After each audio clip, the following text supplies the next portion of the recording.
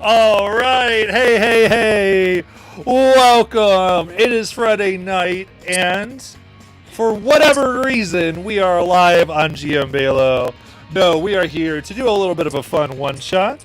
Um, our game, as usual, because of some more day plans of my players, or of the amazing players that usually play Friday, got redone, and so we decided to have a little bit of fun. We're going to be playing some Monster of the Week.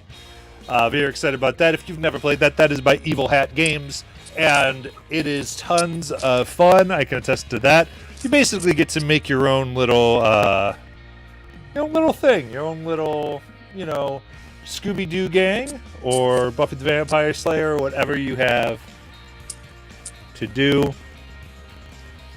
We're going to introduce our characters, introduce our setting in a little bit, but all you really need to know is, to start out, I think we agreed on 90s, and got some mid-90s, early 90s vibes going on. We're ready to play, and we're going to be in the amazing city of Guilford Falls, and we'll get to know a little bit more about that soon. It's good to know that this music is licensed, so don't steal it because you got to pay for it. So got some licensed music going on that we do have permissions and all those good stuff, as well as all the music we'll be using today. So it's always good to know that.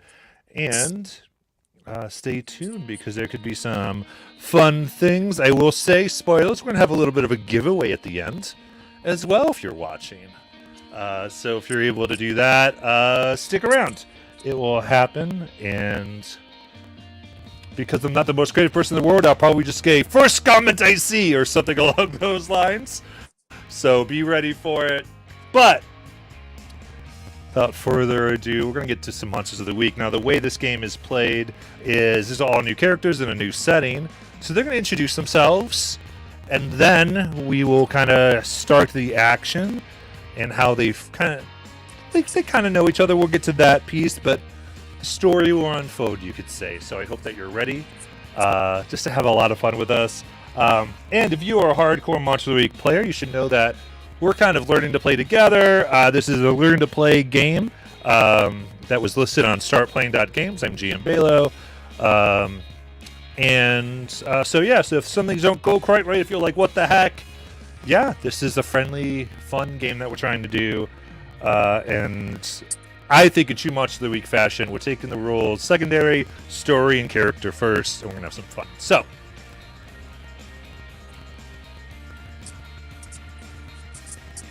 Guilford Falls is quite the community to be in. Of all the ones south of its major kind of mother city, if you will, of Cleveland in the state of Ohio, they are pretty good.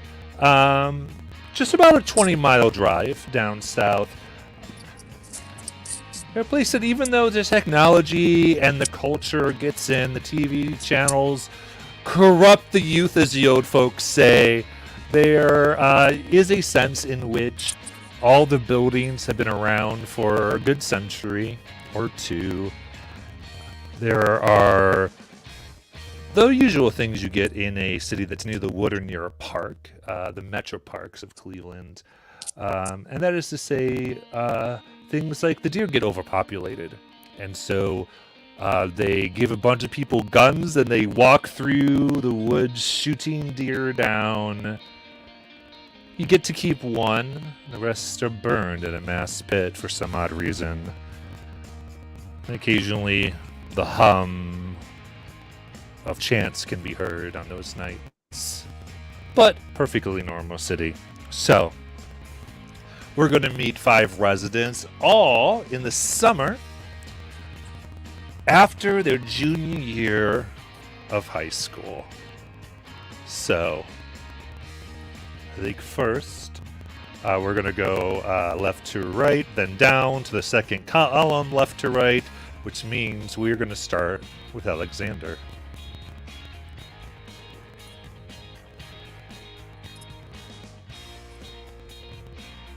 You're muted. Started off strong.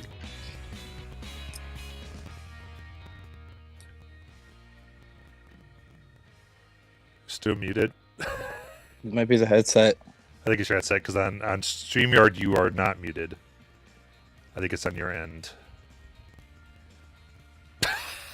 While Alexander's figuring their stuff out, let's go next over to Kelly. Yeah, Kelly, very well known in town, comes from a very well-to-do family, knows just about everybody, or knows just about everybody that's anybody, has been on a trajectory of popularity growth now for the last 2 or 3 years, until it took a bit of a plunge when she ran into these losers here. But she's doing all right for herself, has a nice car. She's been involved in lots of sports teams, all over cheerleading, gymnastics, soccer, whatever. She's just involved in everything and anywhere. Cool. Abigail. Abigail, she's just one of the background players at school. She's the goth chick that may or may not have participated in satanic rituals, and every time she walks by her neighbors' houses, they make the sign of the cross and pray that they'll never see her again.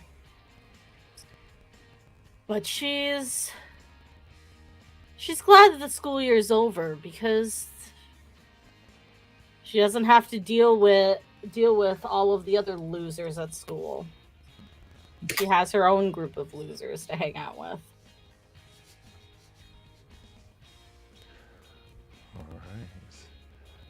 How we doing, Alexander? I changed You're the good. different mic. Yay! Not using the fancy mic then. So, Alexander, he's just the other goth kid in the group. Usually see him wearing his regular black sweatshirt, black painted nails, piercings in the eyebrows, nose ring, earrings. Quietly keeps to himself, hands in his pockets. Doesn't talk to many people. Then Elias. So Elias has very short cropped, dark hair, brown eyes. He's muscular but not like bulky. He moved here the summer before first summer of middle school, and he's been sort of like he knows people, but he's not really super close with anybody until he met this group. His parents, he's constantly in activities, but like obscure things like fencing and learning Latin and weird sort of off the wall things. Seems like his parents have him on a very tight schedule. He's not, allowed to go to parties or really. It's like they constantly need to know where he is. So he sort of feels like a kinship with this group because they're the only people who've kind of gotten close. Like maybe not that they're not so much caught up in all that high school stuff. They all seem to have their own things going on. So that is Elias. All right. Faith. Like, oh my god, Faith is the total class, president. She's the head cheerleader. She's the popular girl that everybody wants to be. All the guys want to be with. But she's really tall. She's like 5'6", brunette hair. She's got hazel eyes. Got a couple tattoos because she's a little rebellious. All right. So, I'm going to go around, and if you look in your playbook, you're going to get to pick some connections and describe them. And, of course, any connection that you make with another player, I just need the other player to go, I'm cool with that, just to make sure that we all have consent for what we're coming up with. So, again, let's go start with Alexander. Is the fancy mic working now? Yes. Yeah. Yay. Yay. So we're doing the the playbook we're going with and other shit? Yeah, she should be Okay. looking at your playbook for this. Yeah, so playbook I'm going to be using is the Divine. And I'm playing him as the edgy goth kid. And this is completely my bad. I was on a FaceTime with Ross trying to figure out how the microphone works. So doing playbook, then connection to another player? Or So I think we'll get to the things you can do. This is mostly connection to the other player. okay. So history. So history. Yeah. All right. So things that I can do. I'm dumb. Wow, a lot of shit. I'm just gonna pass for now. Yeah, we'll come back Yeah. to you. So you Come can back think to me. about. Yeah. You can look at the connection questions. So it'd be the second page of your playbook. Kelly. All right. Who do I do this for? You pick one. Oh, I just pick someone. Oh, just one, or do we do everybody? Yeah, you pick one person, do it, then you go to the next person, and Yep. then they go, and so it'll be a little bit of a round table. Okay. All right. Let's see here. Let me roll a dice for this. All right. Okay. So I. All right. I am going to be.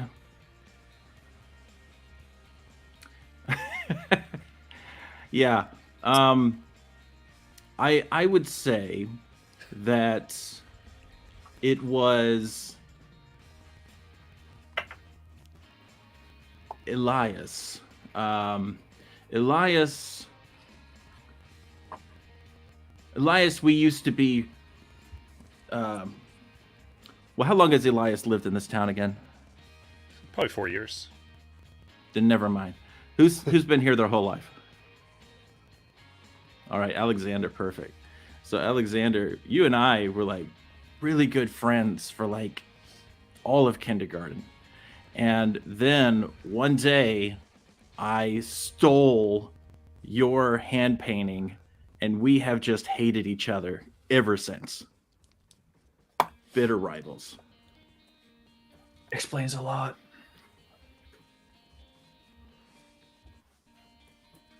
Very cool. For now, we'll go by one, and I think we'll do some other things where we'll get back to some of these connections as we feel this out. Abigail.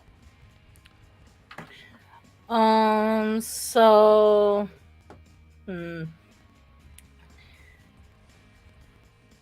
Faith and I are old friends.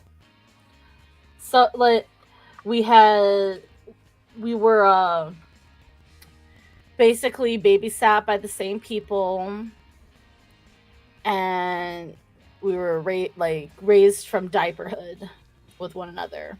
We shared the same toys. We shared the same playpen. We shared the same first crush on Jimmy, and then both realized that he ate his own boogers, so that was gross. And we just trust each other.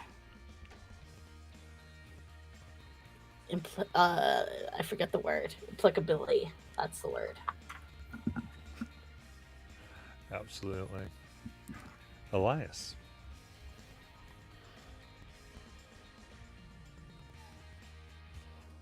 So, one day Elias was in the library looking for a specific topic, and he came across Abigail also in the library, and they were doing researching some mystical weirdness, it turned out. And we've been cold comrades ever since. Very cool. Faith. Faith has the biggest crush on Kelly. Like, It's crazy, and they're really hoping like they end up together, but that's fate. So And then Alexander. I'm gonna roll a quick d4. Perfect. So, at some point within the past month, Alexander, in one of his states, I'll call it, had a vision. And in this vision, there was Faith standing amongst a sea of evil somethings. And I am now convinced that Faith is integral to events to come. And I have to guide them to where they are going. Okay. So.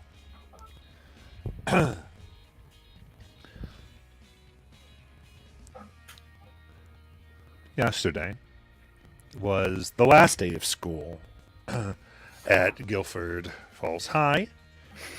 A rather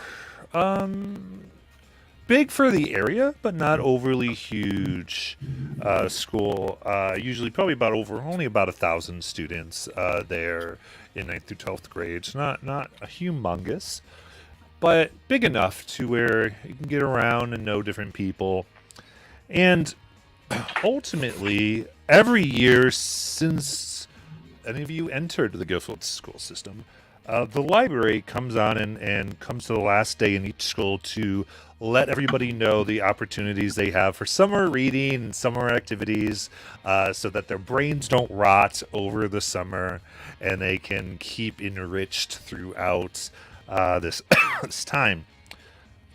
However, this time you noticed a table afterwards where there's representatives representing the different groups.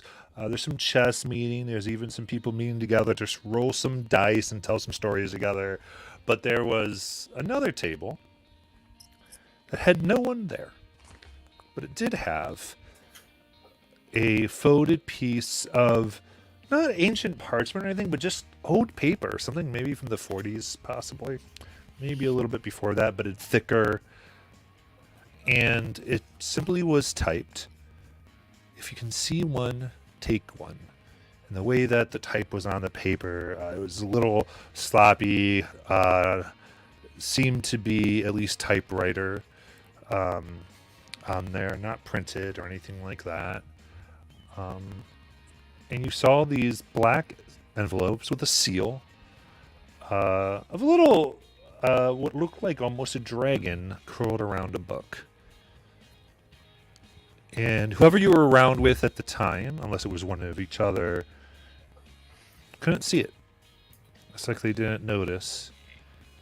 And whether out of curiosity or simple derision, you took one of these.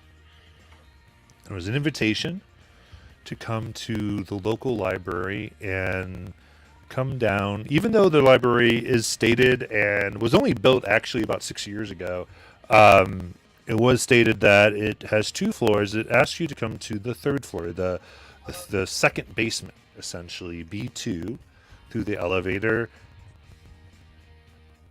And why not?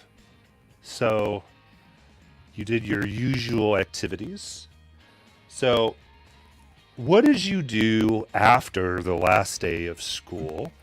After the school ended on the very last day, before you kind of headed home, got dinner, and went to sleep. Oh.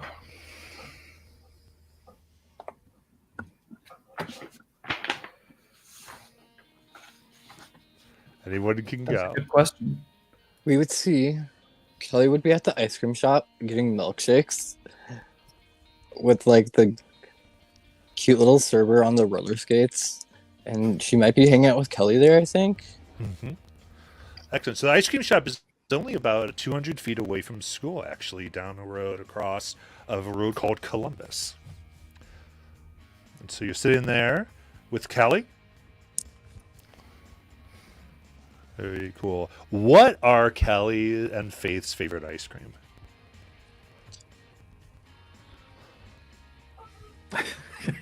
Rocky Road. Rocky Road for Faith. Yes. Well, it's not really a brand ice cream. It's more like a custom thing. We call it the Kelly.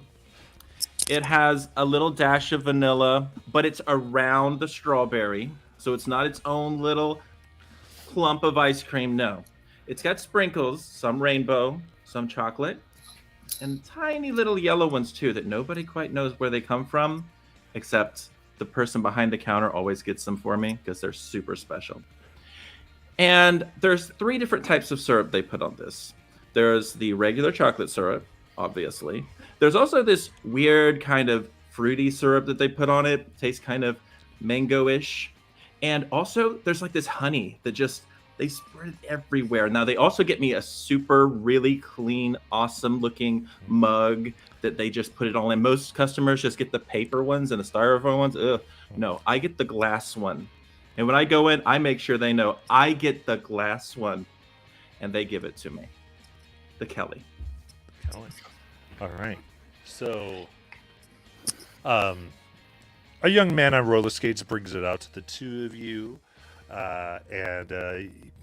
See, they must have gotten here a little early as they go to your school. Their name is Philip, actually, and they just kind of approach just not wanting any derision from either of you and try to give it to you and get out as quickly as they possibly can. And they could just muster, here. And they Thanks, skate Philip. away.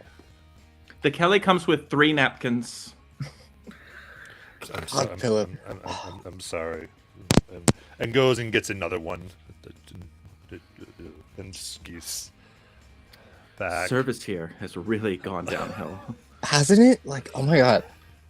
They should really hire Alexander. I think he'd be very good for this. He would. We should fill out a resume for him. We should. That would be so nice. I'll get Alex- Alex to bring us one. Alexander, by the way, is sitting across the street on a bench, just vision split between Kelly and Faith, just giving the cold eye to Kelly, and then just intently watching Faith. Okay.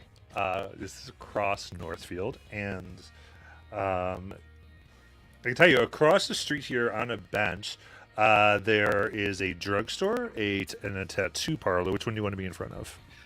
The tattoo parlor. Okay. He probably is like waiting to get his next tattoo. All right. You're kind of waiting. However, it is 18 plus. So are you trying to fabricate your age, paying somebody off, or do you have parents' permission? I'd probably have a fake. Fake thing, yeah. That they just, oh, of course you are, absolutely. Yeah. Flash the fake, put it back in the pocket. Is this going to be custom, or is this like off of the standard sheet of tattoos? Probably a custom tattoo.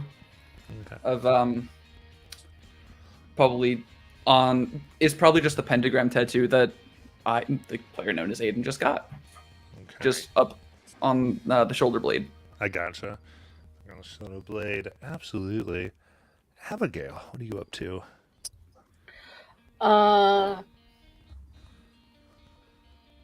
Abigail would be at her part-time job, which doesn't pay anything because it's her allowance job. Because her mom cuts hair. And her job is to sweep up the hair. And she's just sweeping up invisible hair. Because it's not there. Because no one's in there getting their hair cut. It's just her mom talking with her book group. All right, what is the book this month? It's not a book. They're talking about all of their all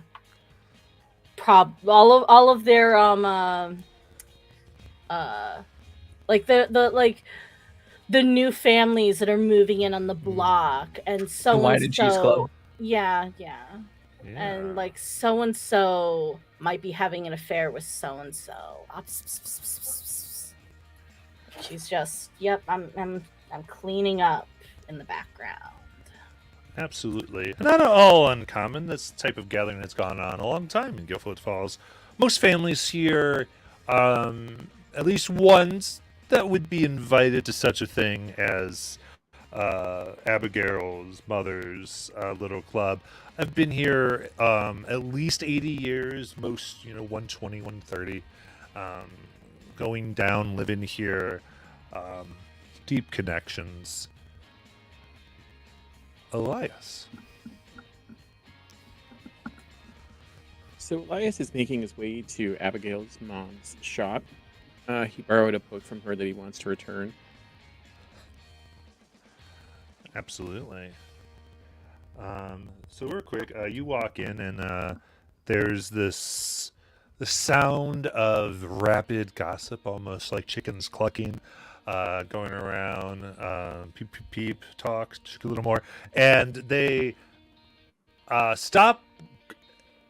7 grown women's eyes just kind of focus on you. You see Abigail, I think, probably staring at the broom,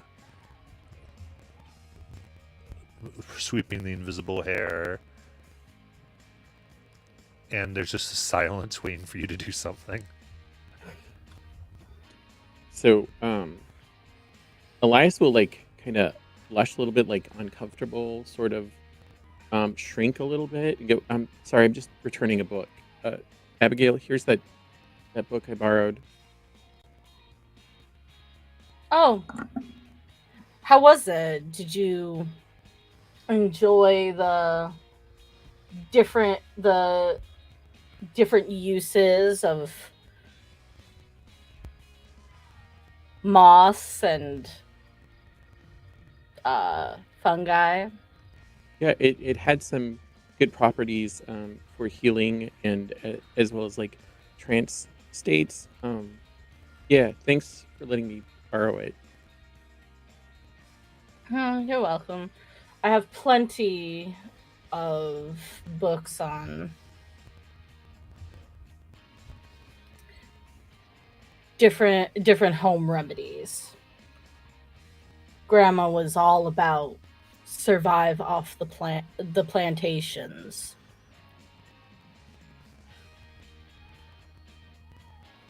Okay. He's really feeling uncomfortable now that he just feels like all these eyes on him. He's like, so Oh, there I'll see you are. later. These women are like smiling, especially Abigail's mom, kind of going, oh, but she wants to put him in a trance. Very uncomfortably Yeah, and inappropriately. I think that Elias has walked in before and they haven't quite finished talking before, and he's heard them talk about his parents because they've moved here. They're not a local family, and I think that he's even a little bit more uncomfortable on that. And he also understands how much that Abigail really is being tortured at this point.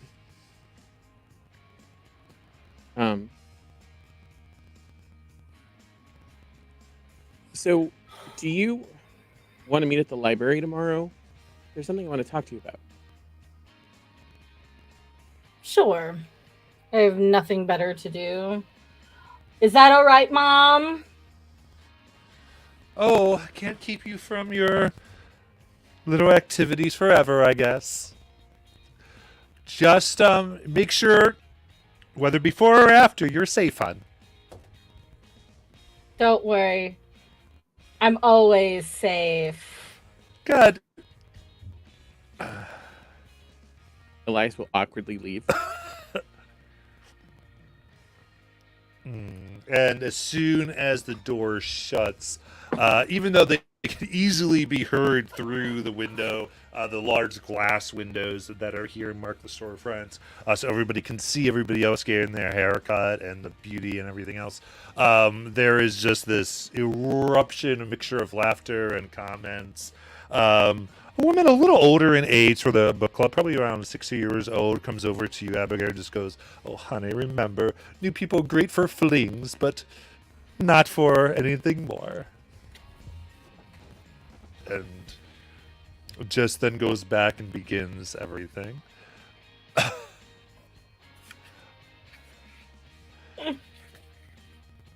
And other than that, you just have sort of a regular last day of school. There are talks of parties and celebrations. This last day was Wednesday, and most of those are reserved for the weekend, as there are other traditions. Parents like to take their kids out, and you do have to get home and go through the usual, like just how the school year was, and they're going to make different dinners. In particular, there's specials that Abigail, your mother, will run to get that they expect you to do for the next few days. But during the day, especially early, the library is fine. And seeming like some hasn't quite started, you take your sleep here. And as such, Kelly, nope, Faith, I need you to make your weird roll.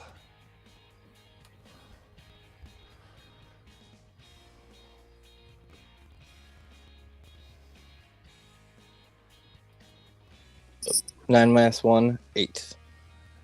8.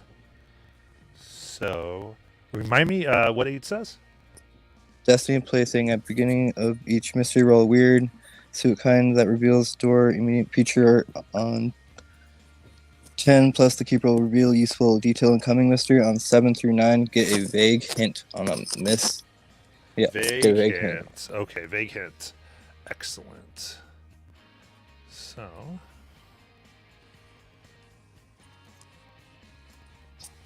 very good.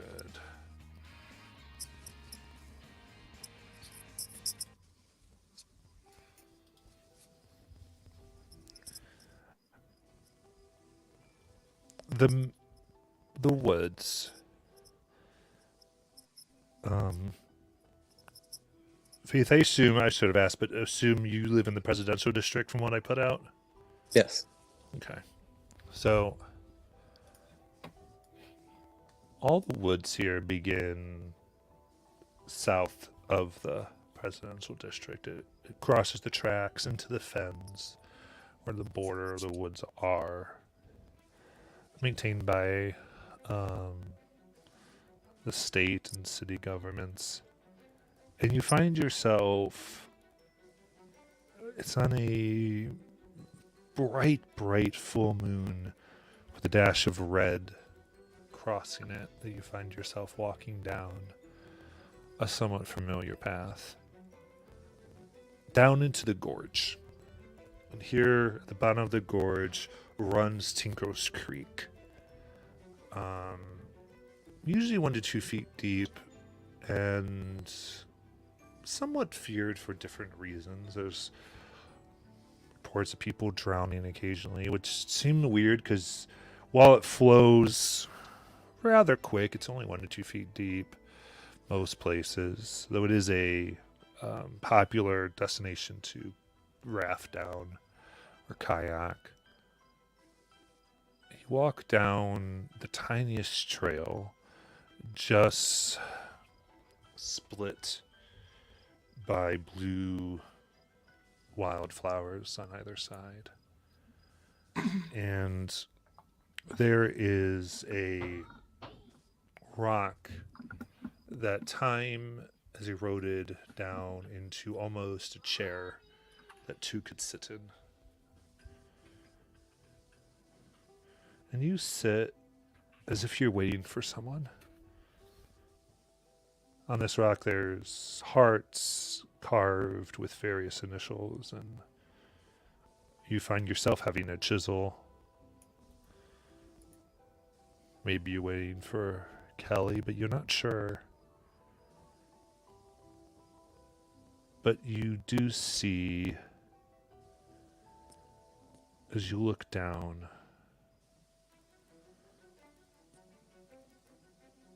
a black form walking through the creek.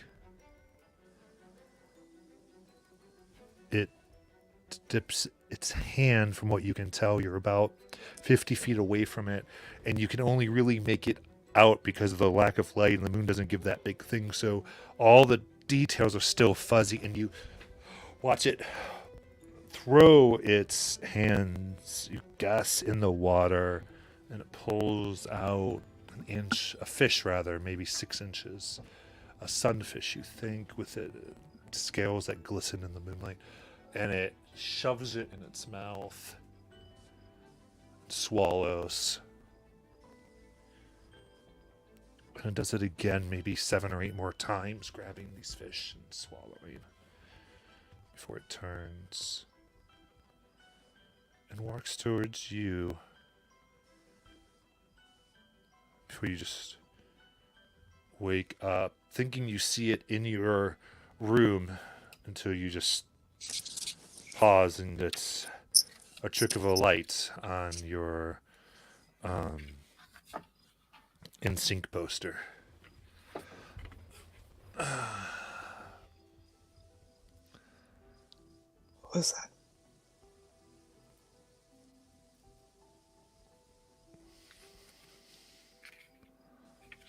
Now, I believe, Abigail, you have your own thing, right?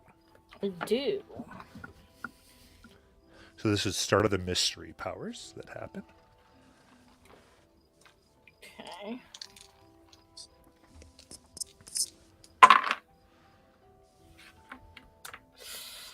That would be a 6. And it says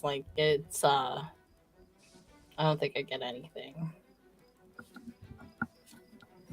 All right. Is it just a nothing happens? It says on a miss, you get a vision of something bad happening to you. Okay. And the keeper holds 3 to be spent. 1 for 1 is penalties to rolls you make. Excellent. Says. Yep. So that night, you are every night there's just a moment where you are doing your meditations, and you're going about the rituals you've picked up, both in there are stores, not so much in Guildford, but in some surrounding communities, some college towns that are somewhat close by, where it's cult things. Though one thing that Guildford has plenty of are herbs that can be found if you know where to find them, and you do have some of those. Can you describe briefly just what this kind of before bed ritual looks like? Abigail would probably be burning some kind of incense. She usually prefers something a little bit more musky and floral rather than the typical just heaty patchouli. And she only lights 1 stick before bed so it can burn out and she doesn't have to worry about it. Mm-hmm. And she hates blankets, so she's just like sitting on the top of her bed, just meditating. And the vision washes over her. Yeah. You're doing it, and the smoke gets thick as you breathe, and you're on a lake.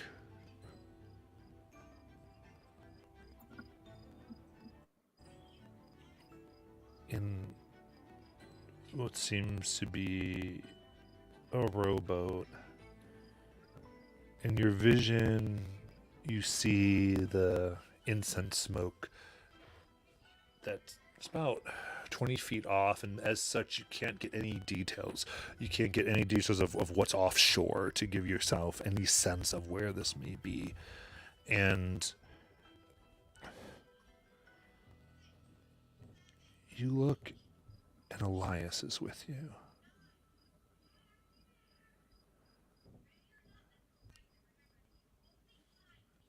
And they're looking down. And they say, I think something's watching us. And they lean over the boat. And you see the water begin to bow upwards. And you push yourself forward. You feel like in this vision, the you that's there knows the danger, but you now don't know what it is. There's just this blood pumping, adrenaline rushing, sweat as you jump, and this water moving towards Elias. Whatever is in it, you feel it grab you. Pain racks through your spine, and you're pulled under water. And you look in your room again, and you brush smoke,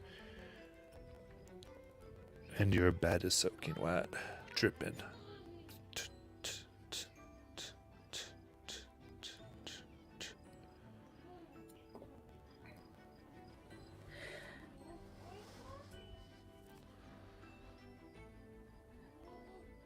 Well, shit.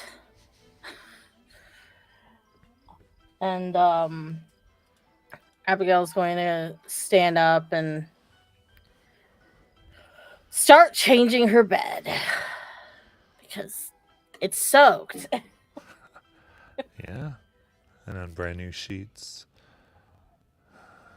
you get some amount of rest.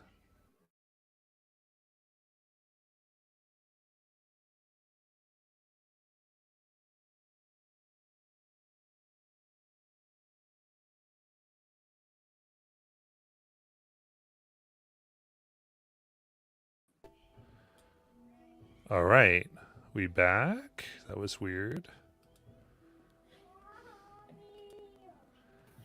All right, let's see here. Everyone in? Yeah. Yep. Cool. All right, I don't know what that was, but that was strange.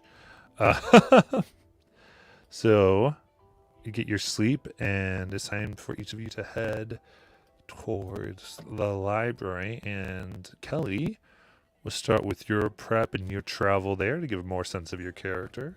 Terry, So- man. I also have it at the beginning of the campaign or Oh. each mystery thing. Thank you for reminding me. Go ahead. Okay. When you are in good standing with your sect, at the beginning of each mystery, roll a plus charm. On a 10 plus, they provide you some useful info or help in the field. On a 7 through 9, you get a mission associated with the mystery. And if you do it, you'll get some info and help too. On a miss, they ask you to do something bad. If you fail a mission or refuse your order, you'll be in trouble with the sect until you atone.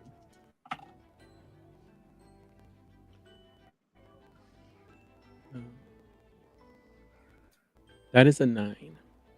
9. So you get a mission associated with the mystery. Okay. So we're gonna park that there, and I think Okay. as we get more into what's going on, but we'll remember that and get to it. Yeah. I like it. So, Kelly, you wake up and describe briefly your morning ritual and how you make your way to the library. Well, I wake up to the Spice Girls, and I live pretty quaint, of course. Only 5 or so stories, not a big deal. I have at least 5 different chests of drawers, one of them devoted only to my scrunchies. I also have 2 walk-in closets, one of them because, well, there's a lot of clothes in there, and the other because sometimes you just need more space, and there's always the opportunity to grow everything you own. So I spend about 3 3.5 hours getting ready. And when I'm done, I go downstairs to where my butler has finished prepping breakfast for the morning. I greet him with a simple hello, and of course, eat my 3-course breakfast, all laid out for me. After I'm done, I have a little bit of time, so I make a few phone calls, check in on the people, just make sure my name stays around. Then I go get in my car. It's very nice. It's red. That's all I know about it. I don't know anything about cars except it's red. And I drive all the way to the library. All right. After about 1 minute, you arrive. It's cool in pure fashion. All right. Is there anything fun or significant anyone else wants to share as they make their way to the library? So Faith in the morning wakes up, goes through her dresser like 20 times, picks out an outfit finally. Her dad's out because he's a lawyer and her mom's a doctor, so they're both out of the house. So she has the maid, Serena, make her a nice smoothie and espresso for the go. And on the way out, she's like, Serena, how do you think I look? Do you think this is the right scarf today?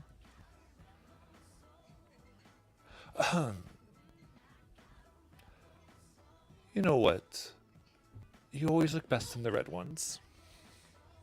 Okay. And then she runs back upstairs and puts on a red one, comes upstairs, and she goes, okay, is Milton ready? And Milton, her driver, pulls up in the small little limo that her daddy and mommy bought her.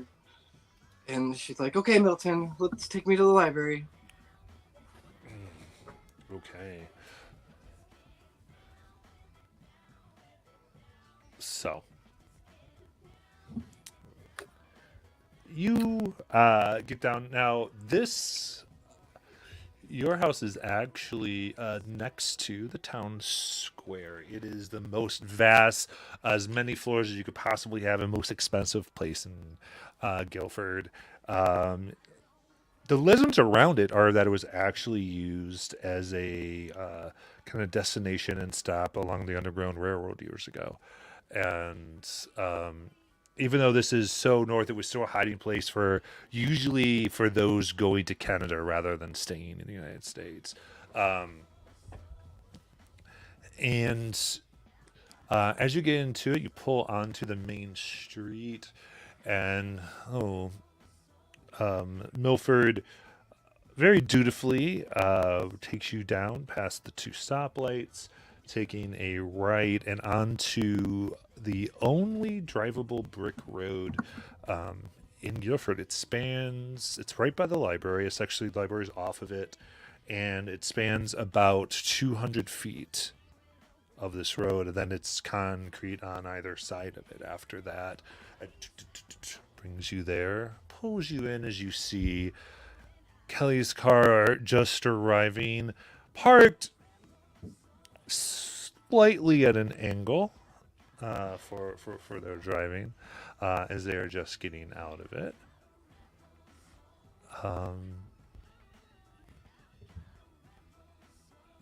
Elias and Abigail, what about the two of you? I would think Elias has picked me up at my doorstep because he's nice like that. And before Abigail leaves her house, her mother hands her a bagged lunch and has not so subtly slipped a condom in it, because every time she goes out with a boy, she has to do that. Absolutely. She cares, at least. So Elias would definitely meet you there, and he's probably not got a very expensive car, just a small like sedan or something, that nothing big, nothing super expensive, kind of a sensible, practical car.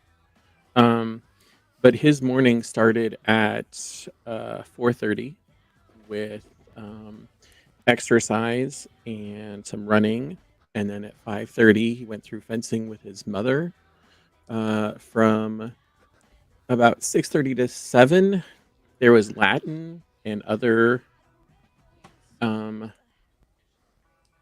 skills and knowledges that he was dutifully watched over by his parents to make sure that was completed before he got cleaned up and headed over to pick up Abigail to go to the library. Very good. Then that just leaves Alexander. He wakes up in kind of cramped bedroom, just enough space for a bed, poorly made, like the sheets are half off. There's like grunge rock and Iron Maiden posters, Metallica all over the walls. He wakes up, reaches like onto his nightstand and hits play on a radio, and it starts blasting hard rock. He then picks up a pack of cigarettes, lights one, then sits up, sits in his room for like 5 minutes, just hitting a cigarette, grabs the sweatshirt, puts his rings on, walks out of the house, walks back into his room, takes a sip from a 40, puts it back, walks back out of the house, lights another cigarette, and goes to the library.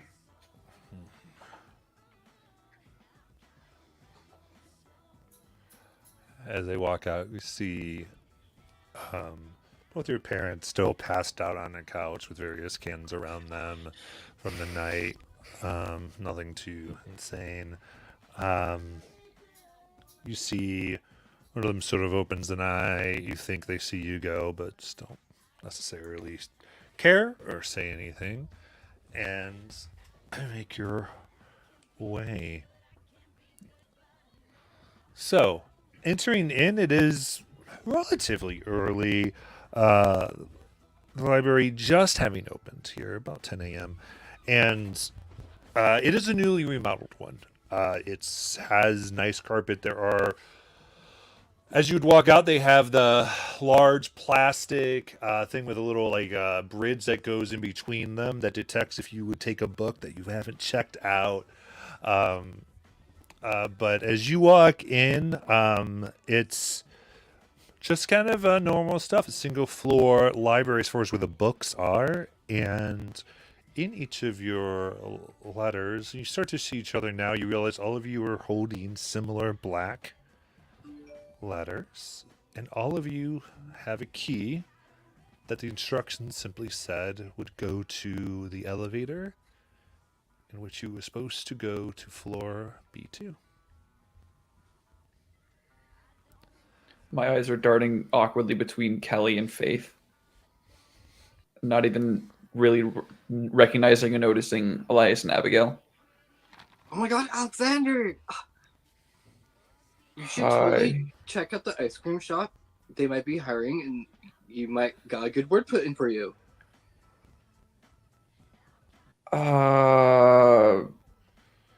Takes another puff from the cigarette. It's gonna be a pass. What are You know those things kill you, right? okay? What are you doing here? Don't you have prep shit to do? Well, I got this weird thing that said to come here, so I'm here. I pull out my letter. You gotta be kidding me. I lock eyes with Kelly.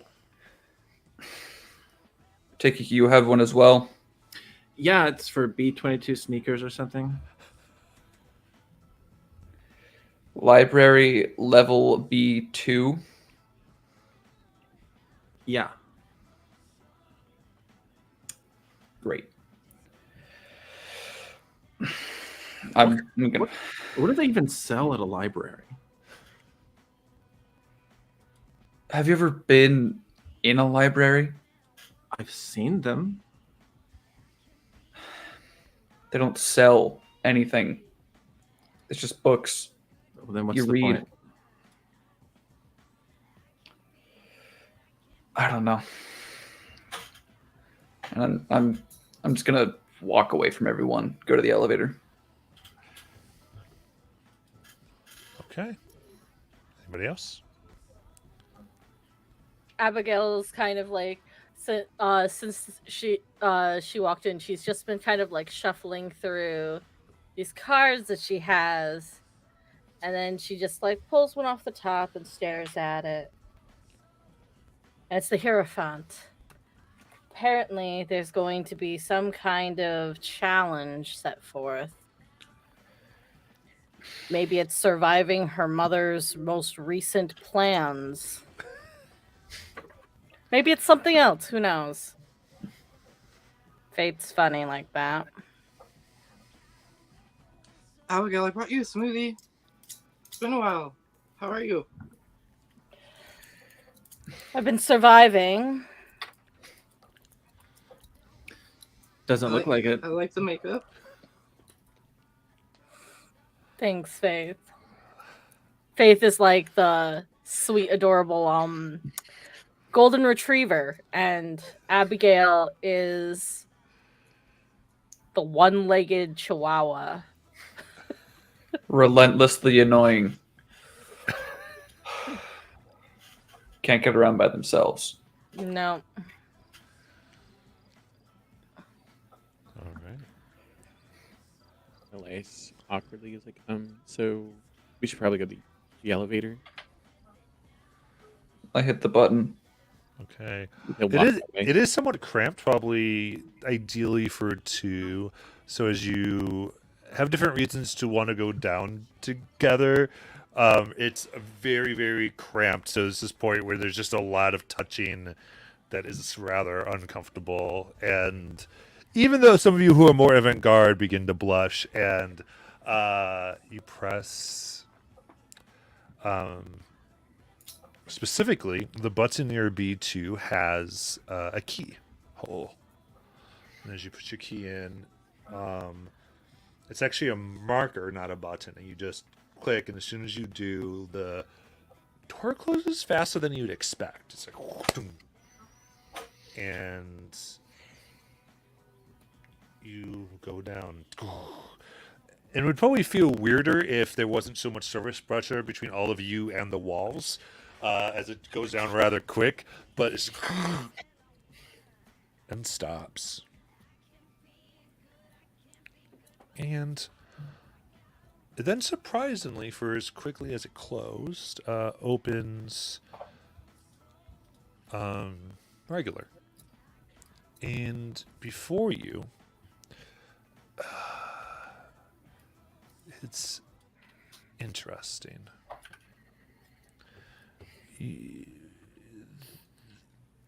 This area is lit by wiry Edison bulbs.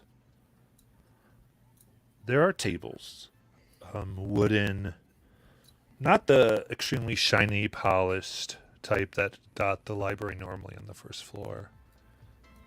These just older, well kept, sanded. They don't splinter anyway, but you can tell that there's indentations where people have sat with their hands or sat on the bench that accompanies it over the course of many, many years. They just naturally have compressed different areas.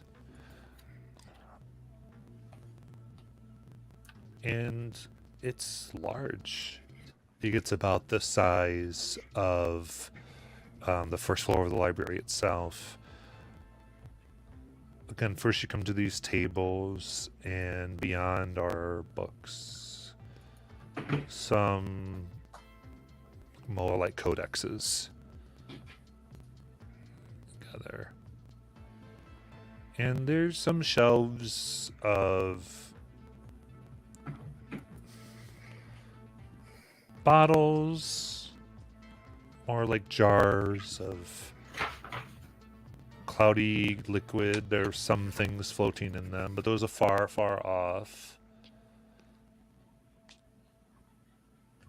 And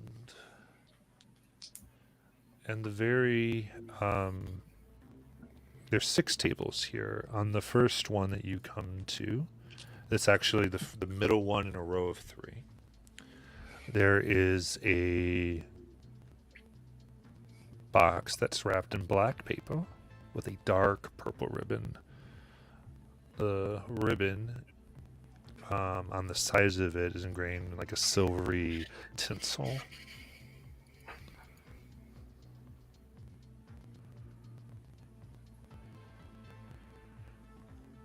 What'd you like to do? Were there other bottles, other places? The jars here, they're probably a good 40 feet from where you are right now. They're against the wall. Okay. Oh,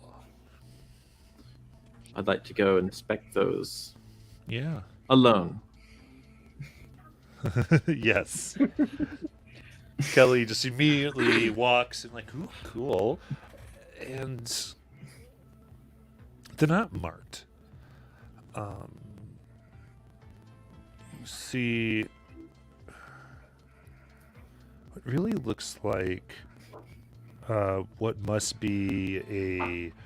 It really looks like a tadpole that has just grown its legs, but it's about 9 inches large. And you think on the feet, you just see what look like hard bone claws. And then others, there's looks like bits of ear.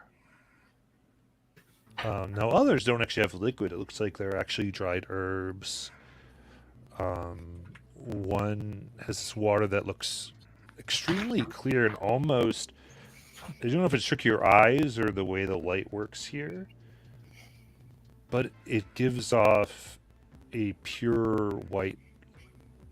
It's lit as though it was under a pure white light instead of the dull yellow-orange of the Edison bulbs.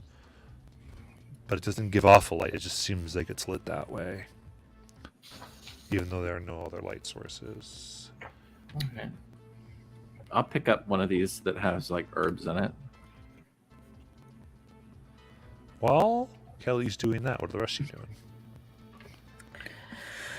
Abigail's sipping at her smoothie that Faith gave her. It's mango turmeric. Because Faith is always about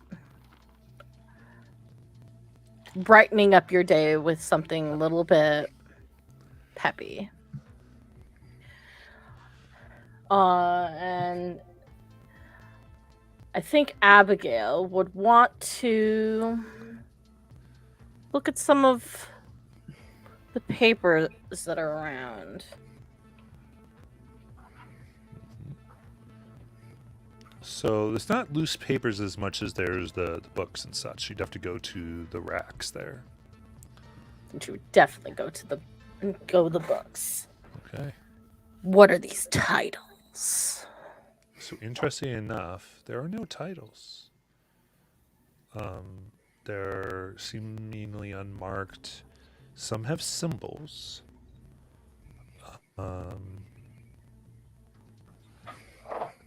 Many have Greek alpha characters. And not in the fun wingdings way that when you were first trying to make things look strange, you'd use to spell out real words. It's more like like you realize there's a different language on some of these, probably Greek, and some are.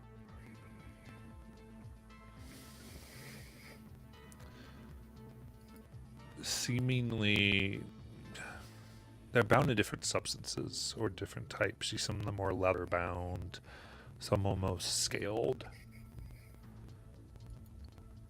and as though bits of even one is bound really in fur, and you can see the seam marks that kind of tie them together. Elias. So I'm going to approach. You said there was a box wrapped in black paper with a purple ribbon. Mm-hmm. So Elias is going to go to that. So he's going to match up the black paper with the black envelope, and put that like, this is the reason we're here. While Elias is doing that, I'm gonna just cautiously sidle closer to Faith and just put his hands in his pockets and start fumbling around with something. Okay. And then Faith, what's Faith doing? So like you guys, I had this crazy dream last night. Like I'm pretty sure it was a nightmare. It was weird. Like I was in the woods walking down to like the river, I believe, or it was a tree, A creek. Creek. a creek, and then there was a giant tree, so right where everyone carved their names. It's a rock. A rock. Okay. Now I was walking down to like a creek and like where everybody carves their names out, you know, and there's the swing set, and like there was this black thing that came out of the river and started eating fish. It was like really scary and like I don't know, it was gross, and I'm just saying, just letting you guys know.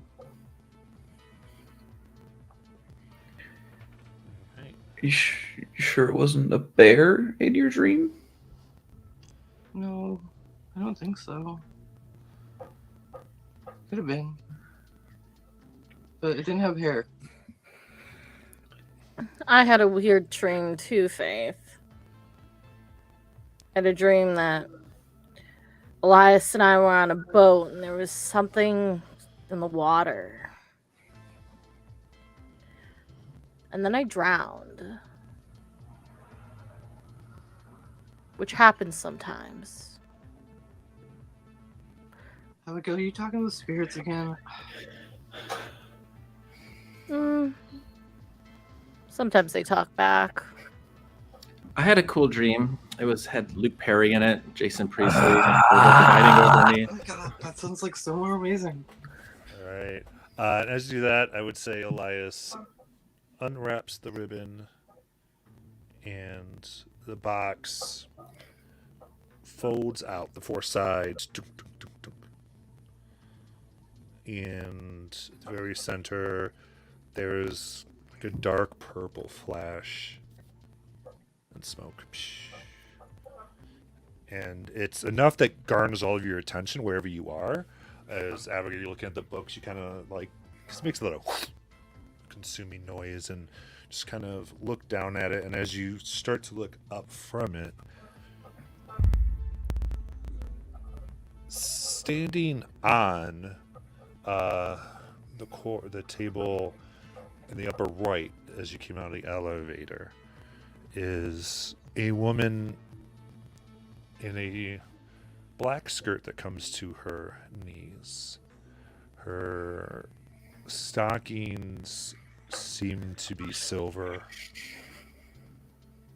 and she wears a dark purple blouse. Very loose fitting, though covering, and her hair is done up very tightly in the back with a bun, and she has silver rimmed spectacles. And the glass is thicker than you'd be used to. And she stands. She goes, huh. Interesting group this time, I see. Very good. Welcome. I'll have a seat, please. We need to get started. Took you long enough to open a box. That's the whole introduction. What do you want? Us all to go around and say our name and a thing about ourselves that begins with the first letter? Is that what you want? I'd like to know a name, but whatever. Oh, you could just say, "Oh, excuse me, what's your name?" That would be not rude, but you're more interested in some of the others, which is fine, I guess. Anyway, my name, is Miss Svenia.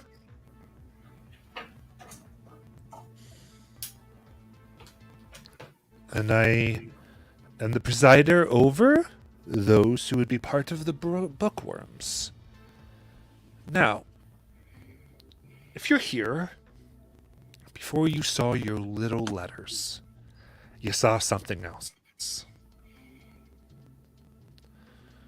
Maybe you looked out somewhere where you shouldn't have looked, where you always were told not to go. It helped me greatly in keeping things flowing. If you tell me what that was. Are you talking about the bear in the water? Your dream you were talking about. Now that is interesting. Tell me.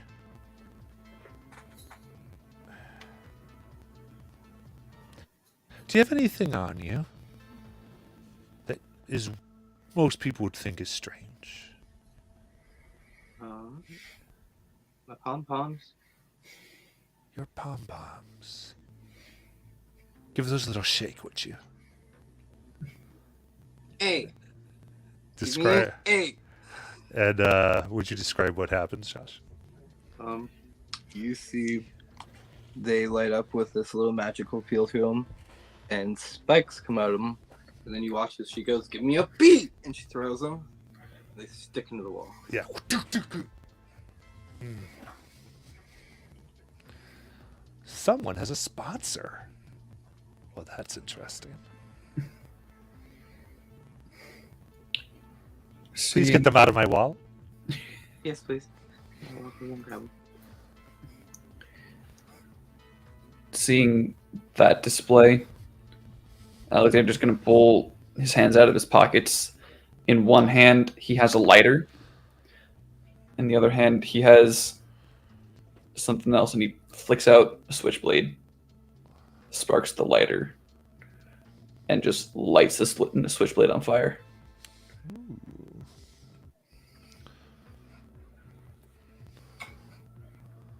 This is what I can do. He flicks it back. Go into the pockets. Interesting. If you have their eye on you. Good. That would, for both of you, explain why you could see the table. Now the rest of you. My friends and I summoned a demon, and they all died, and I didn't. Yes. Is that really what happened? Can I just for flavor use my telepathy and say into Alexander's mind, yes. Yeah. Absolutely. And it sounds like 3 different voices are saying yes, like overlapped. Yes. Yes. Yes. The previous Cigarette in my mouth. bookworms had to clean up your little mess. Now, Elias, you come recommended. You are legacy, so we don't need to go into you. Why are you here? Say, look at Kelly. I have some lip smacker.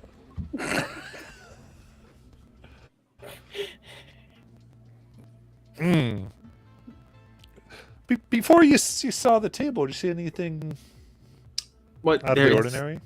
Okay. So, my family kind of involved in product. And I actually do have this really cool hairspray. And so she takes out this kind of golden metallic hairspray bottle. It never runs out of hairspray. Oh.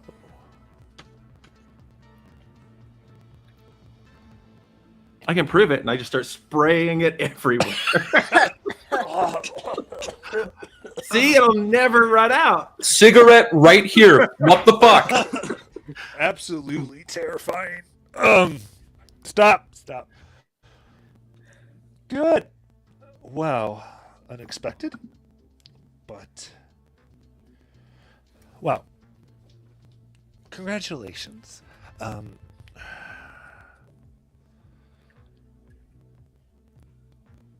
The bookworms here of Guildford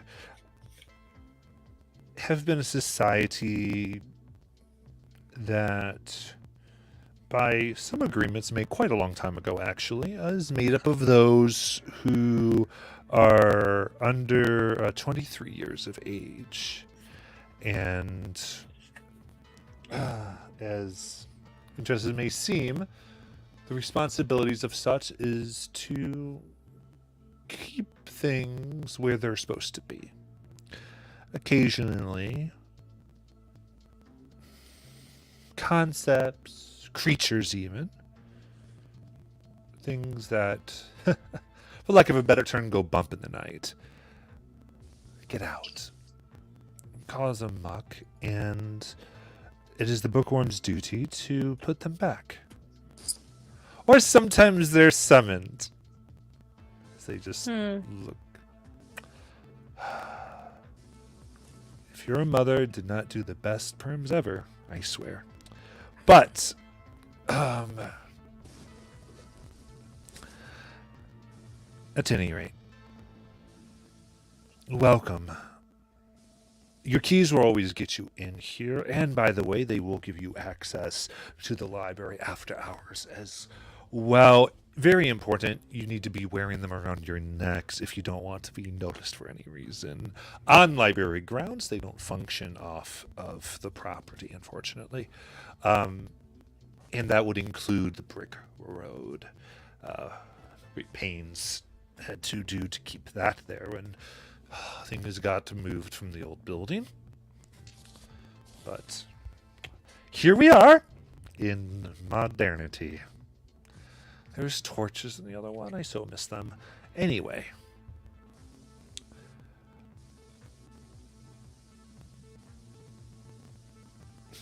All of you here for different reasons. Some of you have been chosen. Some, it seems, may have wandered a little bit, but others have been raised. But what I will say, and I don't want to take this too lightly, not all survive till they're 23. What we do is dangerous. You're, for the better terms, monster hunters. Now, that doesn't mean you're killers, but it may come down to that, and also things may try to kill you.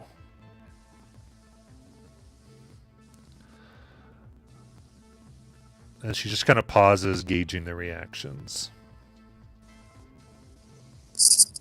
Honestly, that sounds like a normal week at school. Life is pretty much over at 22 anyway, so. Can't be bad, more bad than Mr. Frankfurt. Like, his history class was the worst. I got nothing else going on.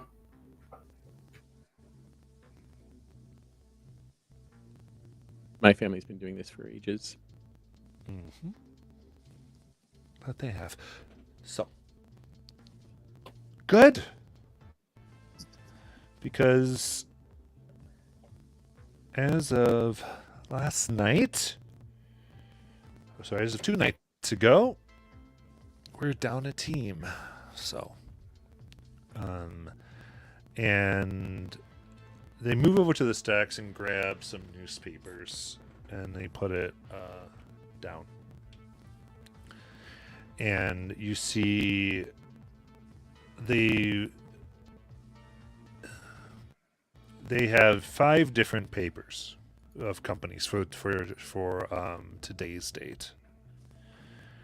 And there's articles, and it seems as though the same article doesn't make it into any of the other ones, and there's just circles, and each one talks about a individual,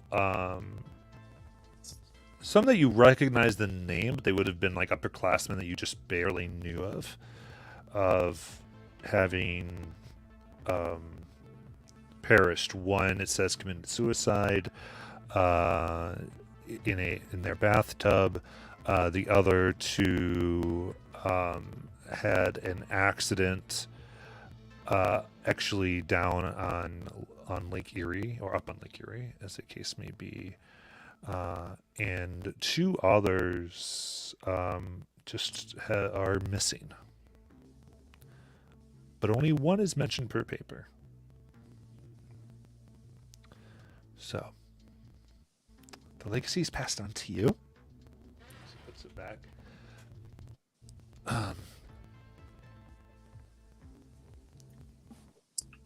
Any questions? Yeah, are we getting shoes or something? No, you're hunting things that go bump in the night. Or the day, it really depends. You're a hunter, Miss Kelly. Is this gonna get into my like free time? Like, If you want to live, yeah. I suppose that's good. But it's gonna cut shopping time, Kelly.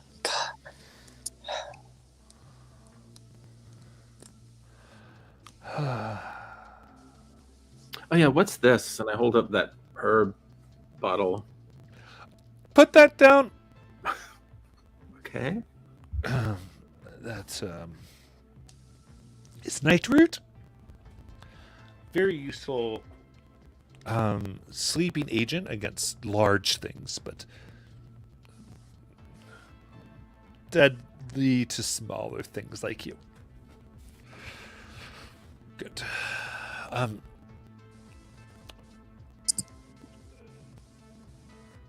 Now, these dreams, both involving water?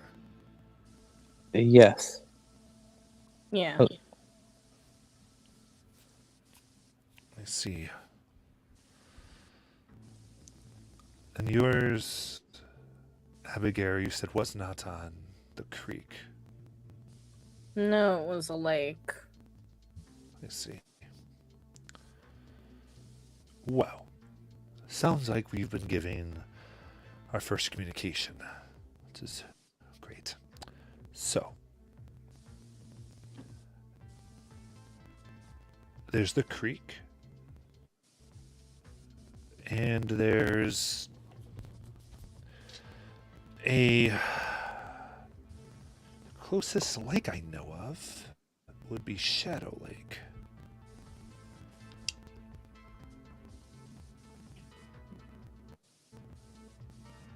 And was the waters calm or choppy? They were calm up until the point that I began to see something inside the water. It began rising up. Yeah, yes. Terrifying, I'm sure. Definitely not like eerie then. So, go investigate. On our way. Kelly, I'm riding with you. Faith, real quick, when we get outside, can I talk to you for a second? Of course. As you begin to go, a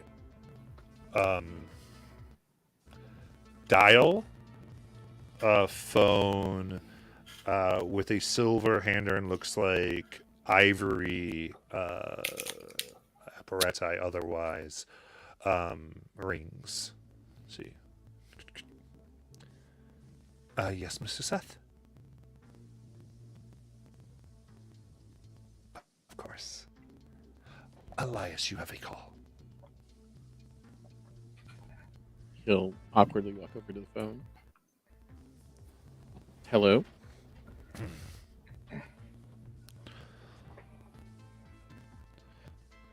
Hear breathing and something sounds a lot like the puffing of a cigarette, like Alexander.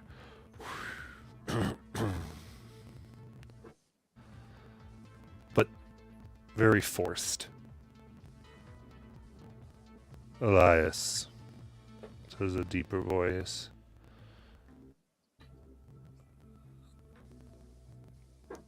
I am glad you saw, understand your involvement in the bookworms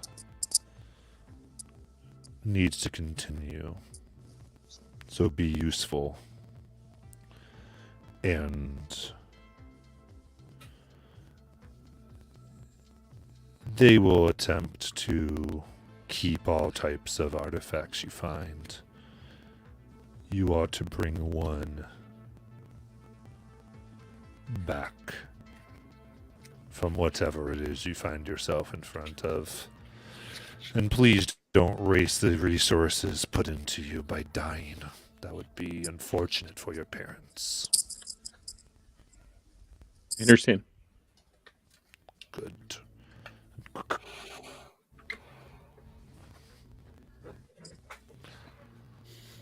Elias takes a deep breath as he sits down the phone, closes his eyes, like calming himself for a minute, almost forgetting everybody else is there, and then turns around. All right. Do you get many random phone calls in the bottom of basements? No, this is the first one. Okay, if it wasn't, I was probably gonna say something. No, I wasn't. Shall we go? Yeah, let's go to work. Where are we going first, guys? Oh no, Okay. Faith. I think we should go to the creek. All right. I Probably will say, closer. as whenever you're in the library basement here, you can research anything you'd like. So if you do have questions or more information, you can either try to ask. Can we pull up a map or find a map to see if the lake or the creek's closer? You would know the creek is closer. Okay.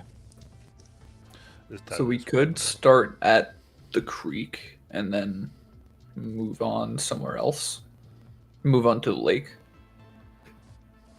Sure. Anybody want to research anything before we go?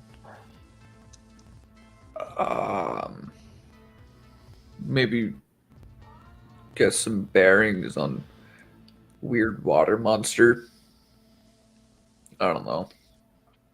You I both thought you saw. said it was a bear. Well, Are you you both telling me it saw. was a water monster? Like, I just learned that monsters are real, and 2 people in this room have had dreams related to water monster.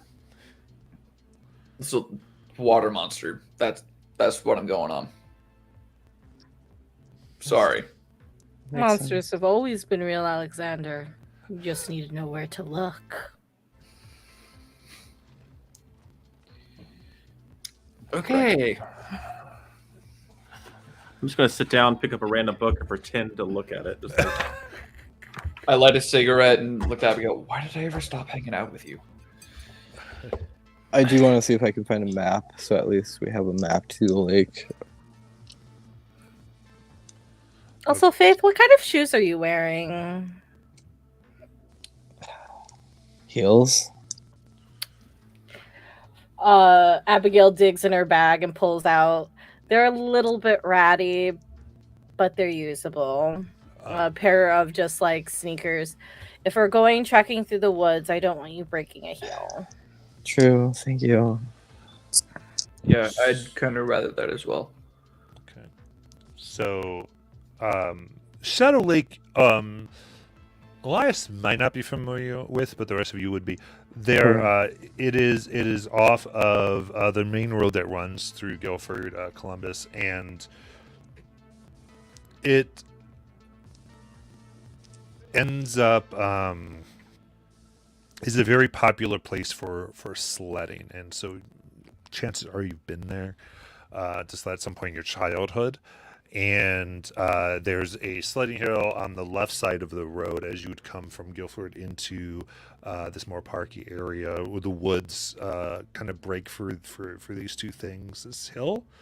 And on the other side, there is this lake. It's probably a good like 600 feet. It's a smaller lake, but it is considered a lake. But it's depth, and you cannot see to the bottom. So you're talking about 4 miles, and you're probably a good like half to 3/4 miles. The Tigris could run 100 miles, but the gorge is about 3/4 miles from you.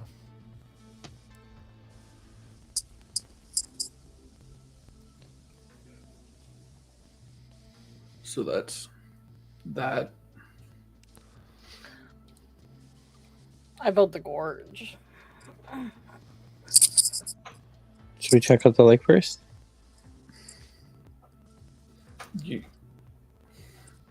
Whoever has cars decide. Elias and Kelly? What? Okay, probably Elias should probably decide then. We can do the creek first, the gorge, and then we'll do the lake. There we go. Okay. So, Alexander, you wanted to talk to me? Yeah. I'm gonna pull Faith.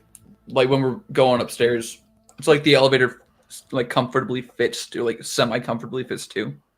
2 is what it's designed to do, yes. Okay, when we get in the elevator, I'm gonna keep everyone out, close the door, and start the ascent. So you're not asking me on a date or anything, like, right? No, After I the mean, doors you're a good close. friend and everything, but we've had like 2 conversations before today. exactly. So like, no. But this is probably gonna sound weirder. Not so weird anymore, but still kind of weird because dreams are a topic of discussion today. So those notes in your locker that said meet here at this time and you never showed up. Me.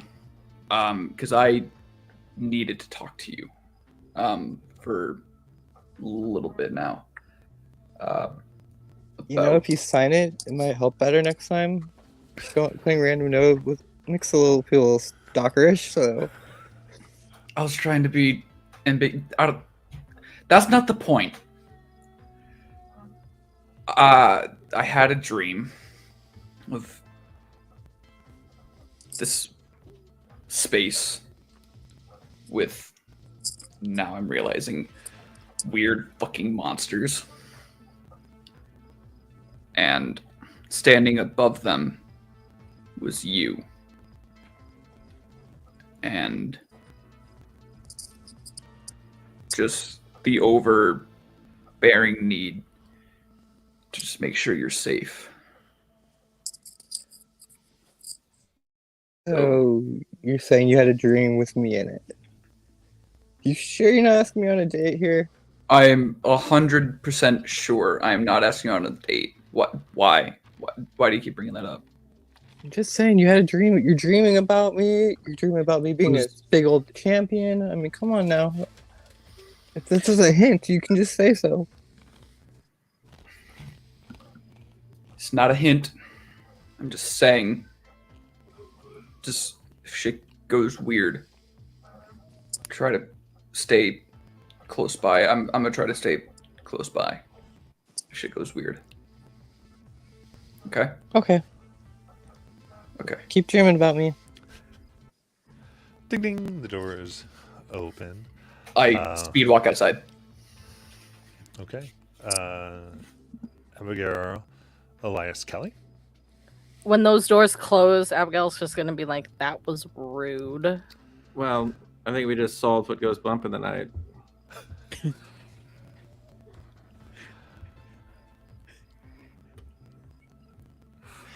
gonna wait for the elevator to come back. While I'm doing that, I'm gonna ask Elias. So, Elias, you said your family's been doing this for a long time. Yeah.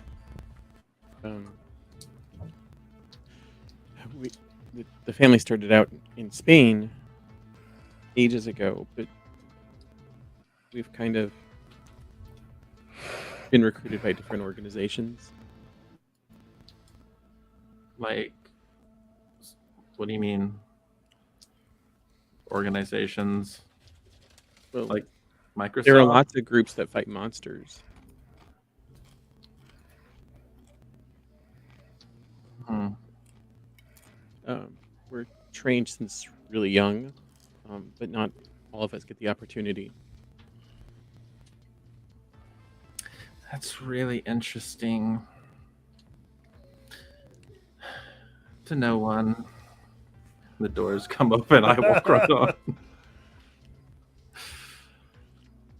Elias, Abigail, do you get right in with Kelly? Yeah. Elias? You're gonna squeeze Elias in. lets the elevator go. Okay. Okay. The elevator door closes. There's a little bit of crackling energy just around his hand. Hmm. And then he lets it go and waits for the elevator to come back.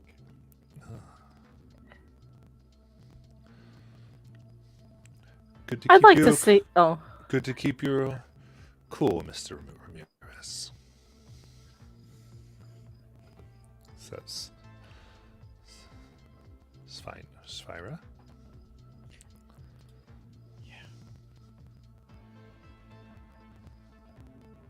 I'm glad I wasn't told to bring them all back.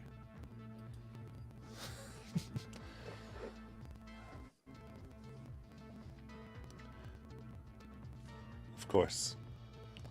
Happy hunting. And then once the elevator arrives, he'll head up. Okay. So, back in the bright sun of the late morning here in Guilford, the wind rushing by.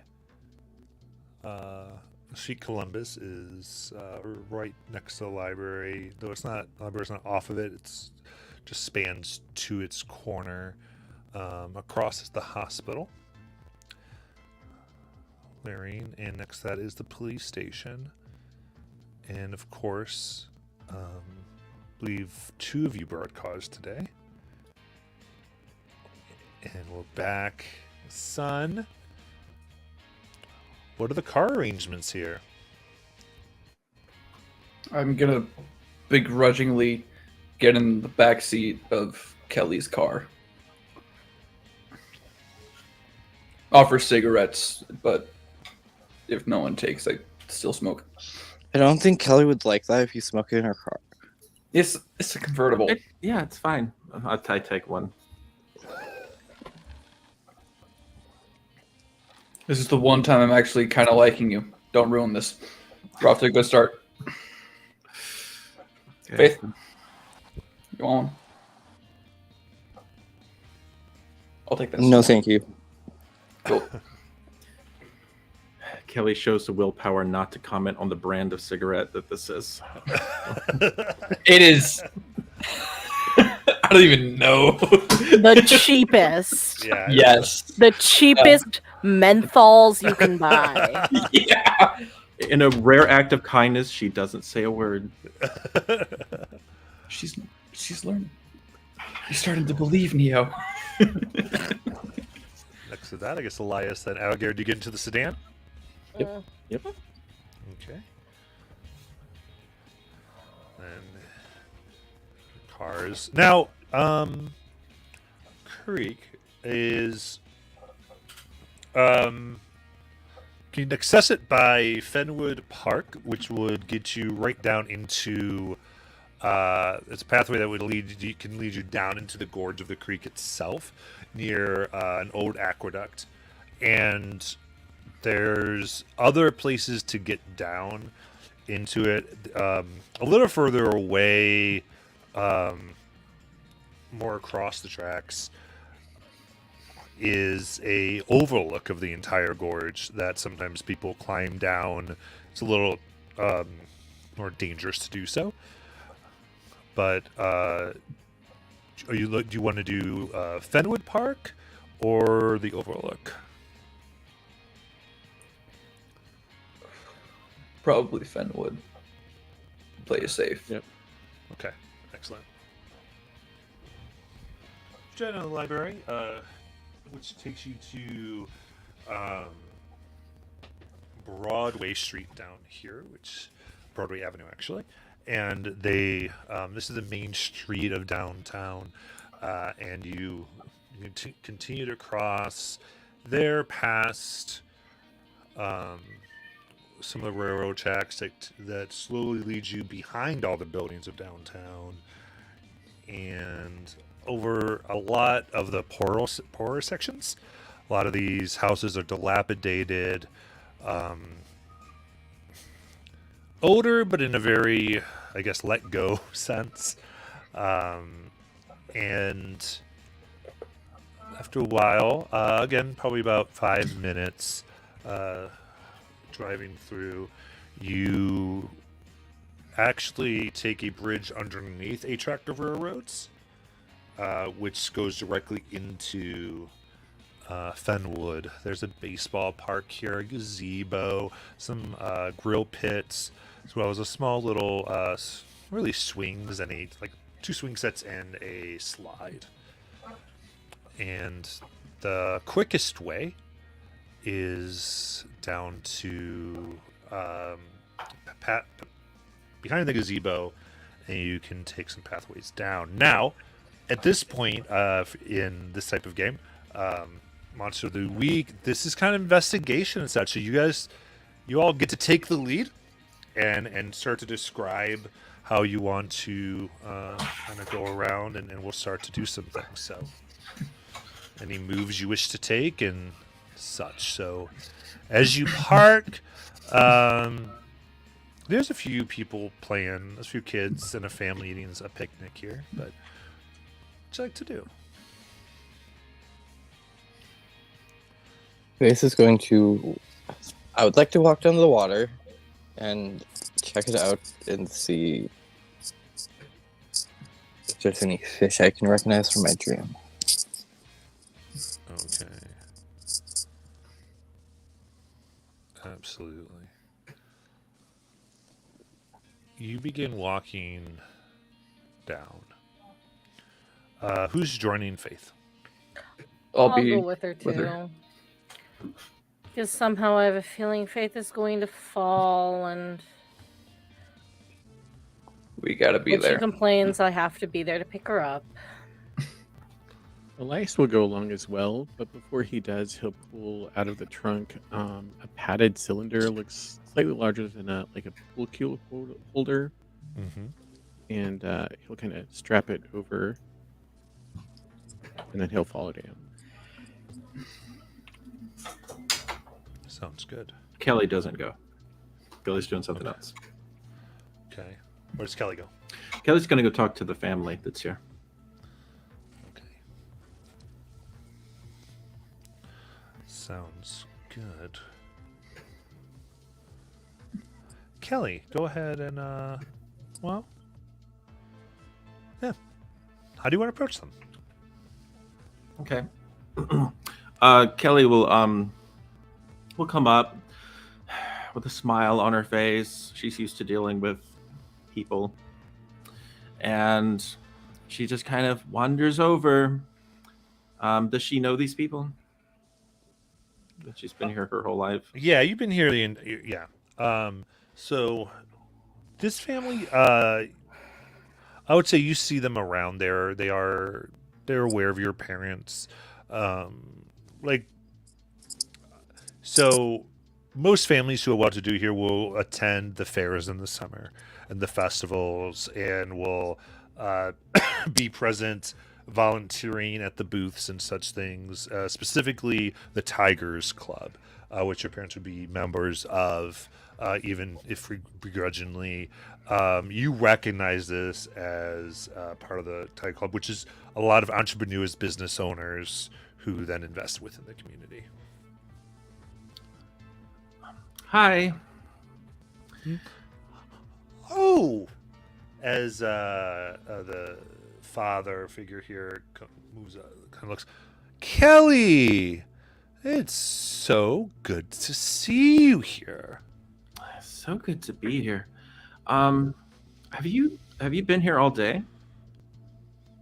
Oh, we arrived about an hour ago. We just brought our picnic, letting them do the slide, and we might take a little hike in a little bit. Well, Gonna make some hot dogs soon if you want to stick around. Depending what I saw your friends go off there. oh, they're not my friends.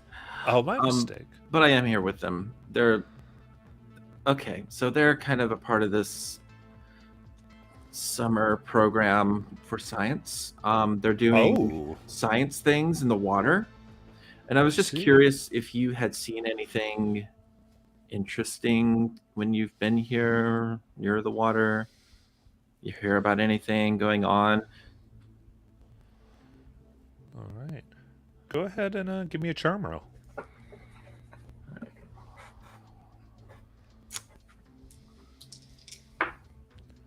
Ooh, yes. That is a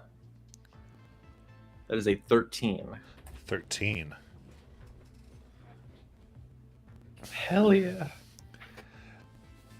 You know, I mean, it was hot when we got here, so we went to cool off down. Begins walking you away from them a little bit. We're gonna cool off down there, and I just, no offense, but sometimes people your age like to get away from prying eyes and do things, and just wanted to make sure the way was clear down there. And there was just a smell, and I saw a few just dead fish, and specifically a larger one. It may be a good science experiment for you, but the pollution that comes from the city. Anyway, I redirected them, and we kind of came up here. But odd. I mean, are you testing the waters? Is that the science thing? Are you? Yeah. That's quite interesting. Yeah, the science teacher had given them science things, and they were going to science the water and tests for the science behind the water stuff. Well, absolutely. I really want to know why everything is happening. So I'll tell you what. I don't, I'm not going to pretend that you remember what I do, Kelly, but I contract with the water treatment to just help them test different substances, actually from all over the area, but occasionally with Bedford as well as Guildford itself. And you know what? If you guys want to use the lab, you can give me a call. And he begins to write down his phone number and hand it. And he's like, here's a cord in case you need it, or if you want to go home, whatever works out. And I mean, I won't be there today, but I'll be there tomorrow if you need to use anything. That would be great. Or what? If it's a summer, you said it's a summer thing. All summer, whenever the summer. If you guys are doing science things, if I have some treatment things, I have a few ways. I'll get help you out. And I remembered what you did. That's actually why I was going to talk to you, because I saw you here and I was like, oh, they're doing the water stuff. You flatter me. You're so charming. Well, thank you. I think they're going to love this, and you are so generous. I'm going to let my father know that you helped us out today. Oh, that sounds wonderful. I hope you do. All right, and so I'm going to just take the card, and I'll wait for them to finish up. Okay. All right. I think, yeah, let's try. You're going down. The pathway here, you guys have walked it. Typically, it's all green down here. Thick ivy, often poison ivy, come in from poison ivy comes down the hill, the gorge, usually not from the creek up. But there's the main path that's about 5 feet wide that goes over the creek, past the aqueduct, and then up, and where you then get to look down into the gorge from there. There's a secondary path that's very thin, maybe 1 or 2 feet. Usually you'd always want to wear long pants here in order to avoid leaves touching you, because you never know if it's poison ivy or not. That's one that's been more worn in by foot traffic than anything else, but is there. Muddy, but thick, hard mud. But it sports bright blue flowers today along this little path.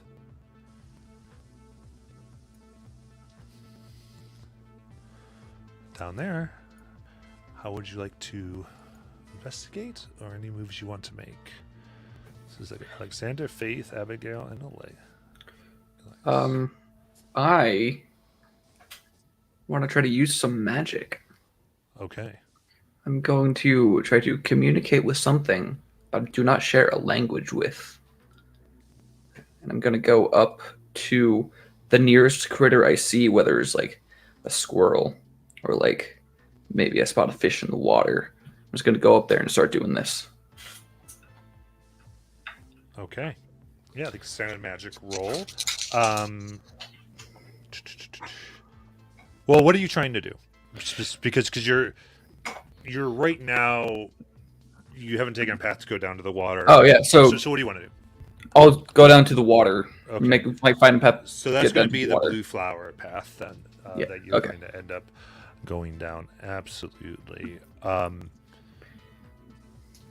So Yeah, mixed magic. So I have to.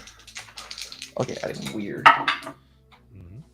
Oh hell yeah, that's an 11. Oh, 11. That's very good. All right. So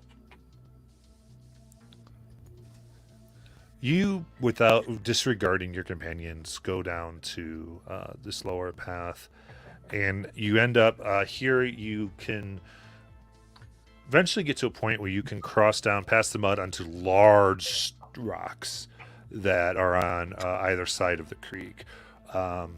Creek is heavier today than normal, it seems. Rushing a little faster, more white water than normal. And you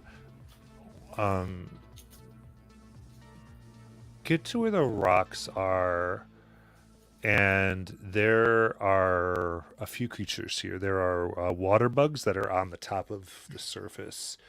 And around the rocks that are large here, the water's calm before it makes the creek itself. Like it just sits in between. Between a lot of the rocks, there's a combination of just fish corpses and fish that seem to have been, that are here flapping and essentially suffocating in this area. I'm gonna gently just nudge one of the some of the fish back into the water. Try to do that, like still in like the calmer area, so they're not dragged off by the current, and start talking to them. So What do you say? Have you seen anything weirder than this, gesturing to the dead fish, weirder than this in the water lately? Okay. So I imagine here that like gills kind of sprout from your neck a little bit, and you start to make like this sound as like dry air sucks through what should be wet, making this very unsettling noise as you hold the fish, and probably hold it just in the live water. You're putting me back in. That's where it is. That's where it was chasing us. It's darkness, darkness, darkness, darkness. We are escaping. We have to escape. We have to get away from it. We have to get away from it. We have to get away from it. It is like having an aneurysm, freaking out. Calm down. Calm down. You can get away. You will get away. Which way is it coming from? Just so I can protect you all. It's everywhere. It's the creek. It's the creek. It's the creek. It's the creek. It's the creek. It's the creek. It keeps going. Okay. Okay. Shh. Let him go. You hear it. Why'd you put me back in? And it goes and it flips itself up on the other side and begins to suffocate again. And the other ones you see free, and you get the sense that the creatures here are fleeing the water. And we're gonna break and come back to the mystery and Yeah. So, in players, I'll try to get in Discord after a few minutes of Bioness to see if there's anything else we need to cover before we get back to. So, that'll put us at 9:52, I think, as far as our fish come back time. And see you then.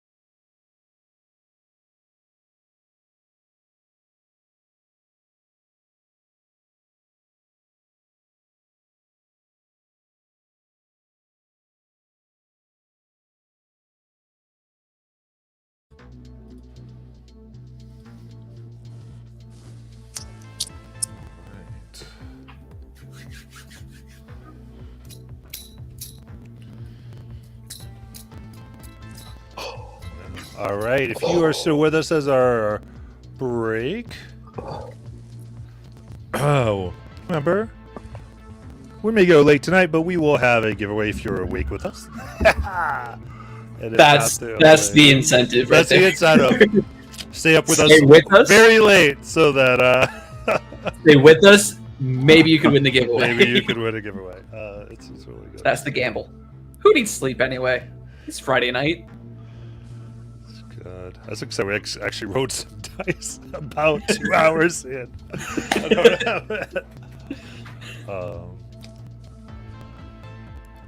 All right. So,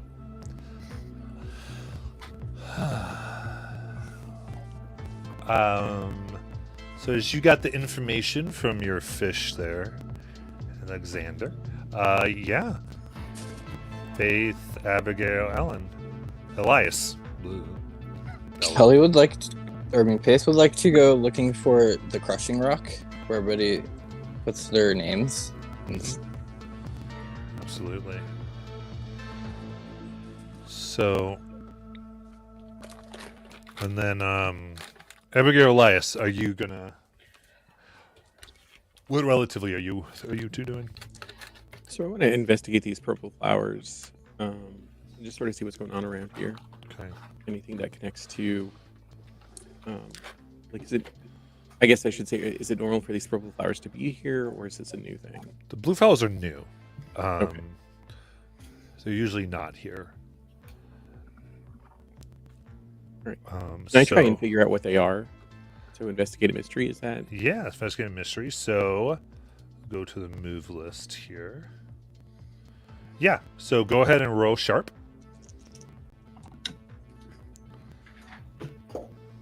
That is a total of 7. 7. So you're going to hold 1. And there you get to ask one of the questions. I guess I'll go with what sort of creature / flower is it? Okay.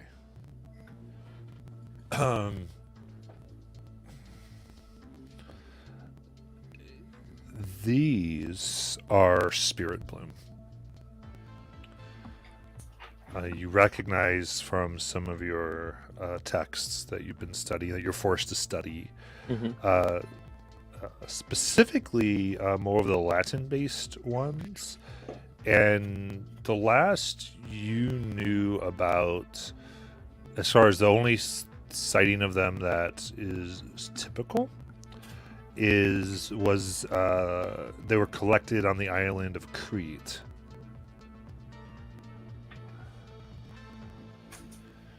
And then there's a note that occasionally they were found in possession, though not collected, by the natives here when different occultists came and began to make their way over to the new land, so to speak, the new world. So they were in the possession of them, but never been cited before by, at least from the tomes you have. Okay. But the main, it can be used to do various things, but they, the significance of them is a significant entity they signal the activity of a significant entity. Okay.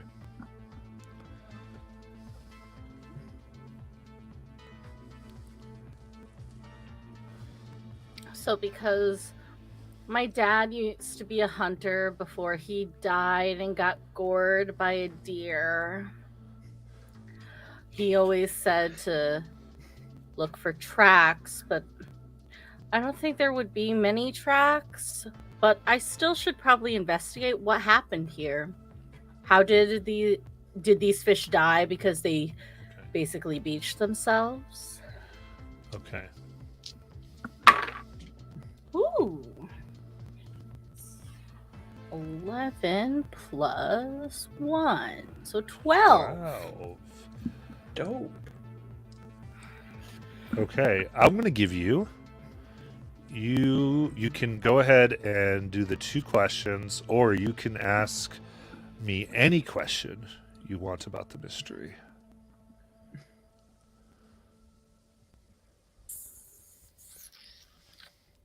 So you can get what happened here and Hmm. something else, or an entirely different question. It's I'll not on the do- list. What happened here and where did it go? Okay. As you look here, there are marks on the fish, and you begin matching them to the rocks themselves, like little cuts. And you just kind of begin to make the pathways around them, and you realize they have put themselves here with such force that they flew over the rocks and impacted them and fell. And even on land, we're trying to get out of the water, like out of the rocks onto the greenery, so to speak.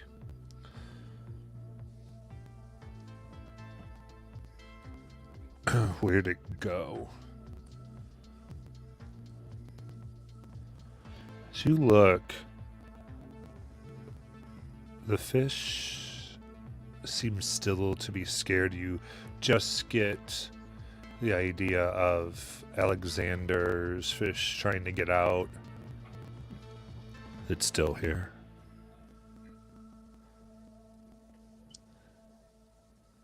I think as soon as I think of that, I would tell everybody in the vicinity. It's still here. Alright. Just as that's happening, Faith, you walk through the small path of the blue flowers on your way to the crush rock. And you get to it, there are the same hearts with letters as you remember from your dream. And Kelly isn't here, but she should be coming soon. I would like to read a bad situation. Okay. So that is a 10 plus 1, 11. 11. Okay. So you've got 3 questions. First one, are there any dangers we haven't noticed? Okay. Give me all 3, actually. Okay, are there any dangers we haven't noticed? What's most vulnerable to me? And what's the best way to protect the victims? Or, I guess, yeah, the family. Okay. Yeah.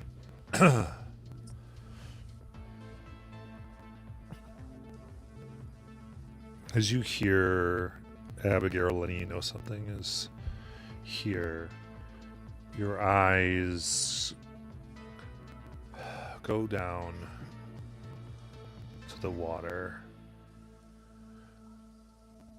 and there's something dark obscuring the bottom.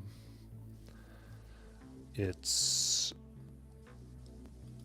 always in Tinker's Creek, one can see the bottom. It's never that cloudy, it's rather clear, pollution notwithstanding. And here,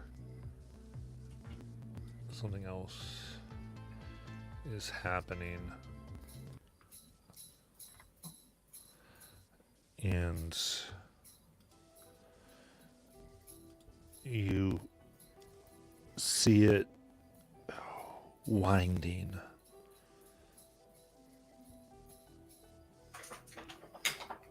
And as you do, you're now seeing that the rocks themselves seem to be shifting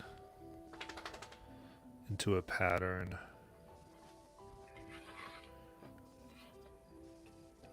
And in spaces, as opposed to just thin, parts of it are bloated.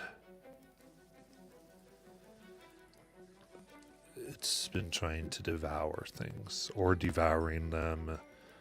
And it kind of moves And like water, the shadows begin to flow into the soil.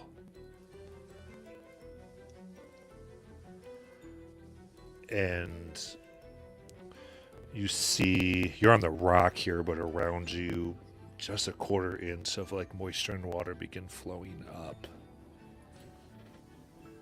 Up, past out of the gorge, up the hill, towards the family and where Callie was.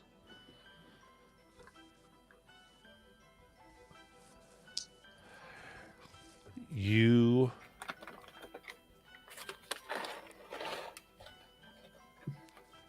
look, and it looks like this is a line of water. It needs its connection to this creek to continually flow. It's going against gravity, so the disruption of that flow is possibly a solution, maybe, because it looks like it's constantly pulling, like it needs a full connection. It can't exist entirely separated. And anybody this thing wants needs to get out and far away from this creek.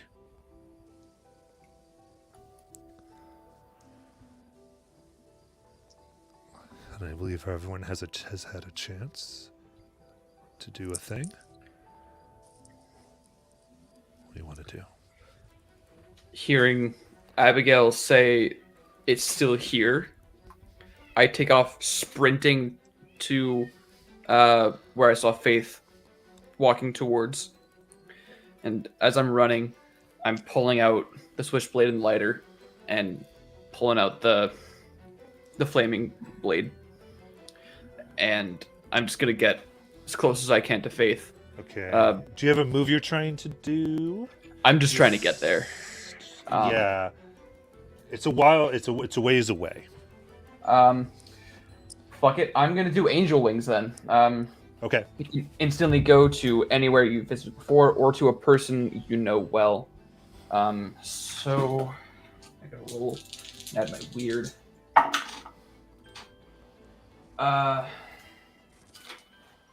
That's a 9. I don't quite manage it. Okay. So 7 and 9, you don't quite manage it. Okay. Okay, so you begin to move, and what are your wings, Alexander?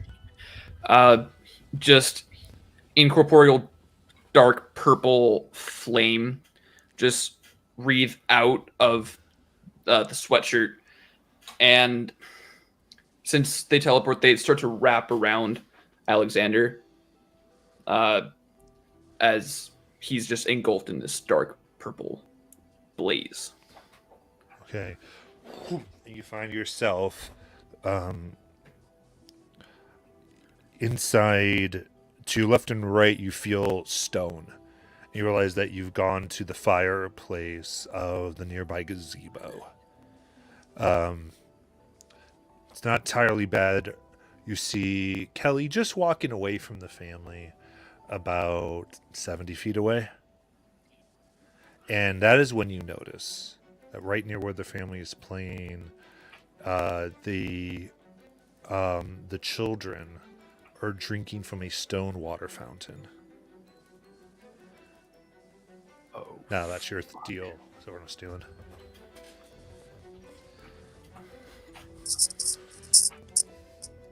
Faith would like to do the big entrance.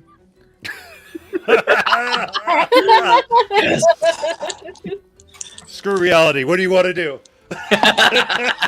So that is a 6 plus 2 is 8 plus 2 is a 10. 10. Big entrance. Faith is just going to be like, stop! Stop right there! You come back here and look at me, not those children or that family. Kelly, you should probably get them out of here when you get a chance. You dead creature, you're slimy. You come over here, I'm the class president, head cheerleader, the most pretty girl in the whole school. You get over here and look at me. Okay, it's a 10. Everyone stops to watch and listen. So you give it out. What are you like? Are you standing on the rock? Are you jumping into the like quarter inch of I'm water? standing on top of the rock. Standing on the rock, like come on, announcing your presence to this force that's there. Absolutely. And I say everyone hears, and even the kids kind of up top, like, who is that yelling? They have an amazingly carrying voice. And Abigail. I'd like to use some magic. Okay. Ooh. That's 11, 12, 13.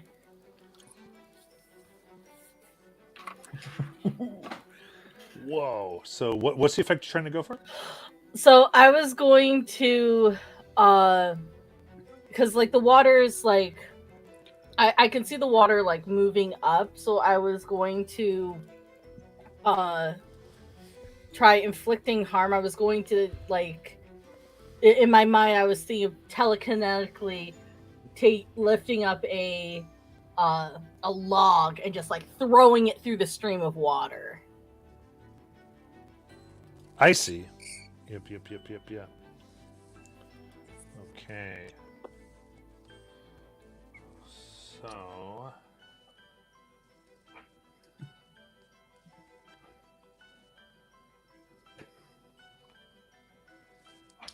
Okay, yeah. Sounds. Okay, so this is do something that is beyond human limitations. That sound about right? Or are you trying to inflict harm? What do you want? Do one thing that is beyond human limitations, I think.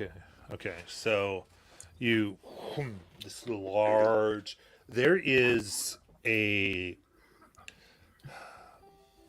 this would be 7 foot wide in diameter fallen tree that has fallen across the creek that people use to kind of walk across, and you close your eyes and your own darkness crosses the air, wraps around this large, it's about 50 feet long, and it disconnects.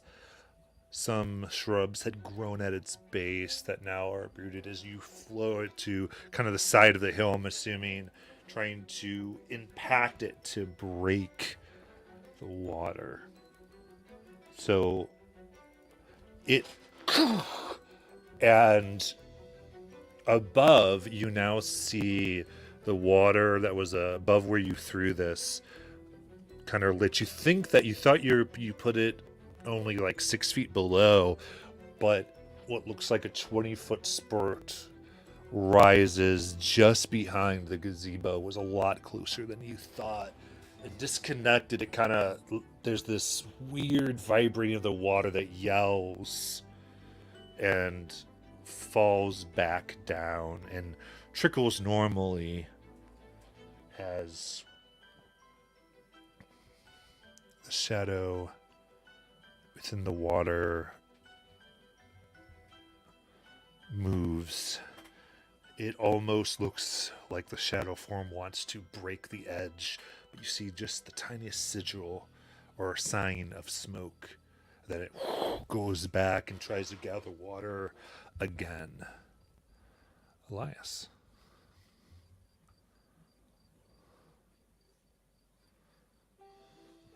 Muted.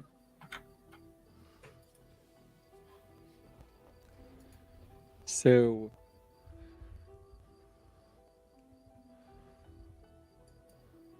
Elias wants to go ahead and try and use some magic as well.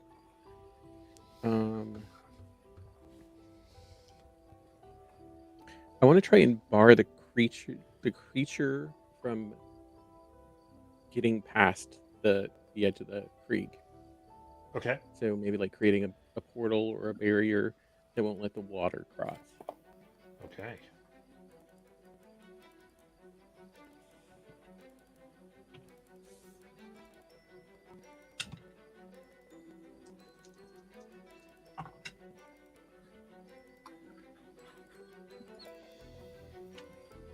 That's 11.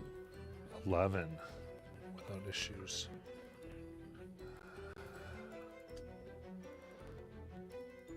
Abigail is talented, but not schooled like you.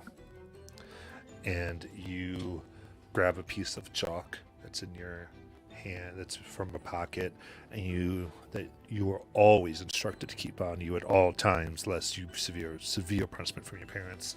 And you begin dashing as now it's receded into the water thanks to Abigail. It not being on the land, where it was crossing, you dart across, making points of symbols and sigils of containment, things you have by memory, you recall back even as a kid before they were teaching you words and other kids were looking at triangles. You were looking at these symbols and you make a line about, I'm going to say about 50 feet as of chalk line, and you see the water try to this time towards Faith directly that you've just gotten in front of, and there's a blue and purple flash as it impacts this invisible wall. And say this doing this, the water level increases. The flow goes from 2 to 5 feet. And you think it would go higher, but it starts to get right where on the rocks you would have inscribed these runes, and it can't. It seems like that's holding it. But with this, quick as the current, the shadow seems to go down. And while the current stays at this level, it actually does sink slightly below your runes, as though just naturally the current has been increased. You breathe, you get the sense that it's no longer here. Running from these containment spells. You weren't able to make it, there's no way to right into the river itself, but you were able to prevent it there. And with that, how do you want to proceed, everyone? Can I try to climb out of this fireplace? Easy enough. You get out. It's sooty. It's pretty big. It's there. It's a good 4x4 feet. It's made for a lot of logs. It's not a tiny thing. It's made to have almost a bonfire in it, so it's easier enough to get out of. Fuck. Okay, that was a lot. That was nothing. Weird. I'm gonna lock eyes with Kelly. Then my gaze is just gonna dart towards, in my mind, where in the direction of the crushed rock. And I'm just gonna nod my head towards the rock. Just go. Hey Matt, since I successfully used magic, I get a +1 forward. Yes. That just means I use that on the next roll. Yeah. Okay.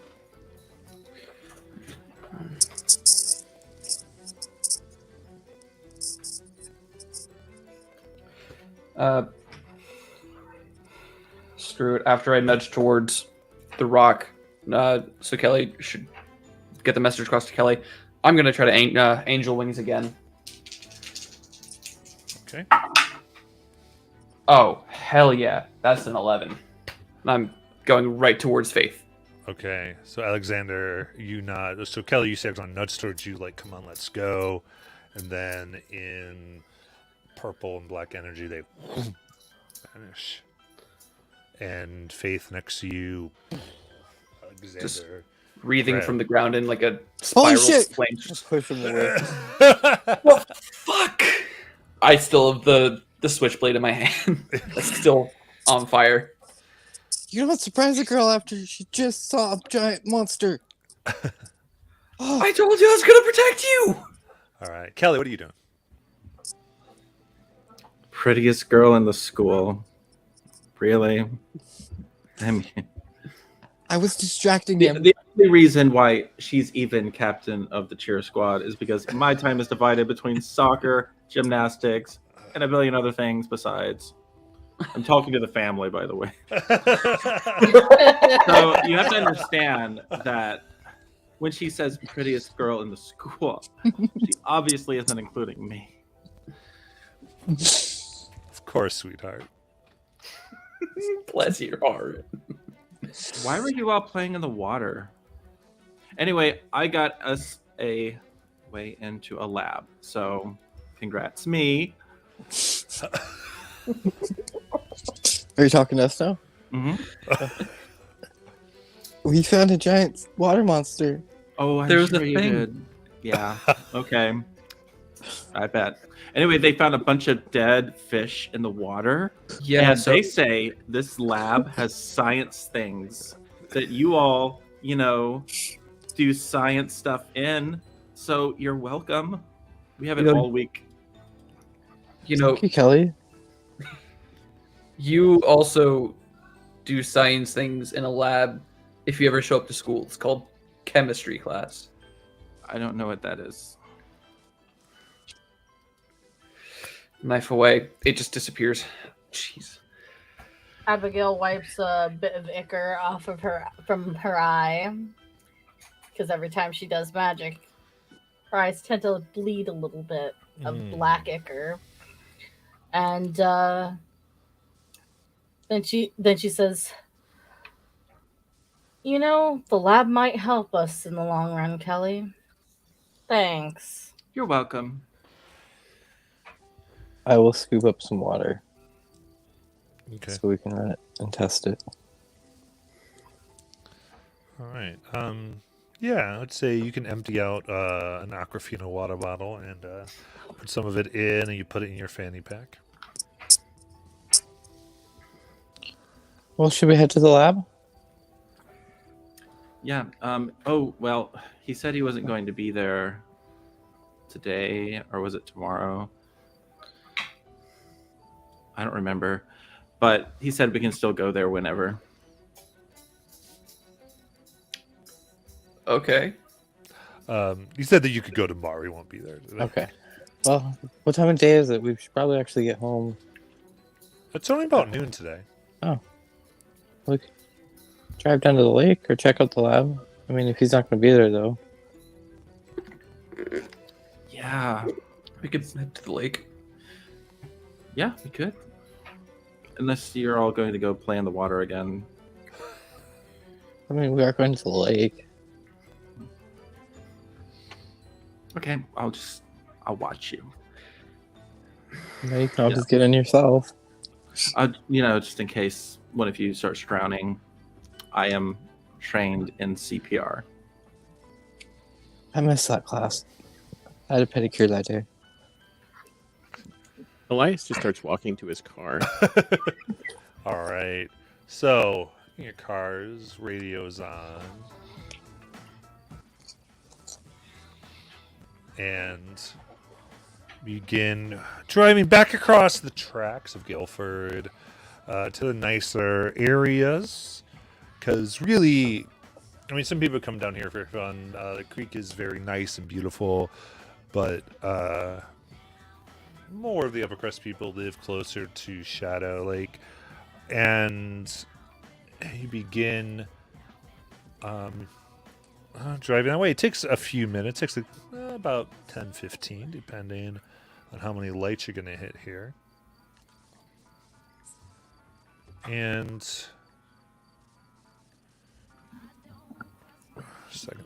from the between the music, of course, the DJs have to talk a little bit because they got to fill their time. And there is a little bit of a report as they come on. Whoa. We've got the news today before we get back to the music. Congratulations to graduates and all those who have started your summer vacation here on WNFORTC. We are here. We have one of the interesting things that have already started. In fact, some of you wonderful students have begun a little protest, and I agree, frankly, for the awful company of Tritex has somehow gotten permission to build I don't know if it's a factory or apartment, because they didn't have to give their building type, just off of the park near Shadow Lake, the greatest fishing spot here by, and also popular sledding location. And I have to say, some of you rebel rousers must have done something, because the reports I've been hearing from the payphones have been telling me that there has been a little bit of an abandonment of their duties. Construction equipment left alone and unoperated. So what I have to say is, to all you Guilford High summer breakers, good work, and I hope you keep it up. Now let's get back to Rebel Soul. Rebel Soul. What was that company's name? Tritex. Tritex.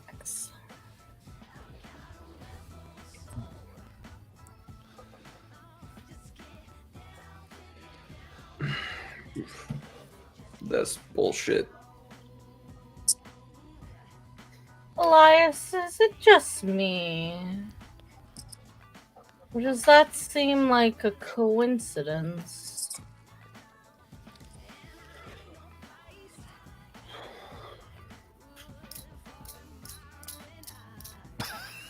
You muted, Elias, if you're talking.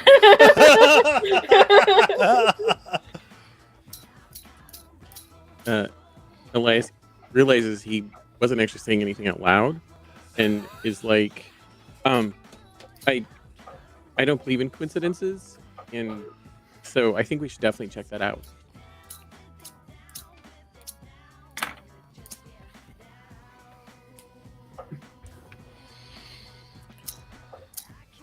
All right. Before you'd arrive, anything in the cars?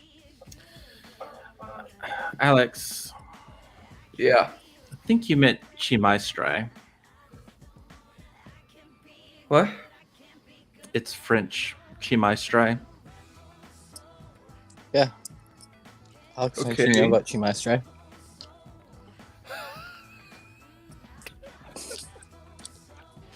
What is you lost me again. I know.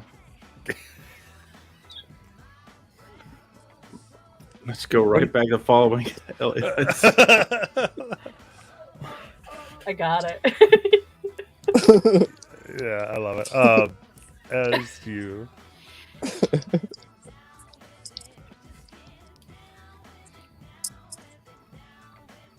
All right, so you begin to turn down the road that leads to Shadow Lake, and you pull up. Now, where you see you are, Shadow Lake itself is quite beautiful. It's a very large body of water, beautiful hill on the other side. Like I said, sledding, and there's cans that are there during the winter that people use to start fires, to keep everybody warm, big barrels rather. And usually, especially here in the summer, there would be people parked. One thing you notice is no one's parked here. There are no cars. And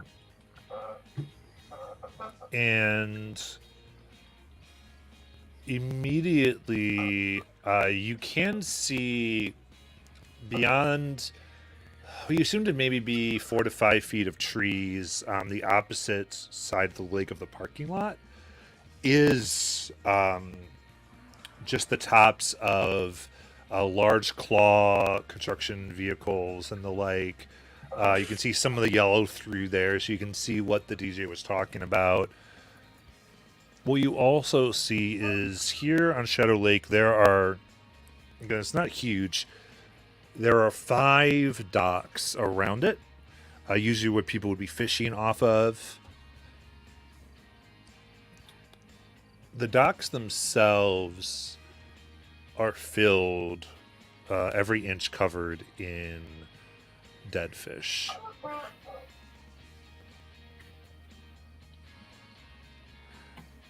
And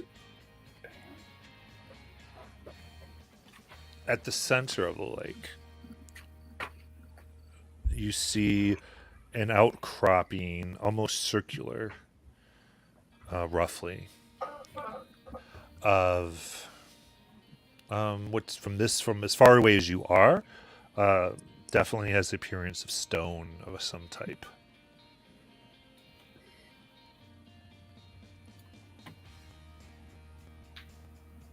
So you have the lake here, and there's possibly the construction site beyond it, and this area is yours. The outcropping in Is there any the rowboats next to the dock? There are not any rowboats next to the dock. the outcropping in the center, like, has that always been there? It's not. This is new. That's some new shit right there. Wants to go swimming.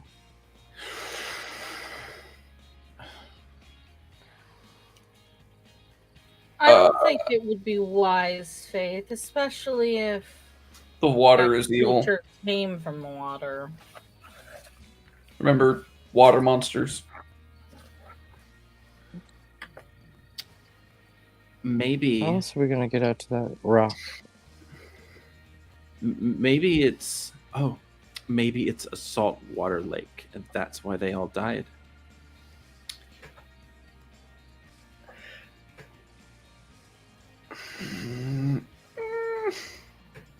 So we'll be fine then, right?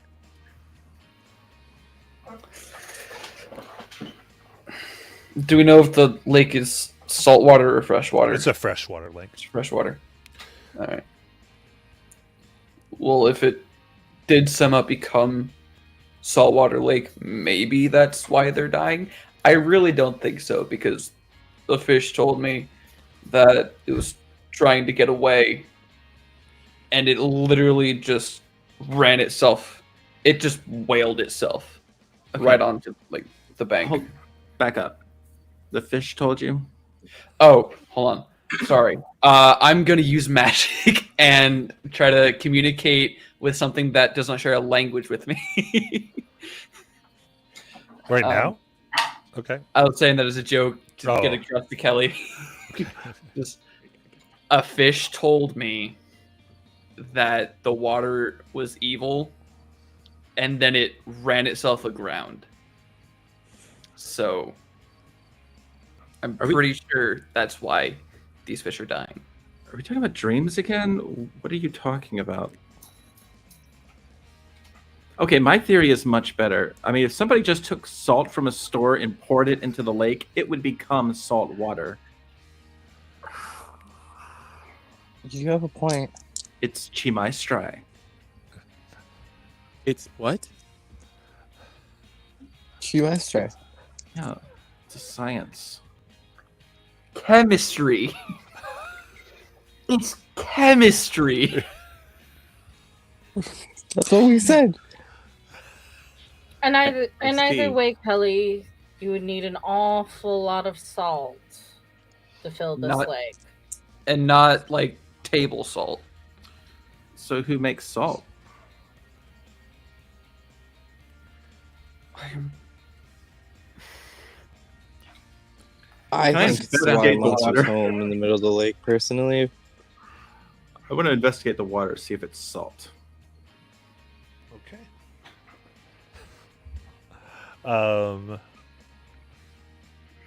Yeah, let's do. Let's see, what's this best come under?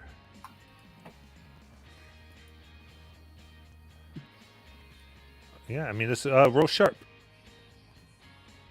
Oh, I'm real good at that. That is a 3. Okay. All right. So on a okay. So you put your hands in the water and you take it in. You just taste it a little bit as you kneel just within the lake, the mud giving a little bit to your presence.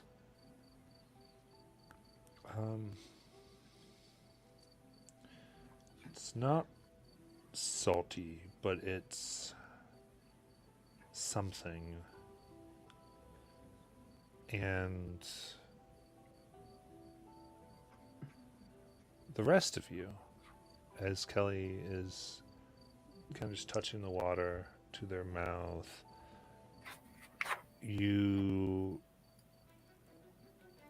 notice, or notice is the wrong word, a connection is made. And you put together this lake with all the surrounding trees, high, some of them older than your parents, so practically ancient, covers the whole lake in shadow without light touching. As you do see a scarily ripply form first move from the center and arc in going up and down this slick scaled form, from what you can tell, 3 feet across, 4, towards Kelly. Which I think gives you a +1 mundane. The rest of you in the parking lot, you're about 50 feet away or so. Could I see this coming towards Kelly? Everyone sees Okay. this. I would. Not particular, Could I but- use my telepathy to manipulate Kelly? You could certainly try. Okay. I'm just going to manipulate. So I see. You're doing the standard move manipulation. Yeah. Gotcha. Perfect. Like through my telepathy, so I would still roll it as charm. Yeah, this is a charm roll. Ugh, it's only a 6. A 6. So it's up to that hunter. Decide how badly you offend or annoy them. They mark experience if they decide not to do what you asked.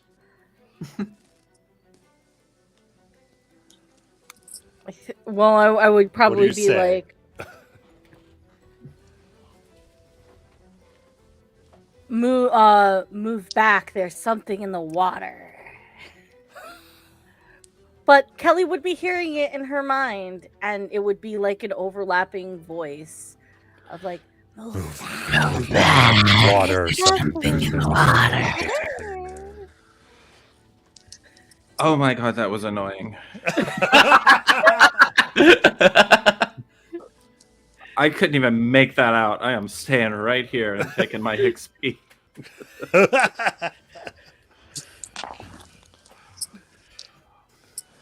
I would like to act under pressure Okay. and try to race towards Kelly. Absolutely. That is a 5. Okay.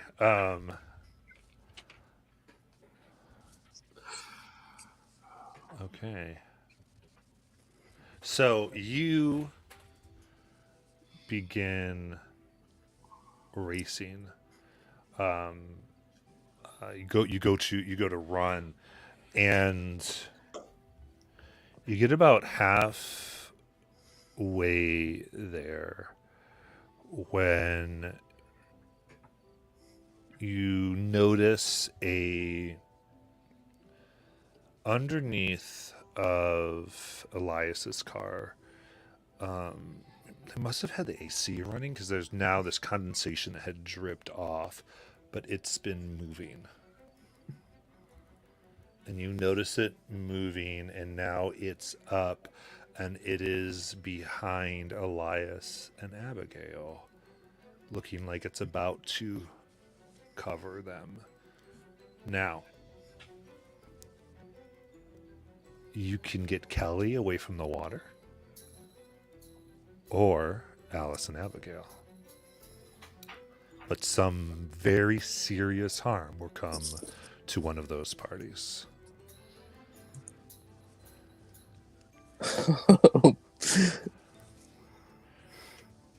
She's going for Abigail. She's her best friend. Okay. And she believes Elias is her future mentor. Mm-hmm.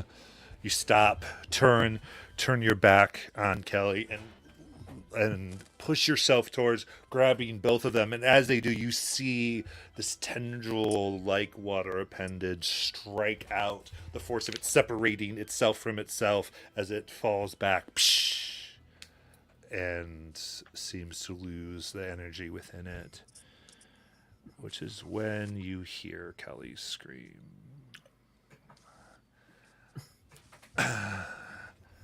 As you look back, and Kelly, having turned to just kind of look around, mostly because they were shaking their head because they thought they were getting a migraine, and maybe it was the water they were looking at, so they turned their back, now has a head of some creature, scaly, golden eyes of Iris, their jaw clapped onto Kelly's shoulder, the blood trickling down their front. Kelly, I'm going to say 2 harm here.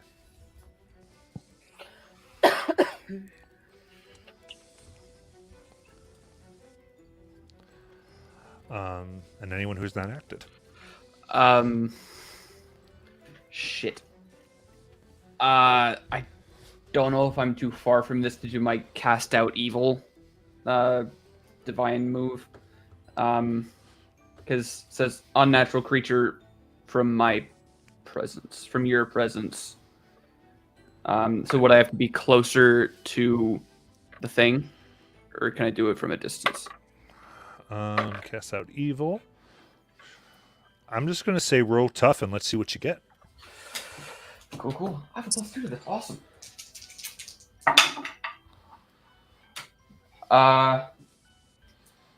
10. 10. Okay.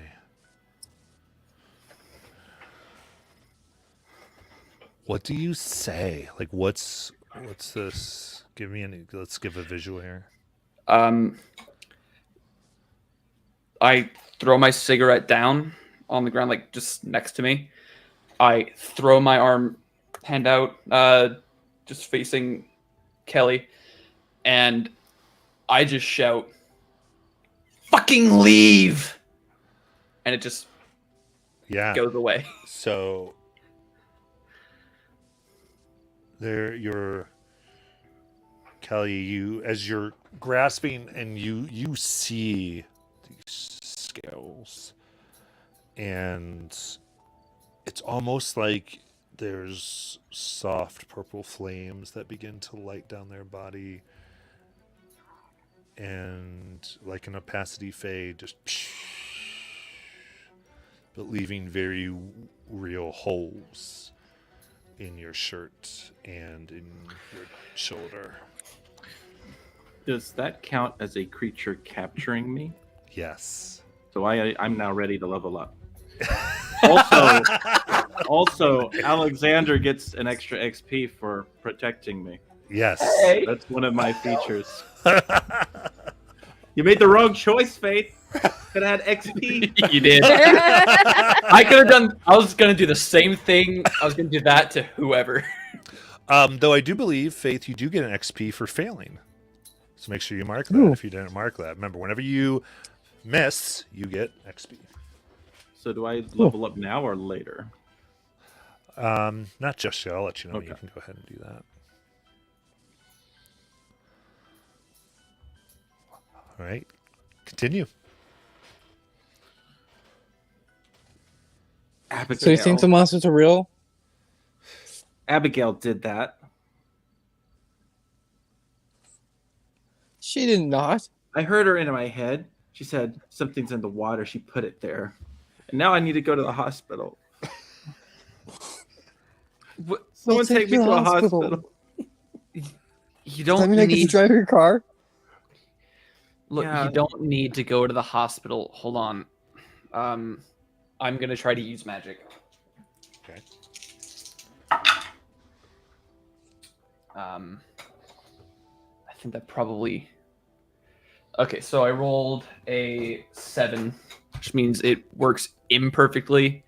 I'm Yeah. trying to heal 1 harm from an injury on. Right. So Kelly. so it's your choice. The effect is weakened. It's of a short duration. You take 1 harm. It draws immediate unwelcome attention, or it has a problematic side effect. Which do you pick? Fuck it, I'll take the harm. Okay. So Alexander places their hand on your front shoulder, and you watch as they begin to bleed on their shoulder, and you feel a warmth come from their hands, and they wince a little bit. And you look, and you're not bleeding anymore. The wounds are sealed, though it's still sore. You've healed 1, so you -1 harm, and Alexander takes 1 harm. I told you don't need to go to the hospital. Yeah, Hey, I feel Matt. okay. Can I do investigate a mystery to try and figure out, see if I know what it is? Now that we've seen more of it, Absolutely. the creature. Roll your sharp.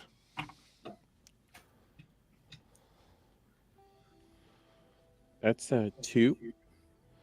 So 2.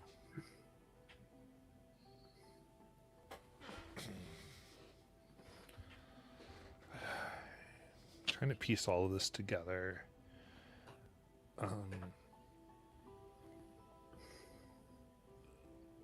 You get down low as you are pushing your hands, the mud, and looking at it.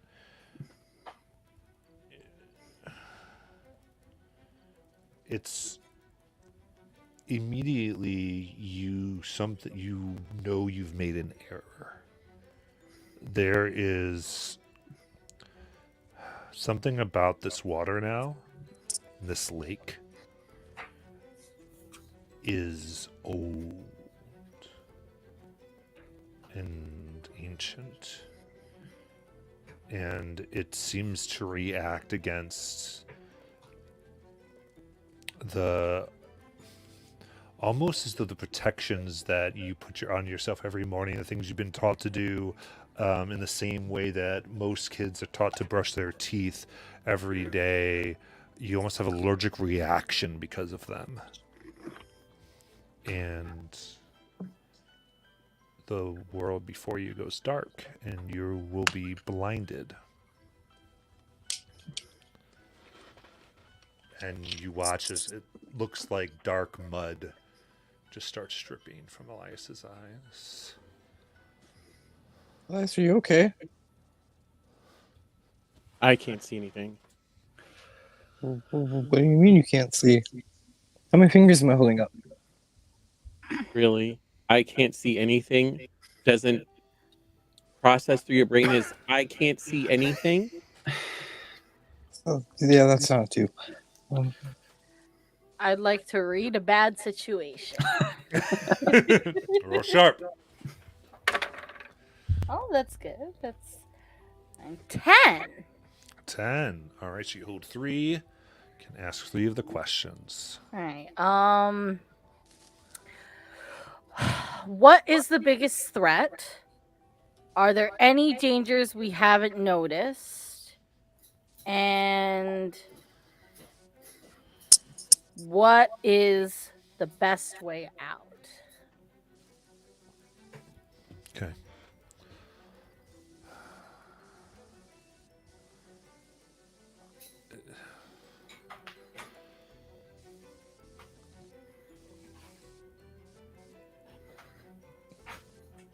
You realize this is far more dangerous than the creek.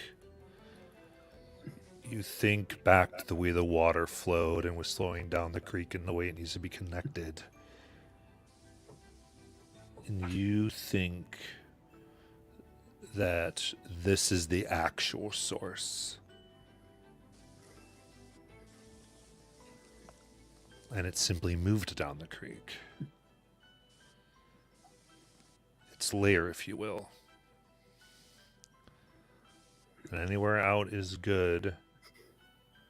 And the biggest threat is you still don't know enough about this. And you do know that there is something that happened a few feet away at the construction site. But if you leave now, you won't know any more information. But it also probably puts you in greater danger.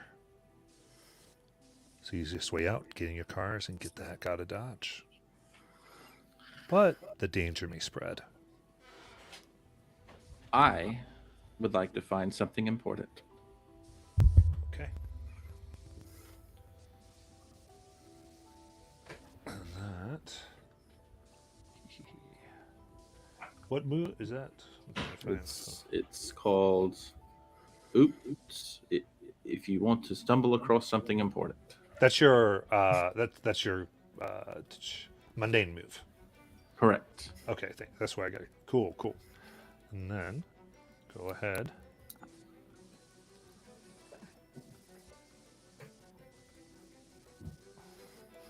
And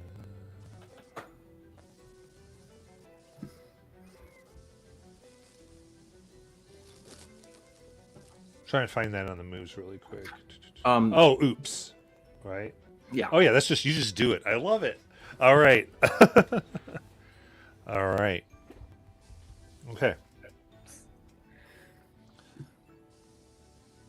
You. Okay. You hold your shoulder, and there's something hard in there, and the skin has healed around it. And instinctively, you just pull it out, and there's a tooth there, and on it is a symbol. There's almost like one line that's making waves that then seamlessly goes into a triangle with a oval within it, and the triangle is indented in the side that's facing out, and then there's a circle with a dot in it.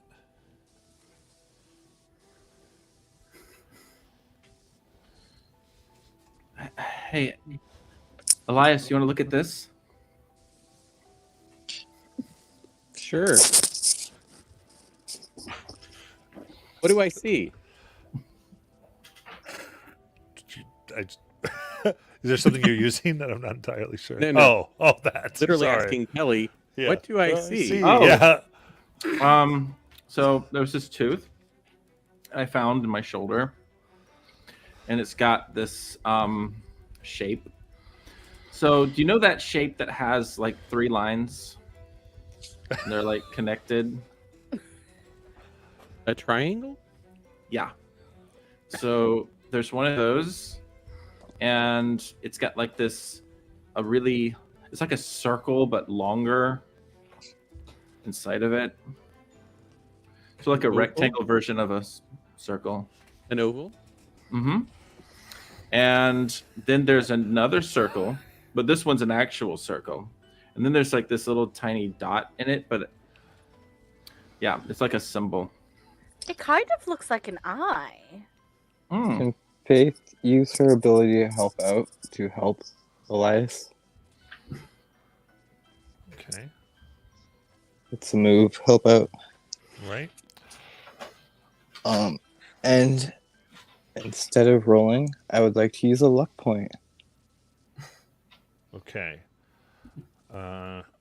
Which gives you like rolling a 10 or plus, I believe, or is that? I believe it's a 12. 12. That's right. So Yep. 12 on that thing. Okay. Okay. So on a 12, you help lets them act as if they had just rolled a 12, regardless of what that actually goes. Okay. What they actually got.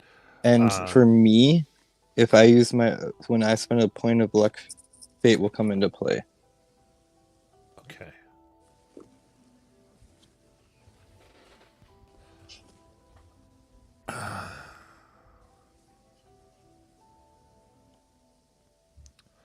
Something tells you, you have this sense that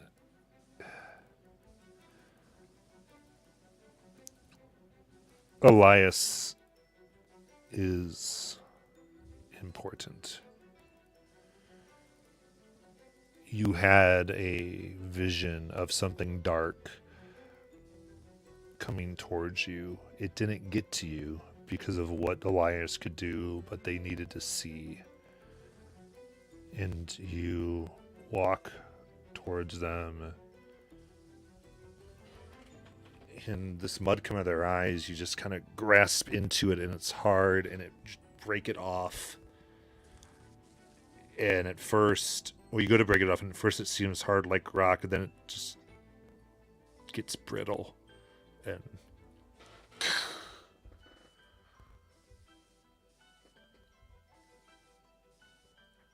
And Elias, you can see again. And as you stare at this, you look at the lake, and it's not perfectly circular, but it's roundish. There is this rocky outcropping right in the center. As you look at the tooth.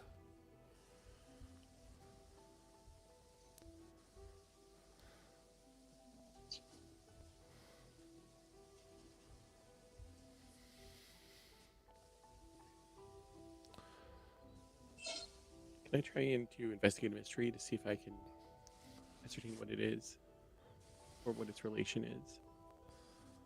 Or I guess I roll and then ask the question. Roll your sharp.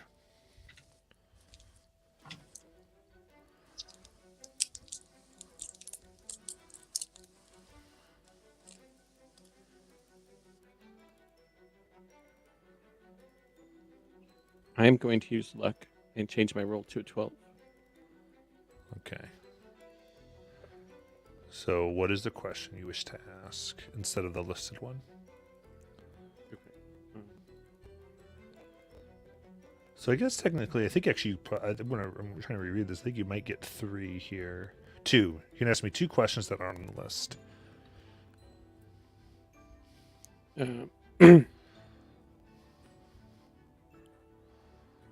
So, I guess, what is it? And what do we need to do to stop it? Okay. If that's too broad, let me know. Yeah. What sort of creature is it? From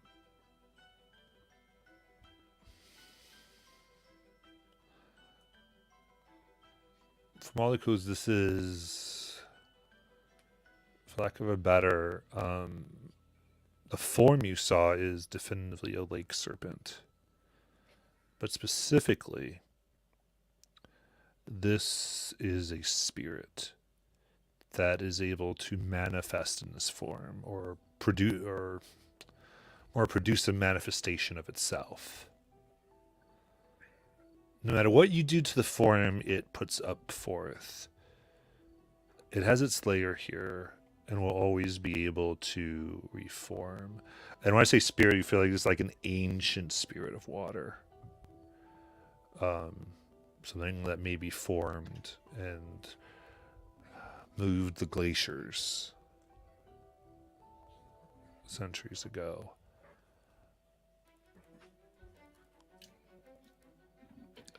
As you look at the outcropping, the only way to stop this thing is to move it or contain it.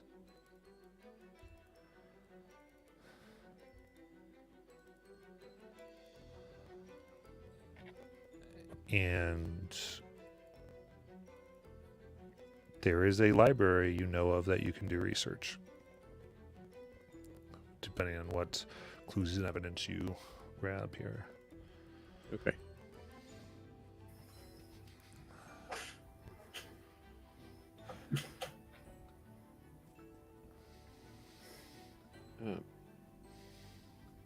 Kelly, can I see that?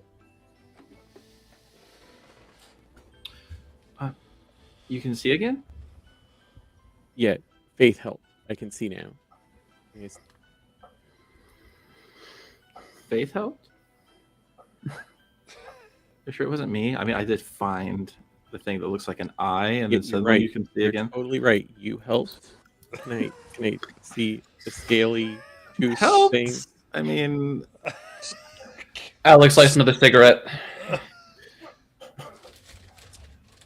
I mean, okay. you did find the most important clue. So really, you probably solved this.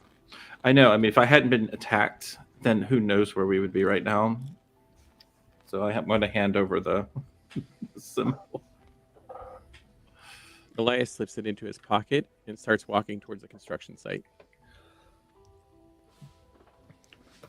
Okay. Okay. Rest of you? I'll follow. Yeah. As for he's heavy. walking, it's a very ancient spirit. Like, ancient. Oh. We either need to move it somehow or contain it.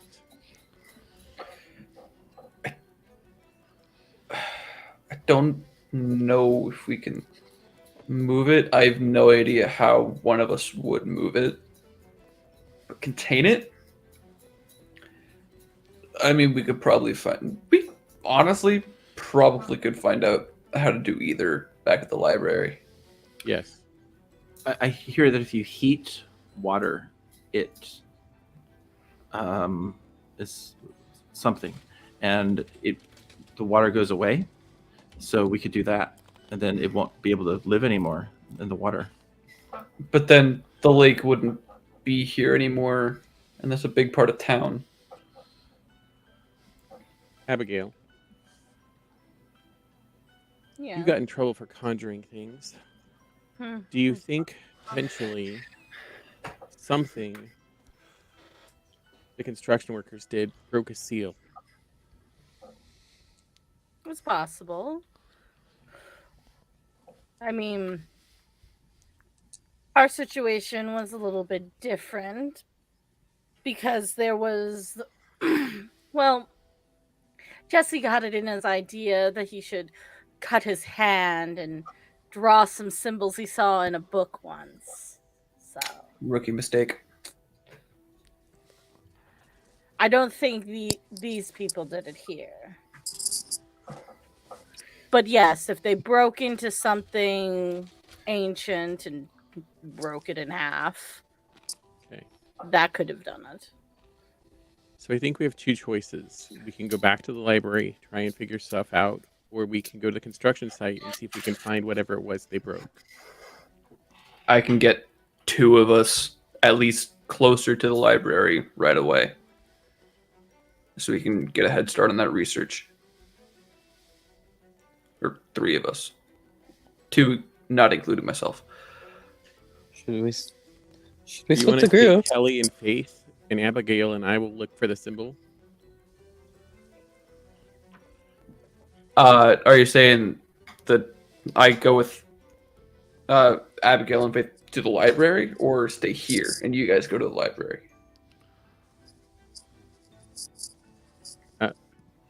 Because I'm. Can you just send Kelly and Faith to the library? No, I have to You be have to there. go I have too? to go as well. Yeah. They Okay. kind of go in the wings. Well, I was just thinking that Abigail and I have the most experience with symbols and. I could just pop right How about back. you three Oh, go to the library? Okay. I can pop right back, or Well, okay, that's fine. close, Oh, that works. kind of close. Hopefully, I mean, close. it's up to Kelly and Faith. I mean, we could all just stay together too. I We could all mean, just meet back at the library and come back here at night. Yeah. maybe instead of the library, we could research at the video store. Yes. The movie's always better.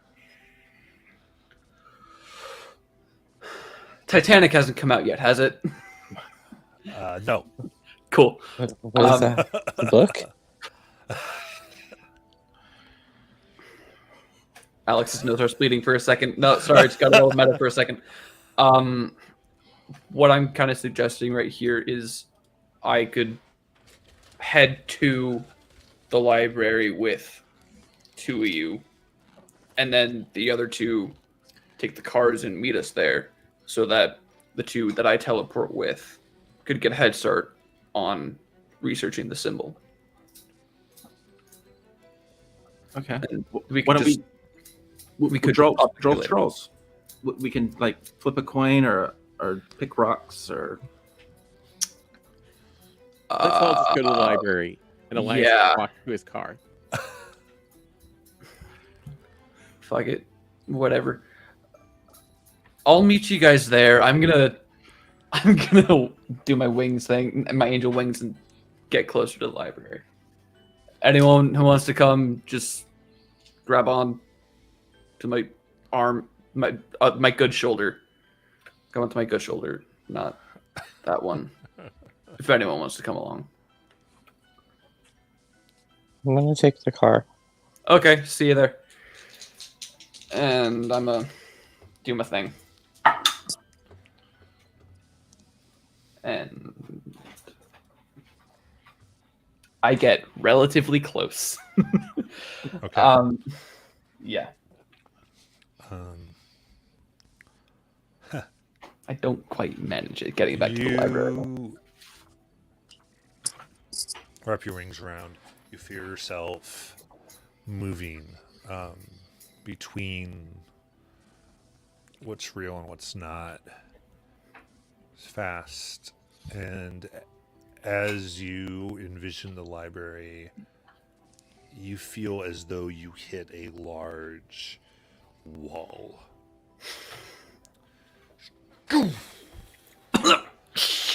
And it repels you. And you feel yourself being pushed away from the library, and you feel yourself being kicked out of this space, and you hit concrete on your back, scraping. So will be one harm. And you get up. You look, and you can see the library. It is maybe 200 feet away and 50 feet down. You are on the roof of Guildford Hospital. Ow. Shit. Okay. I'm gonna just try to make my way downstairs. If there's like a roof access or like a fire escape, I'm just gonna try to get down. I'm just gonna say, because you're gonna have to do a few things to get through this. Give me a charm. I think I have a good charm. Yeah, bro, you teleported into a hospital. 13. 13. You're able to BS your way through the people who generally want to investigate your bleeding bat. And you are able. It's a very intricate tattoo. I just got it done. Very good. Now, the rest of you get into the two cars and going? Mhm. Yep. Yep. Okay. Very good.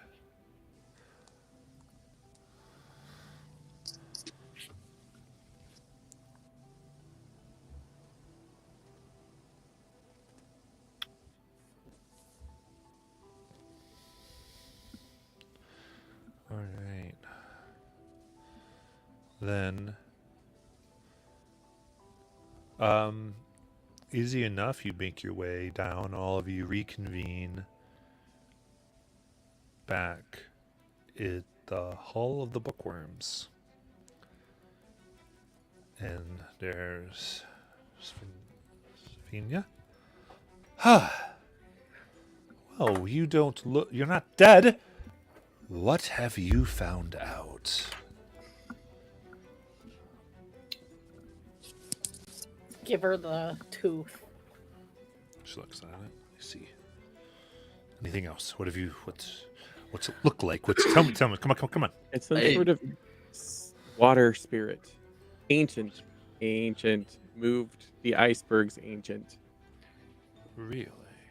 We also learned that we could either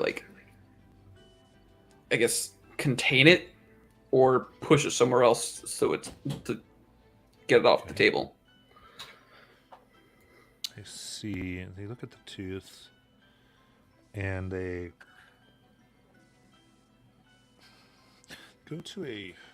go to the phone. They pick it up and go, and their voice sort of changes. They go, "Yeah, Amelia, would you please send down that book on Native Ohio history to the archives down here? We just need to check on something." See, okay. And she moves over, and down a chute comes a book. Paperback, somewhat new, and she begins thumbing through it. Okay. And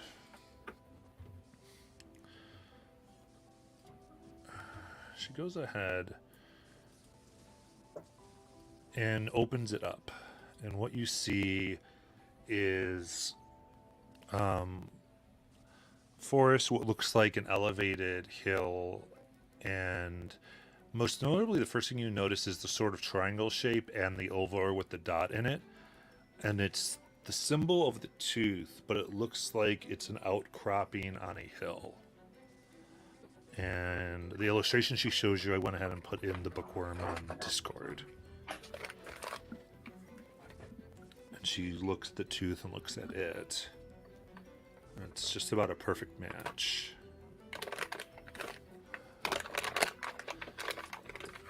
This, what she points, is the Serpent Mound. Old. She points to the center of where the kind of dot is. Here is an impact site of a meteorite. Way before the Serpent Mound was ever constructed.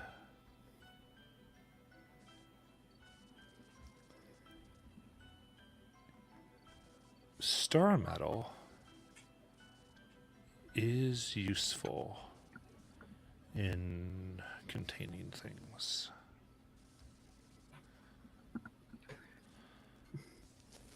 If this is that creature, or a creature like it, I should say, I happen to know this particular one is very happy where it is. Let me see, and starts to look through old records. Okay, so it seems that there was a spirit here that was put to sleep even before a library was here. Name of Shadow. Taken from Lake Erie and imprisoned, or put to sleep, contained, like you said. Do you know of any reason why it would have been... You mentioned an outcropping. Is there any reason why... I don't know why it would suddenly be released. Could it have something to do with the construction site that's going up next to the lake? There's a construction site next to the lake. Or there's a giant stone in the middle of the lake. Yeah, that just appeared. Oh, It wasn't there okay. either. Well then,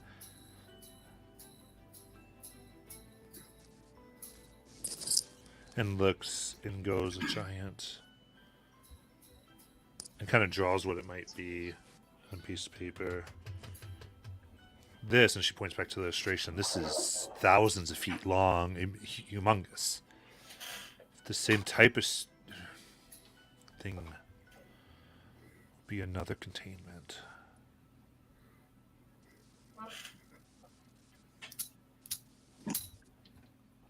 If you wish to contain it, what I say is this. Something like this, if you fought something physical, like it bit you, it is making something to feed it. Now, a spirit, if it's going to do these things or wish to get back to its home, such as maybe at Lake Erie, it will need blood. And it will collect blood. And once the blood is taken, it must be living at the time it's taken. And it will need a lot of it. Well, I vaguely remember hearing that all of the people working at the construction site are gone. So, Just abandoned. and a bunch of fish are dead. Yeah, either by the spirit or just launching themselves out of the water. I see. That's not good. Construction crew, maybe, what's that, 12? Maybe more. I'm thinking 100 or more. It's going to be hungry still. At any rate, the only way, it's going to be two things. The spirit conducting the manifestation ritual has to be contained. Then and only then can the manifestation be killed. And it's very important to take a piece of power from creatures. And in this, and she points to the eye type of thing, I think it would be the eye. You must collect it. We'll get to this. There's a ceiling that's involved of anything that we take to keep things from replacing it.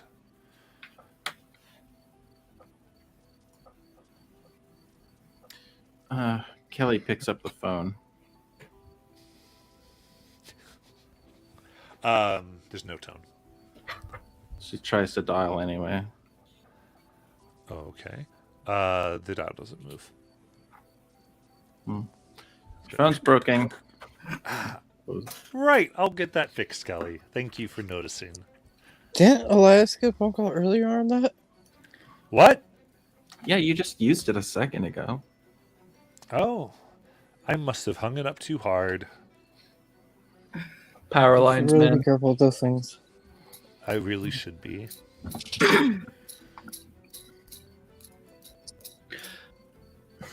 So we get the eye, and then we bring it back here.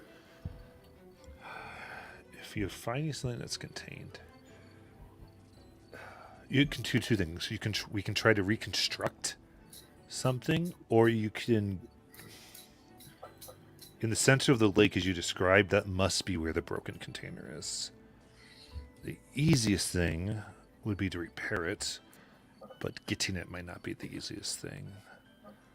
Other than that, you'd have to bargain with someone to make you a new one.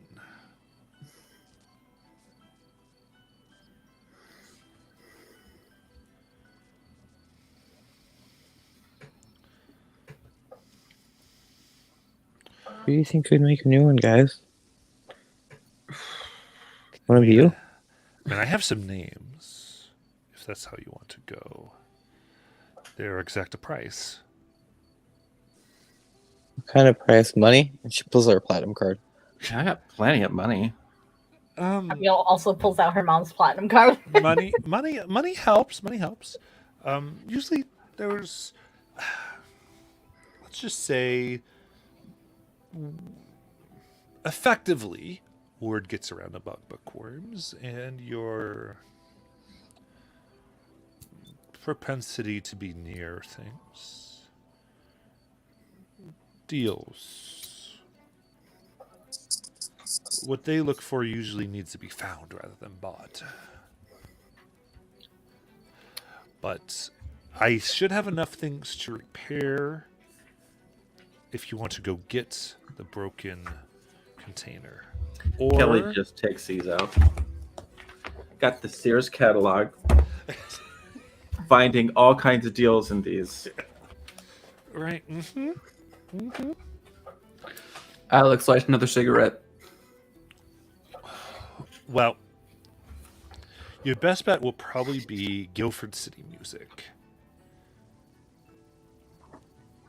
They are more likely to be aware of if you wish to bargain for a new one. Otherwise, it's back to the lake. What do you guys think? Bargain. Bargain? Honestly, it's just easier to buy a new thing. Mm-hmm. Usually is. That sounds like the plan. Also, I had a dream that I drowned, so I really wouldn't like rowing across a lake. Yeah, that'd probably be a good idea, huh? Yeah, probably not. Well, let's go to the music shop then. Hell yeah. We cut, the door opens, the bell rings as you are. This is downtown off of Broadway. As you've walked by sandwich shops and others. And it's rather a small shop, maybe 20 by 20 feet. Organizationally, just crowded, has a little bit of a musty smell. Some things have been here and not sold in a long time. Sheet music everywhere, and there's musical instruments that look like they're in different states of repair all over a desk in the back, in which a about 4-foot human is working on them. Male, black hair, decent black beard, kind of just reworking stuff, looks up. I would say, Elias, you are more aware of this individual, as your family makes it a point of knowing the stores on this main street. This is a gentleman by the name of Gregory. Gregory looks up and, oh, guys looking for music enrichment in your summer break? Do you have like the New Kids on the Block CD? Oh no! I immediately moved to guitar strings, looking for a new set.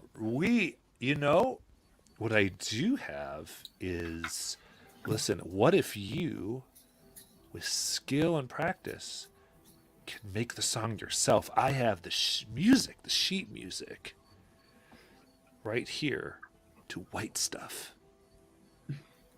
Right Stuff. Hey, Alexander, did you know that they used to make the strings for some string instruments out of catgut? Nice. Yeah, I'm good. Thank you. Strings. New strings. What else do I need? Yes. Does he? But I would probably know if he has posters in here or not. Does not have posters. Okay, yeah, cool. So I have the strings. Picks. I need new picks. I go over there. I'm shopping right now. There are picks, yeah. Yes. Gregory, So I don't know if you're, yes, Elias. we are actually in search of something that requires your other set of skills. Someone knows how to get to the point. I'm glad to meet the new bookworms.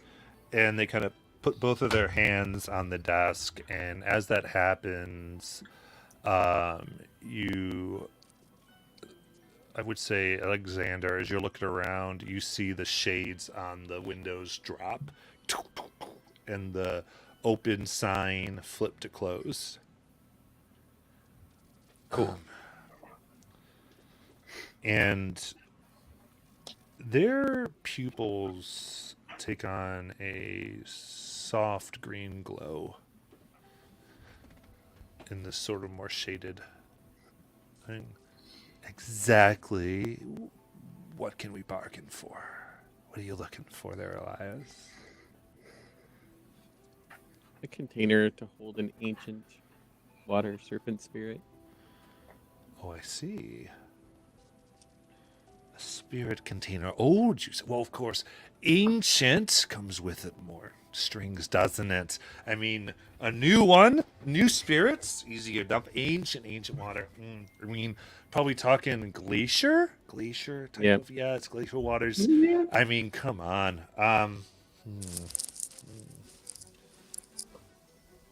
It begins. I could whip one up for you. But you have to understand, I'd have to have my actual business closed for the rest of the day.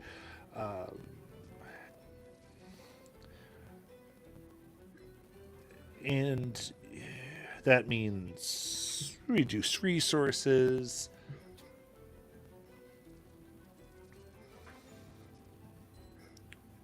You know, your friend here is right. They used to make the greatest of things from animal parts. Cat guts and the like. What I be very interested in, you see, I don't need anything right now. You have to understand. I am willing to wait, we'll say, till the end of summer. And I just need, there is a purple furred cat that makes its way through the square every Saturday, right around midnight.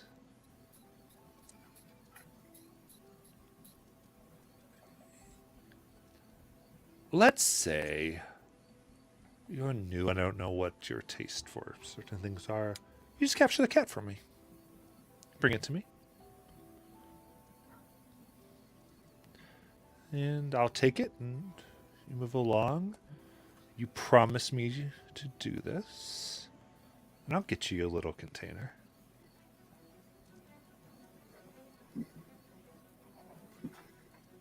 Elias looks back at everybody else. What kind Sure. of cat? The purple one. This one that's purple. I need. What kind of cat? What kind of cat? You know what An cat alley breeds cat? are? I mean, it's a wild cat. It doesn't have an owner per se. You know what? Wild cat.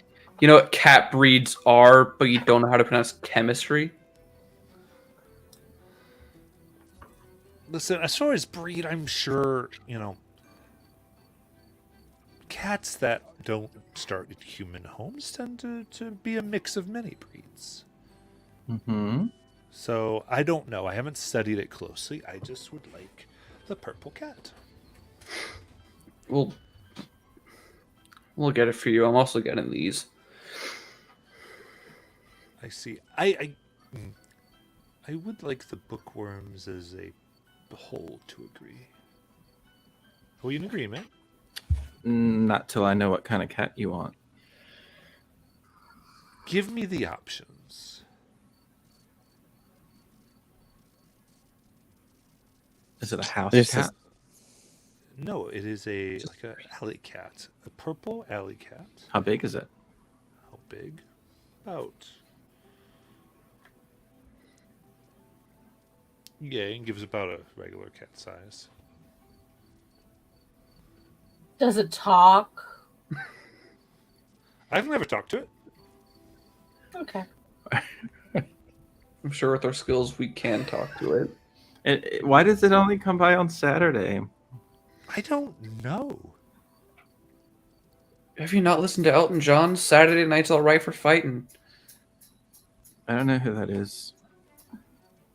I think it's because the movie night. It probably likes to eat popcorn. I can get behind Saturday Night Fever. Okay. Would you take any purple cat? No. There must be this particular one. And in fact,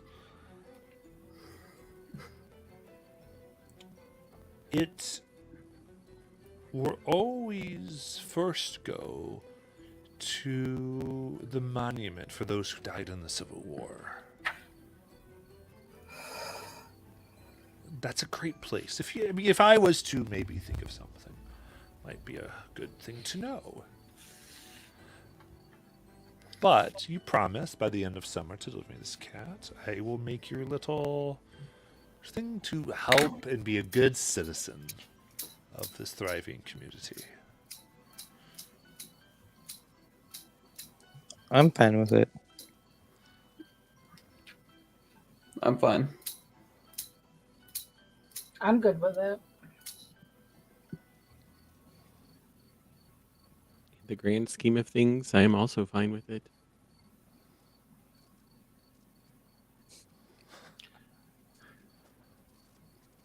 I agree to bring you the purple cat by the end of a summer. This summer. A summer, right. This summer. The summer that's coming up. I Right. think we're good. Now, for the rest of you, Kelly, we understand. I'm not some bound by words, Faye Elias. I'm a business person. Do not think you can hide behind technicalities with me. I do not. Good. So, tell you what, I think take me the rest of the day. You can either stop by tomorrow or I will finish it by midnight in the shop. I then would go home. So if you come around between midnight and 1 or in the morning, I open at 9. Cool. Yep. Strings and picks. Oh, yes. Yeah. That will be $5.37. I will buy them for you. Oh, I just select the card. Sorry, I don't do card under $10. Yeah. I pull out a wad of singles. There's 6. Keep the change. Thank you. Keep the change. You're quite the generous person. And then you see their hands have been, they put their hands back and then slide them together on the table and it rose up. Sunlight peeks in again and it goes to open. All right. See you soon. I'll see you in the morning. So we're coming back at midnight. Oh, if you guys want to come back at midnight. I mean, technically, that would still be the morning as It would Elias be. walked out the door. Yeah, it would be in the AM. I got a guitar to restring, so morning. Just looking at everyone. Back in the morning, meet back here in the morning. Morning. Okay. Morning. So you're picking morning as in Sunday Yeah. morning. Okay. Yeah, cool. morning, Just wanna make morning. sure I'm on the same page. At opening. Okay, perfect. I will reclaim my extra shoes from Faye. All right. Here you go. Thank you. Then Anytime, Faye. Your I don't want you breaking your ankles. That'd be horrible. your attention thus as you walk out of the shop and realize that at least you feel like you've done everything you can for now. It's daylight, the water issues you have seem far from your mind. The rest of a summer day, it's around 1 p.m. The Blueberry Festival is set to start tonight as well in the town square. Bringing it in. Though those of you who've been, all of you know that generally speaking, locals don't ever eat the blueberries. Just as a note, that's out of towner thing. But there's always great foods to hang out, or if you want to rest for the rest of the night, you may do that as well. But that's just kind of what's going on. What would you like to do?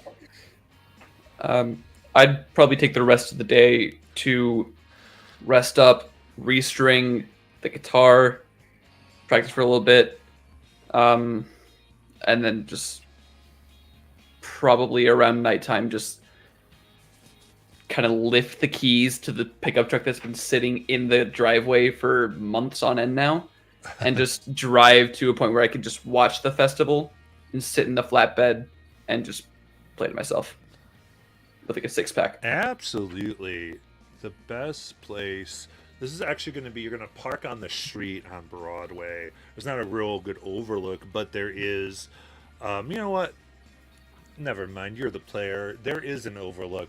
It is, you're able to actually drive up to the parking garage of the hospital and get to the very top floor, put your feet up there. It's technically not allowed after hours, but the people who work it know you're their people, and they like listen to you occasionally, and they'll let you up there, put your feet on, and you can oversee the bright lights. And this year there actually is a Ferris wheel, as well as a very tiny roller coaster. But for children, and there's various gambling games and poker tables. You can still see the lights come up and whatnot. Anybody else? Faith would be practicing her cheerleading squad moves. Just getting them, honed in and keeping herself flexible and everything. And then after that, she would possibly call Kelly and Abigail and see if they want to go shopping and get some detective looking at clothes for tonight.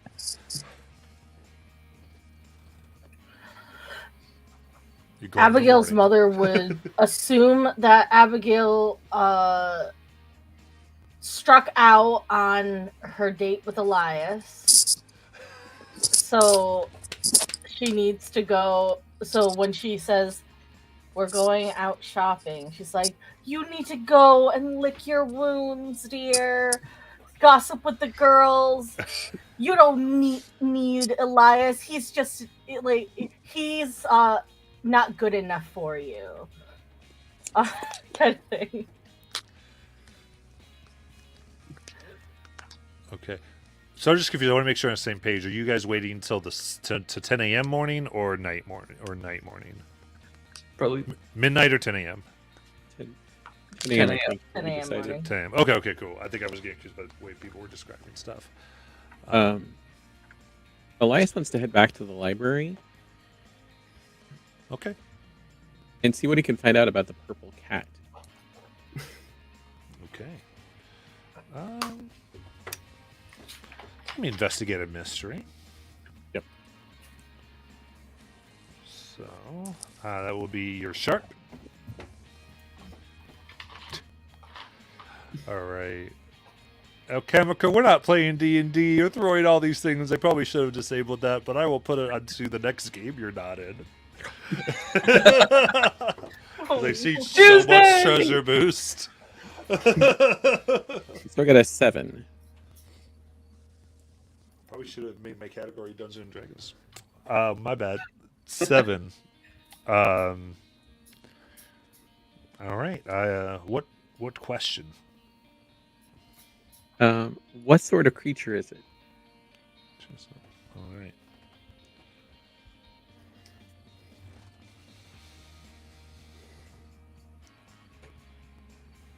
You look kind of in the archives, and there is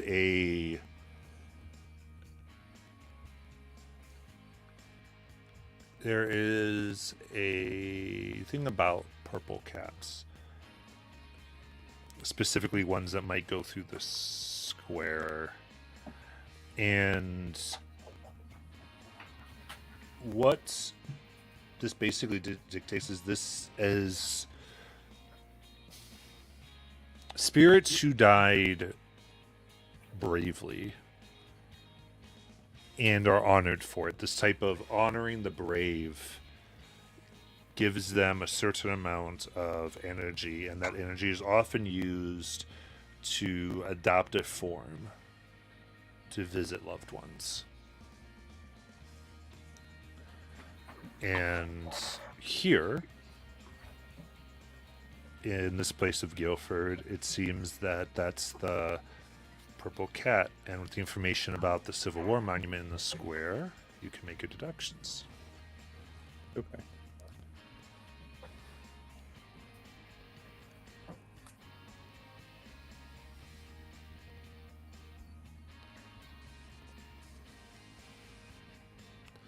All right. Anybody else? So what do you guys think about like this cowboy hat and this new scarf?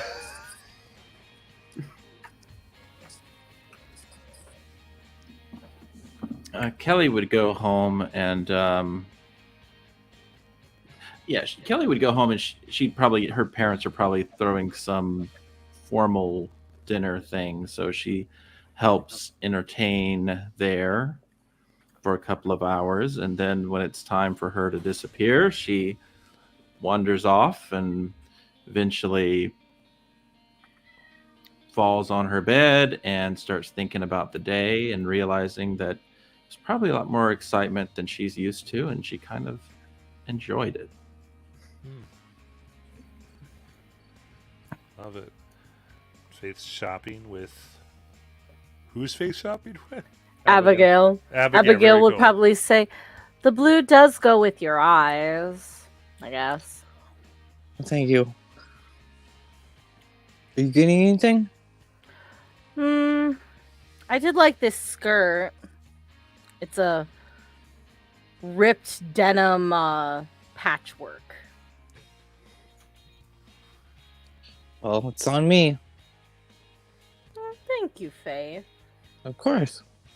It's been a while since we've hung out. It has. After my unfortunate accident,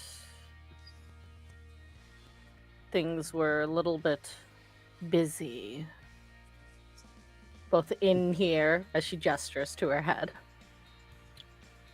Yeah, that was some cool stuff you did yesterday. Yeah. My accidents gave me powers. I don't really quite understand all of them, but they've been useful. It must be nice. All I've been having is nightmares.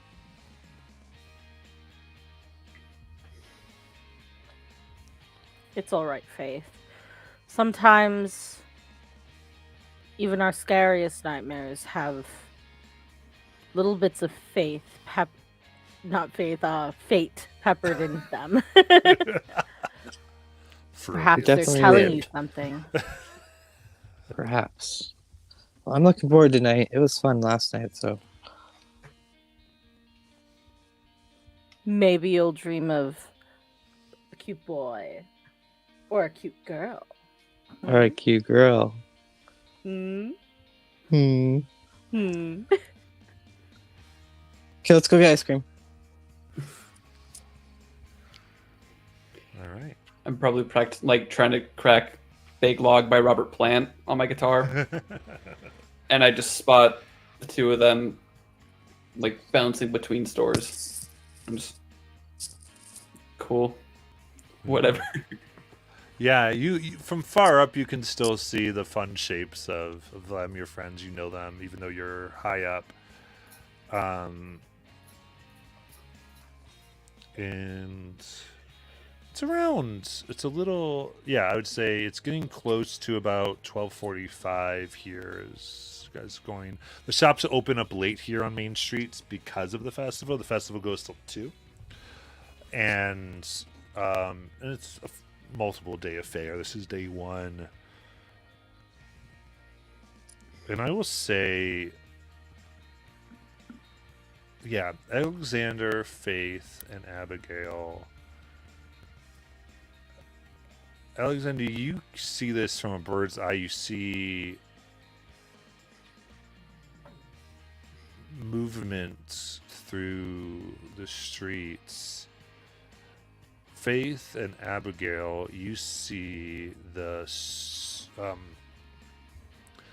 sewer ducts on the sides of the curbs. Water begins spilling out of them and rushing towards the square grounds.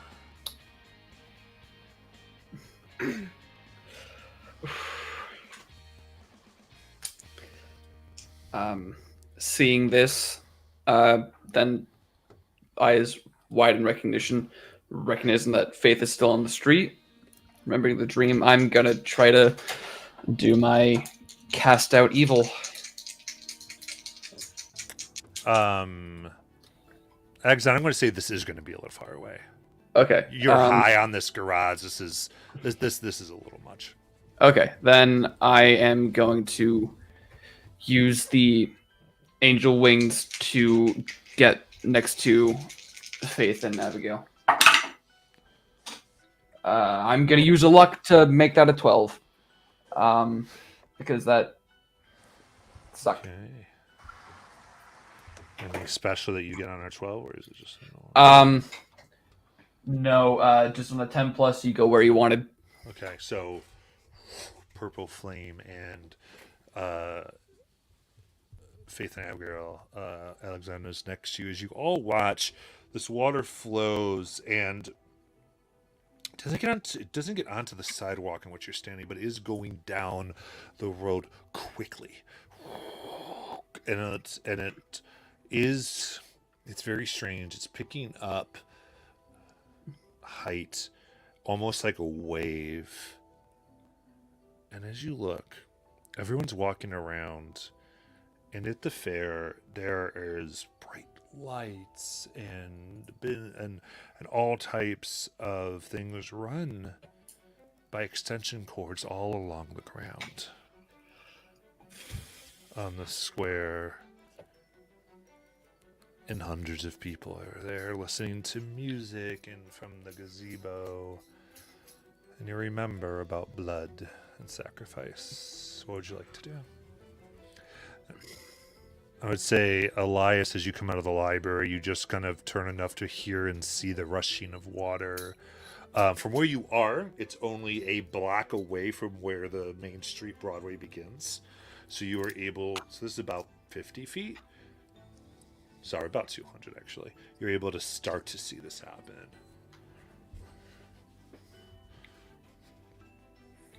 I'm gonna wait until everyone else does their thing because I just did mine. Yeah. Is the water going towards them or us? The water is headed towards the square. Okay. I would like. Okay, so I'm not sure if I could do this, but I would like to use my spooky move, Jinx. Okay. And is it possible, if like I do roll high enough, to jinx the power cords to basically before the water reaches it, short circuit so that the electricity dies, basically. Okay. With what Emotion is trying to do. That's your goal. I think you can go ahead and roll. Okay.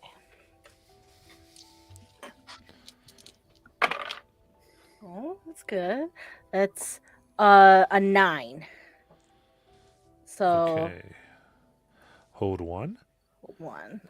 And you can spend the hold. So this is, I think you're trying to interfere with what a monster's trying to do. Yes.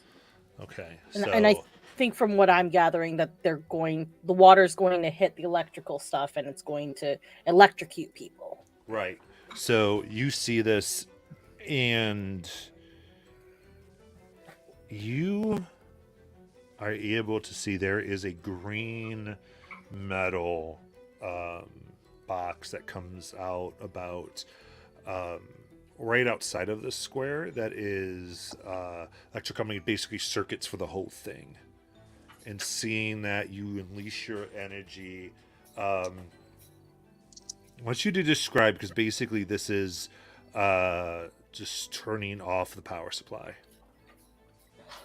So Unless you want to Abigail's cut going. some power cables, I'll let you do whatever you want here. Abigail's going to like look at it, and like it's almost like the veins around her face start like pulsating and getting like intense, and her eyes go completely black, and like a little dribble of black ichor drips out of one eye, and she holds up a hand towards the box and just like grips the air and rotates her hand a bit, and there's a spark, and then it just like sparks bigger, and then the box itself just kind of like briefly vibrates and erupts into a bunch of sparks, and all the power goes out. Nice. So you damage it. And 7 to 9. Yeah, and encourage it to move. Yeah. So you trip a fault. And there's screams, people are stuck on top of the Ferris wheels. All types of things are chaotic. And as people are screaming up, people go, "What's happening? What my baby's up there!" And water then rushes past their feet, and people scream, and they go, "Shut down, plug everything." People begin to there's safety personnel, first responder types that are beginning to tell people what to do to get out of the water, to essentially go to different mains around. They do see there's an officer that runs to the green box and sees damage and looks as you kind of put down your hand. Do you see anything, young lady? There was just so much water everywhere, and I'm just so confused. Oh. I got you. Okay, and is this moves, and you don't sense a creature here, though it probably caused this.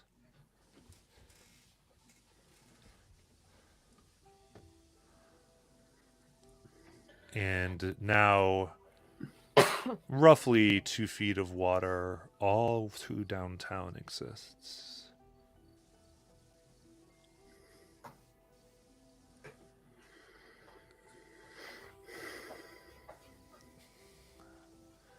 You think, Alexander, with your banishment and the weakening, it still needs something before it can manifest. You may have looked out here. It might have gone, just tried to collect some blood and life on its hands. Anything you want to do, all of you?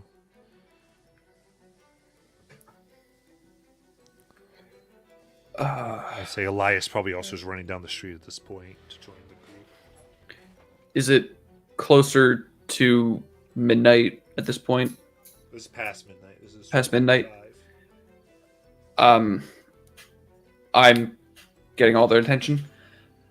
Music shop. Yeah, let's go. Music shop. Wait, Faith. We should probably message Kelly. Do you have a cell phone? I don't have a cell phone. I have a pager, but I don't know if I'll be able to pay. Would Kelly probably would have a cell phone, like straight up. Kelly would have her own phone line to her room. Landline. Yeah, Oh. there are payphones on the street here. Yeah. Readily available. Hey, Alexander, do you have a couple change? I Shit. I pull a couple nickels and a dime out. Go in real quick. And I'm gonna grab Elias and I'm gonna guide him towards the music shop. Call Kelly. Okay. So, Kelly, your private phone, just in your room. I'm making this up. We'll describe your phone because I'm sure you know what phone it is already. First thing that comes to mind is one of those old phones where you can just see through them. It has all the cords in it. That's where I was gonna go. Yeah. It's the bat phone. So yeah, She's a Shakespeare bust in her room. so she's sitting there listening to Brittany, and then the phone rings. So she turns that off and answers the phone. Hello. Oh my god, Kelly, you can't believe what just happened. We just got attacked by the water monster again. Who is We're this? on the way to the music shop. It's Faith. Oh, okay. I kind of look at the time. What time is it? Oh, After okay. About 12:45. Oh, okay. Yeah, sure. I'll meet you there. Okay. Okay. So yeah, I'll just leave as I am in formal wear. Just escape through the window and make my way down.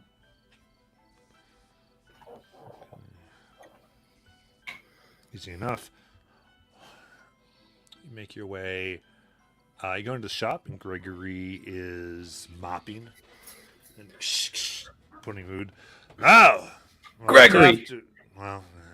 You're lucky not. There's a problem. Stupid sewer system. Mm-hmm. Problem is the spirit. The thing. Oh, really? Yes. So you're saying you're responsible for the damage to my shop? That makes No. sense. No, it's responsible for It's damage. responsible for it. But you It's weren't coming. here on time, were you? Just the fact that it's hungry. It's a thing. It's hungry. What did you all do? We went shopping. I was on the parking garage. What'd you do? It's fine. It's finished if you want. And Please. We they- do want. Please, thank you. Please. And they take it out, and it is a small. Well, first thing they do is they take it. It looks like it's in two halves. And they look, and he's like, "See, now what you got here is absolute pure meteorite. Now I date this back at least 3,000 years ago. It should be pretty close. What's important is they do have ancient glacier core right in there. That should serve you quite nicely. Now, and he's like, here's the thing. You need to put the bottom in. All right, and you need to wait for it to enter. Now, how you get it to enter, that's up to you. Once the core glows, then you can put the top on. Now, two other things. It needs a little bit of finagling. So, Elias, I know you know your way around runes and such, and not to be sensitive, Abigail, but I heard about you and your former friends. So I know you know how to write one or two little things, so I would suggest that at least the two of you be where you're uncertainness in the old structure. So, basic containment runes will activate this once you seal it. Just go ahead, trace it in your blood, and that should do the trick.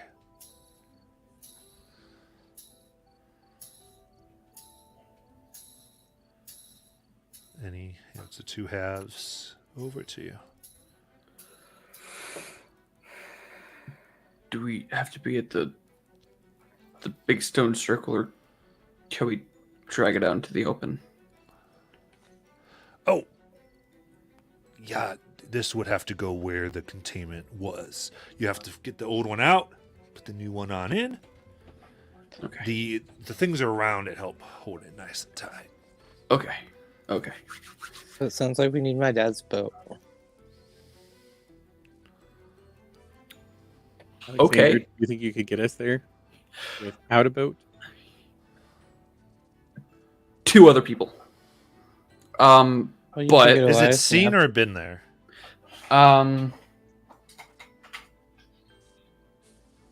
Place you've visited before, so I cannot get us physically there.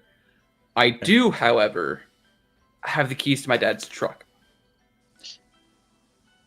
Your dad's truck and grab my dad's boat. Yes. So, I'm gonna trudge through the water and get back to the parking garage where I left the truck. And we're gonna go get the boat. I'm so happy he's on vacation out of town. Okay. Thank God. That's very good. So you go, and your dad being a fisherman, you do go ahead and grab the rowboat, and you nice aluminum metal, and you place it into the back of the truck.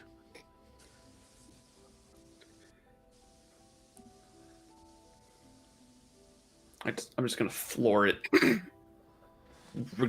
Disregard of the speed limit, flooring it to the lake. Okay. I'd like to think we're all sitting like in the bed of the truck Flatbed. because we Truck. obviously all can't fit in the truck. Yeah. I probably made sure that Faith was like inside the truck. I look over and go, if you get us arrested, I'm gonna hate you forever. Move through here. Wouldn't be the first time. Thankfully, most of the officers are taking care of the issue back on the streets, and you find your way relatively easy, though dark. This late, the street lights are turned off in the city, and you have to put on your brights. You drive past the graveyard. It's north. And soon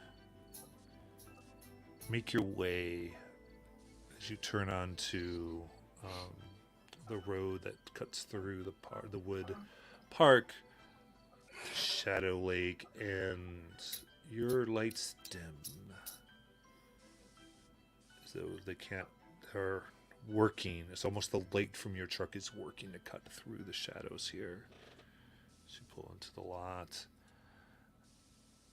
And there's the cement stoppers for the parking spaces. And as you pull your truck in, the front of it facing the lake, the light does not pass the concrete stopper.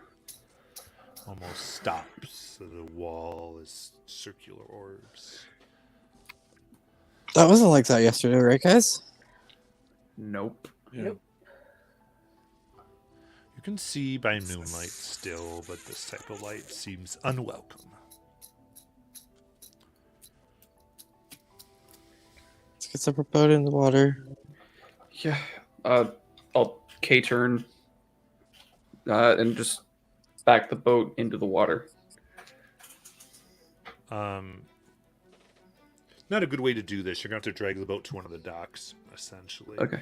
Towards there is the best way to do this. Okay. And it makes more sense because you're able to get the boat in, and then the two get in. Is everyone getting in, or? I think we should all get in. For sure, Abigail and I need to be over there. Yes. You two need to be out on the water. Oh. Should one of us try to stay on land to distract it? I can. I could do too.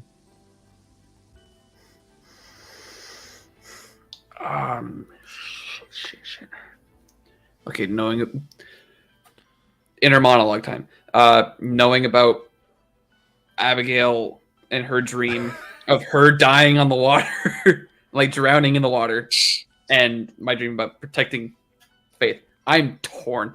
I'm gonna go on the boat. I'm gonna go with him. So Kelly and Faith are staying on shore. Yep. Okay.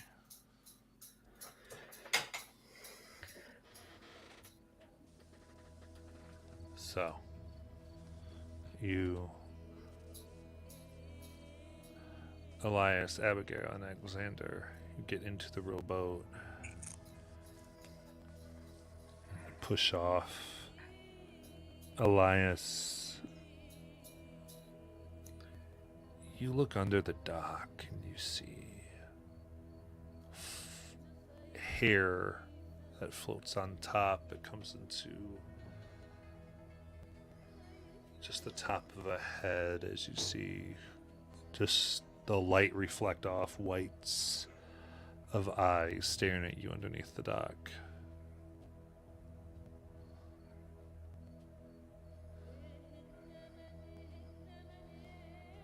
Can I try and use some magic to propel us faster across the water? Oh, magic.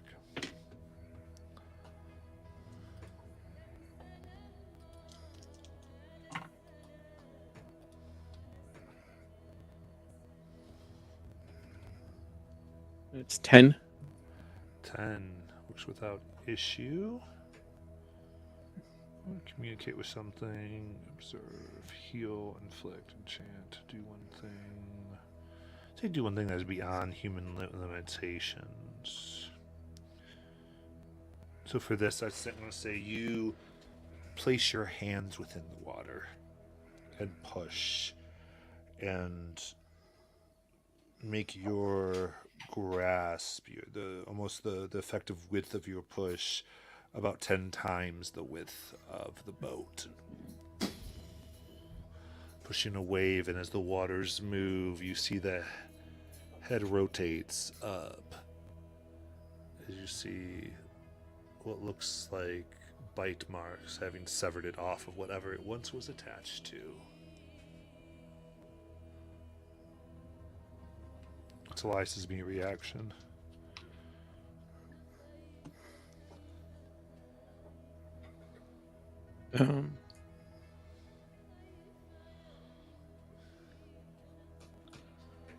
Um, I'm sorry, did you say what is everybody's reaction or Elias's. Okay, so I am going to say that though he's been kind of trained and conditioned to deal with stuff like that, I think that maybe I think I should do act under pressure Okay. to maintain the spell. Because Makes this sense is to probably me. the first time he's really seen a human corpse Yeah, real in cool. this way.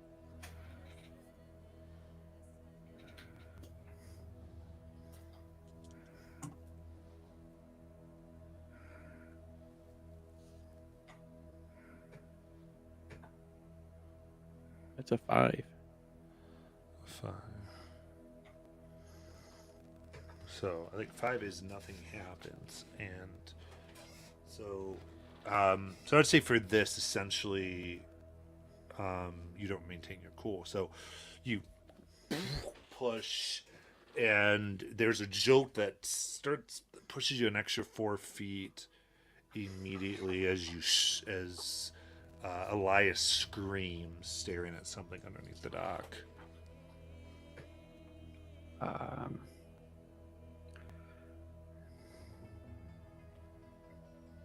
Abigail's gonna like grab Elias's arms, like, what did you see? Grab, and you look, and Alexander, you still looking forward, see now a shining, colorful form start to move above the water.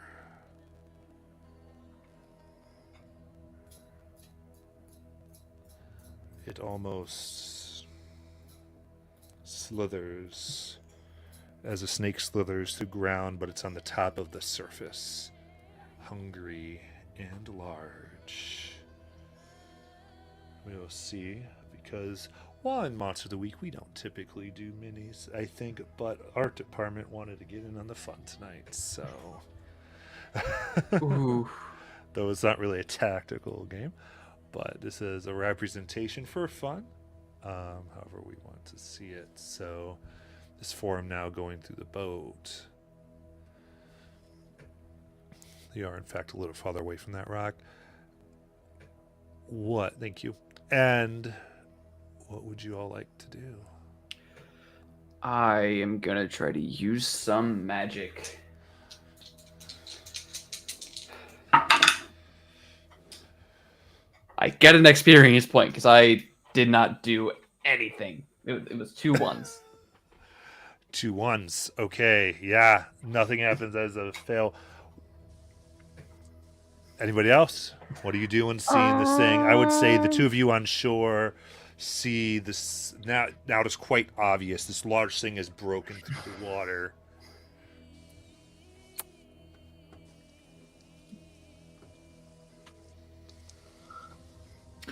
I will. I'm reading through the different magic effects right now because I'm like trying to see which one Abigail would do.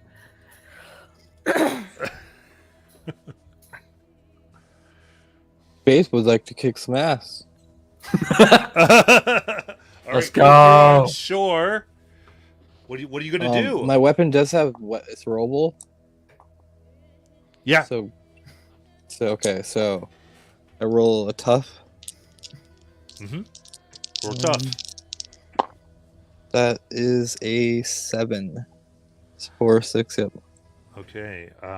7. You and whatever you're fighting inflicts harm on each other. The amount of harm based on established dangers.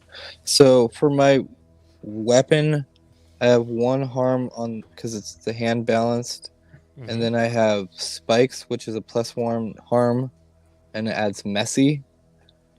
And then I have artifact, which adds magic. Okay. So, what magic effect are you choosing? What is there to choose? I didn't really. Is it just? Could be like returnable. What's magical? I think it. No, I'm sorry. Magic. What magic does is something. It would go through its armor. Okay, that's what I thought. Its armor doesn't reduce from harm. Yep. Okay. And then I'm not familiar with messy. Do you have the messy in front of you? It makes a I will bloody look mess, it up. basically. It what? It makes a mess. It's like bloody or. It's just big and it's just a flavor. Perfect. Okay. Yep. So excellent. So it goes through its armor. So you throw your so a blade comes out of there. Describe for me. There's spikes. You throw in this, so spikes come Yep, out so of your pom poms. I grab my pom poms and I go, give me a K, give me an I, give me an L, give me an L, and I throw them, and you see these like spiked pom poms go flying. Okay, as they stick into the side of the massive creature, this serpent snake. It's fins on the side like wings. It pushes itself. It cries in pain as it tries to move away from these pom-pom dagger sticks in its center.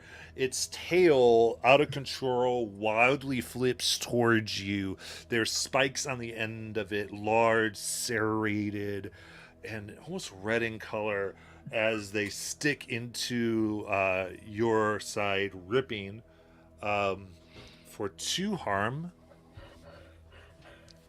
Okay. Wow, our department really went all out with this. With his Hell, yeah. lake monster. It's our department. Why wouldn't they go all out? Great worm. All right. So, who else would like to go? I would. So Abigail would also like to kick some ass. Abigail's just gonna say, fuck it. And she's gonna reach into her purse and she's gonna pull out a 9mm. And she's just gonna shoot it.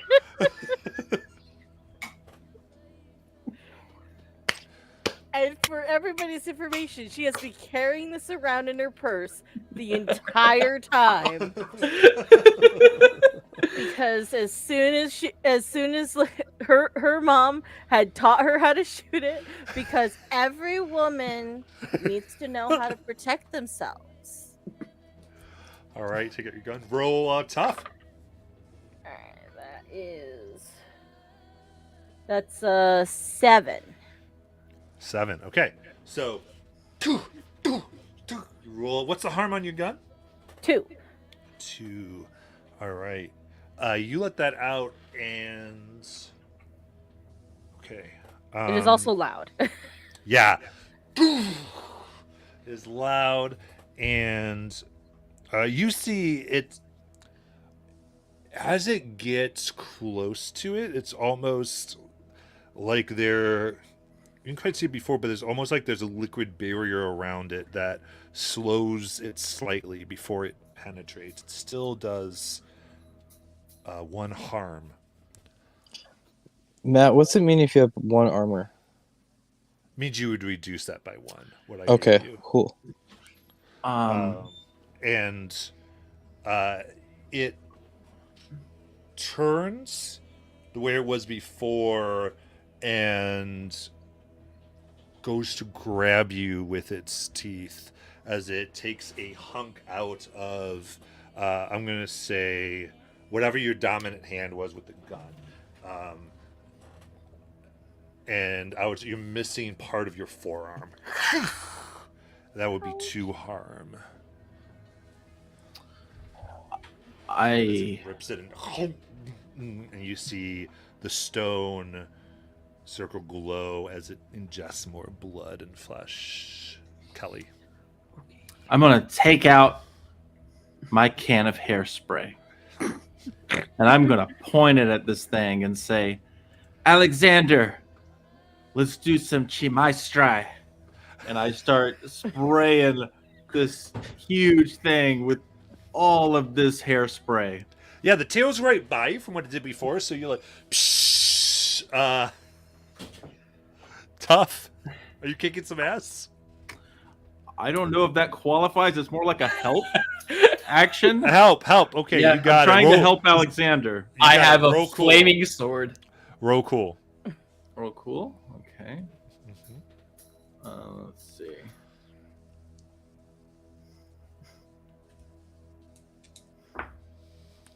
I rolled double 6s.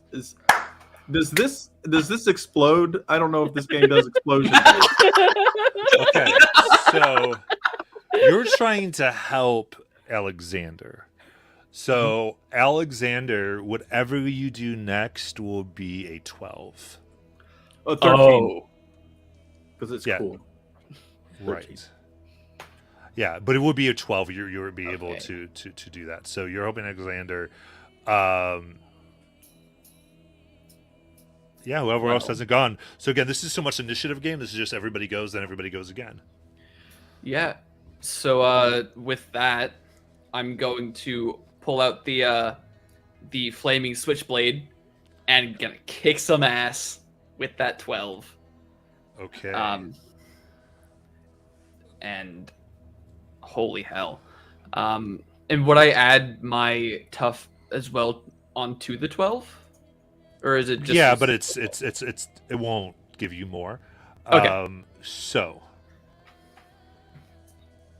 what with you can do, so you're gonna go ahead and pick an enhanced effect from the table. Awesome.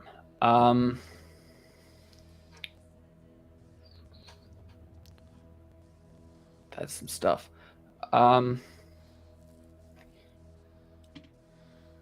My attack inflicts double the normal harm. So instead of 3 harm, it does 6. Okay. It also does fire and holy. It just says harm, hand, fire, holy. Okay. So, you let out your flame, intersecting with the golden can of hairspray. Fire moves around this thing, threatening to engulf it, and it starts to burn, and it dives down.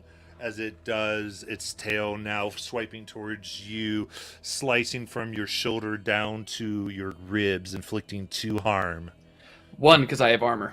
1 because you have armor, and it starts to there's a sense in which It tries to go down before it can. It breaks apart. And then sits, I would say, about 8 feet below, and it's glowing, and you see the stone glowing here. And the magic of the lake is beginning to re-knit this creature together. This manifestation of spirit. Well, it's doing that. I'm gonna try and use magic again to finish propelling ourselves to the rock in the center. You got it.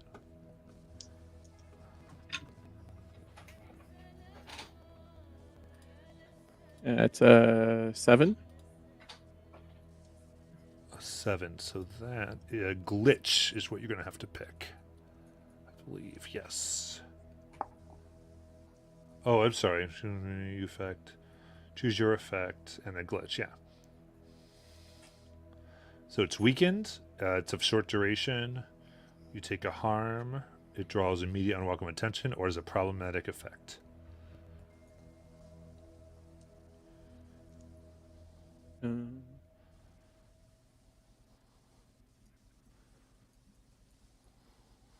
I'll take the harm. Okay. So this time you take no chances and you cut your arm, mixing your blood with the ritual you are doing. You propel the boat and it almost cracks into the circle.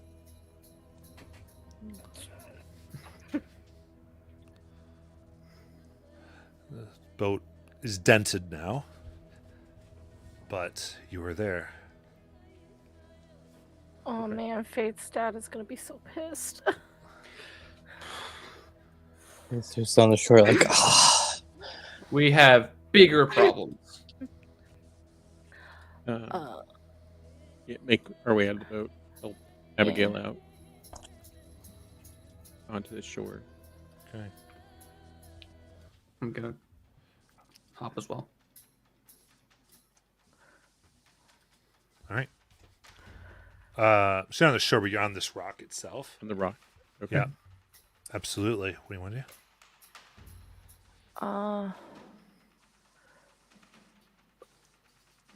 Would I have to investigate a mystery to find the old Sounds about right. Investigate a thing? mystery.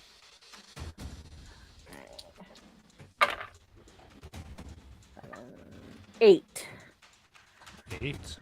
Yeah, you can ask one of the questions. Alright,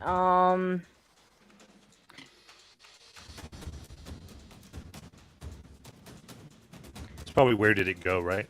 yeah. Yeah. I think that sounds good. So yeah, so it covers under that. So you look, and as you look deep into the moon overhead, still the fire from the hairspray lingering over the lake. You are able to see a cracked vessel of metal, rusted and in pieces. That seems to be sitting on what looks like a quartz. So what you see is 7 quartz crystals that this is set upon.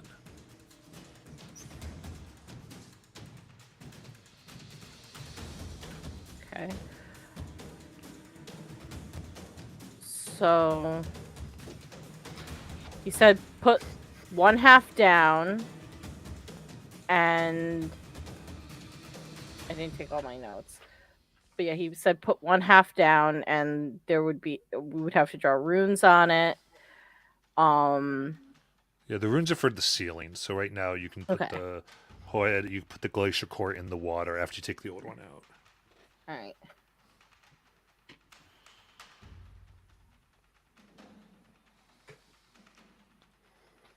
Okay. What does everybody want to do? This is kind of free play. Shit. The core is in there.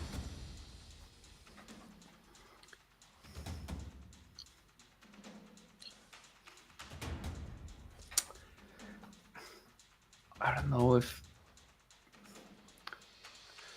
So we would have to like would there have to be magic used upon it?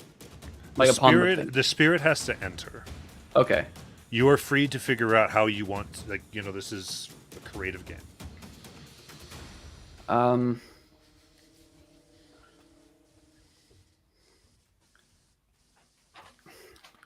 don't think I'd be able to trap it, so it would, use magic to trap it, so it would have to go into the thing. Because there's use magic trap a specific person, minion, or monster. Mm-hmm. And to use that to guide it into the. Why don't you roll your magic if you're trying to reach out with your magic, and then we'll see what we can do. Okay. That's what you're attempting to do. Does anybody want to do anything else? Can I help out? Yeah, because help is a kind of interrupting ability. It can be used as such. Okay. But you can also share in what bad happens. So it depends. I'd like to. Well, just interject real quick. Doesn't have to be right now, but I'd like to find something important after they're done. Okay. You got it. That's an 11. An 11. Okay. So that's going to be +1 to the roll you were doing. So that. Do I have helping hand, which actually makes it a +2. Perfect. Instead of the usual +1. Okay. Awesome. So 9, 10. 10. Okay. So without issues will work. So your effect is Sting to trap a specific. Yes. Okay, yeah. So what do you do to lure it? Describe how you entice it. I start waving my hands in the air and just create dancing dark purple flame, and use that as kind of like a anglerfish's lure to try to get it over to us. And that's when whatever my character's name is, Elias, takes the blood that's from his hand still from when he cut himself, knowing that it wants blood, and sort of adds that into what he's doing. Perfect. Kind of dripping within and around the object that Abigail has placed. The magic weaves, and you see a blue light move within Shadow Lake. This light that's the shape of this creature that gets smaller, and as it moves around, it finally gets within about 5 feet, as it's circling, searching for what you are placing. The blood, the magic that's making it more and more enticing. You all even smell the irony, and you start to taste blood in those of you on shore.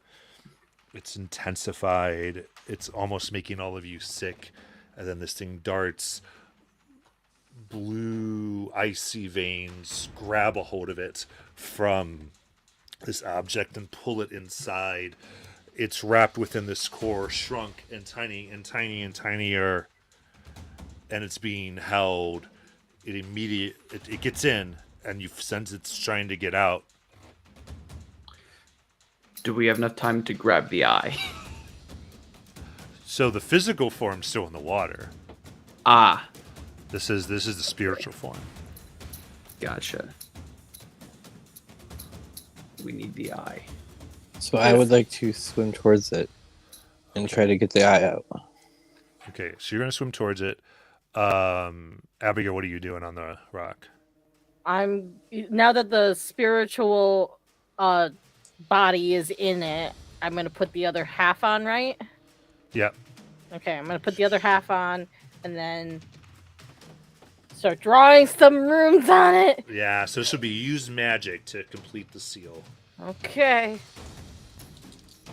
Ah! Oh no. That's a 7. It's a 7. Whoo! Pick a glitch. I'm gonna take harm from it. Okay.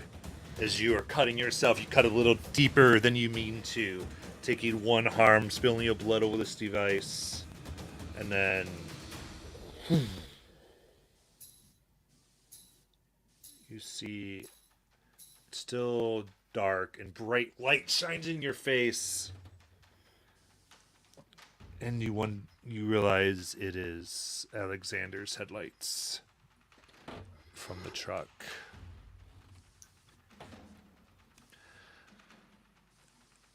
And you look and you swim towards the breaking corpse, Faith. And you see the wings begin to dissolve. You move forward and you grab its head, and it's almost like seaweed and mud, and it's gone.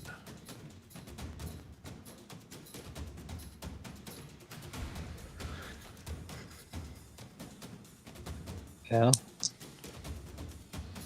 And that's not a problem. And Kelly, you stand up and you look back, looking around, and large, like a huge gumball, they hold a golden eye that they found. All right. I pick it up. This piece. Neat.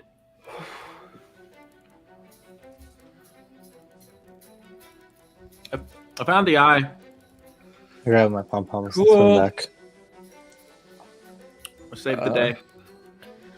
You're welcome. Let's get back over there and hope the boat isn't too messed up.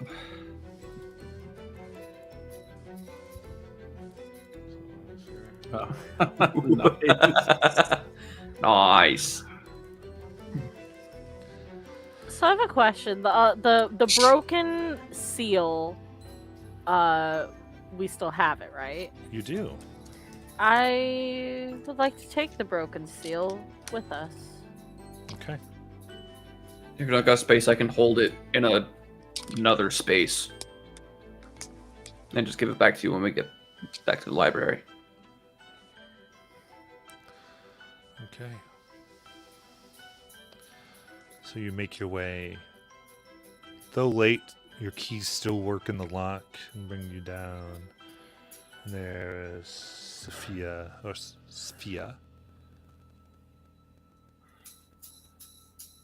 Oh, you woke me up. Oh, defeat or success? I pull the broken seal from out of my little pocket plane. Very nice. I'll show the eye. Perfect. She puts her hand forward, grabs it, and... Right. Well, you can help me steal if you like, but you do look tired. It's all up to you. But I do believe that you just solved your first monster hunt. Congratulations, Wyrms. So we'll continue, but I think now's a good time. A little special thing. This is going to go to the highest hunter, the higher that rolls the highest on 2d6s for me right now. And I will mail this to you for your monster trophy. I got a 5 and a 4. 9. Damn, Yeah, I got a point 3 and I got a 3 and a 2. I got a 9, a 6, and a 3. What? 2d6. Oh wait, no, I'm dumb. Hang on. Yeah, I did 6. Yeah, and she rolled a 3. 6 and a You 3. got a 9 from a Yeah. 6 and a 3. Sorry. Yeah. I got I rolled Okay. 2d20. So is that 2 9s? Mhm. All right, Bobby, what'd you get? I got an 8. An 8. Okay. Roll off. Rollies. Rollies. All right. I got a 3 and a 3. I got a 6 and a 5. You win. Oh! All right. She's the spooky one. She deserves it. Yeah. Yeah. That's what Abigail gets for like bleeding all over everything tonight. Absolutely. All right. Now, Twitch. I would say the first one who puts me will also get an eye. Little giveaway. Just want to see me in the chat, and one serpent eye will come to you as well. Thanks for watching. And we'll see how that goes. I have a feeling it might be. We'll see. Because it is a little bit of a delay. But also, if those watching anybody else, we do have a few of the eyes for sale on our coffee shop, but it's entirely up to you. But I'm putting the link in the chat as well. So, but as we wait for that, let's continue. So, Yep, there. B put it. I see a B. all right, B, I'll make sure to get you a fresh eye out to you. So, everybody, did we conclude the current mystery?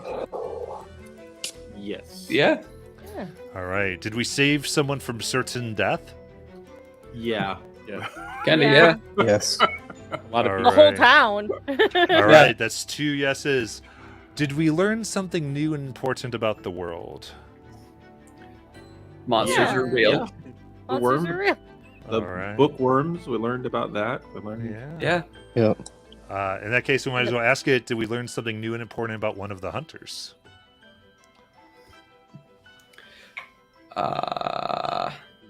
Yes. Yeah.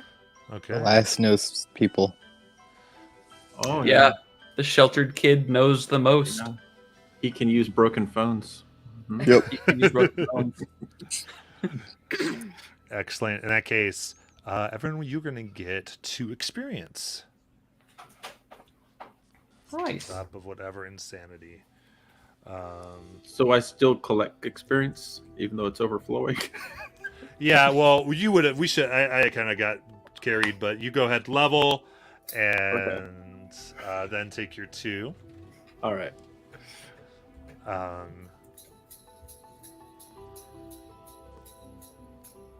Then I will give however you want to make the epilogue here as we wrap anything up. Damn. Shit.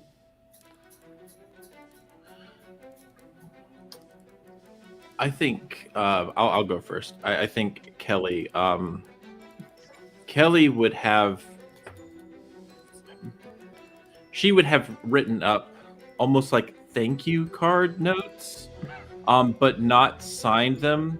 Trying to keep them anonymous and sending them out to everybody, and just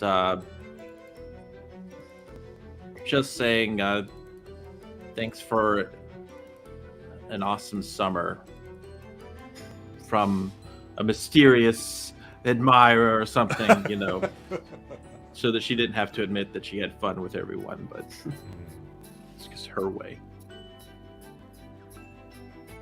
Nice. Faith will bring everyone milkshakes every day for the rest of the summer. And try to spend time with them and hang out with.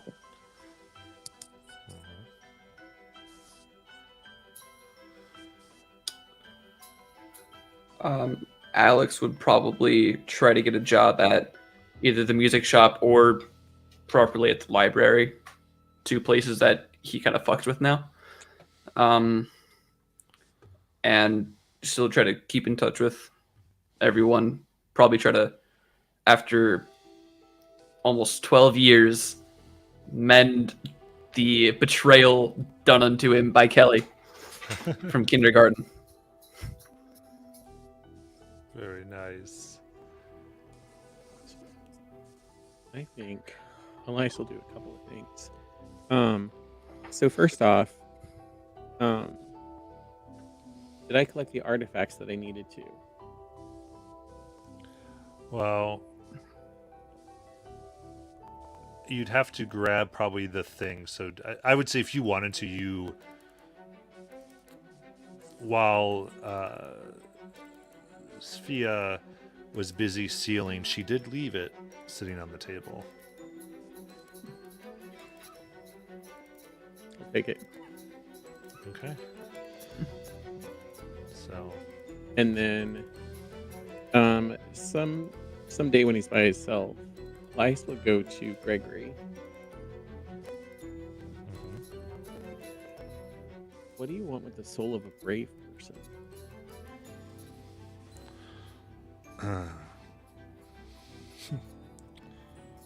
I mean, clearly, I've made a deal with you and I'll complete it. I'm just curious. You're a smart one. Last time I checked, you had one of the best library cards in existence. Got Let's it. figure it out.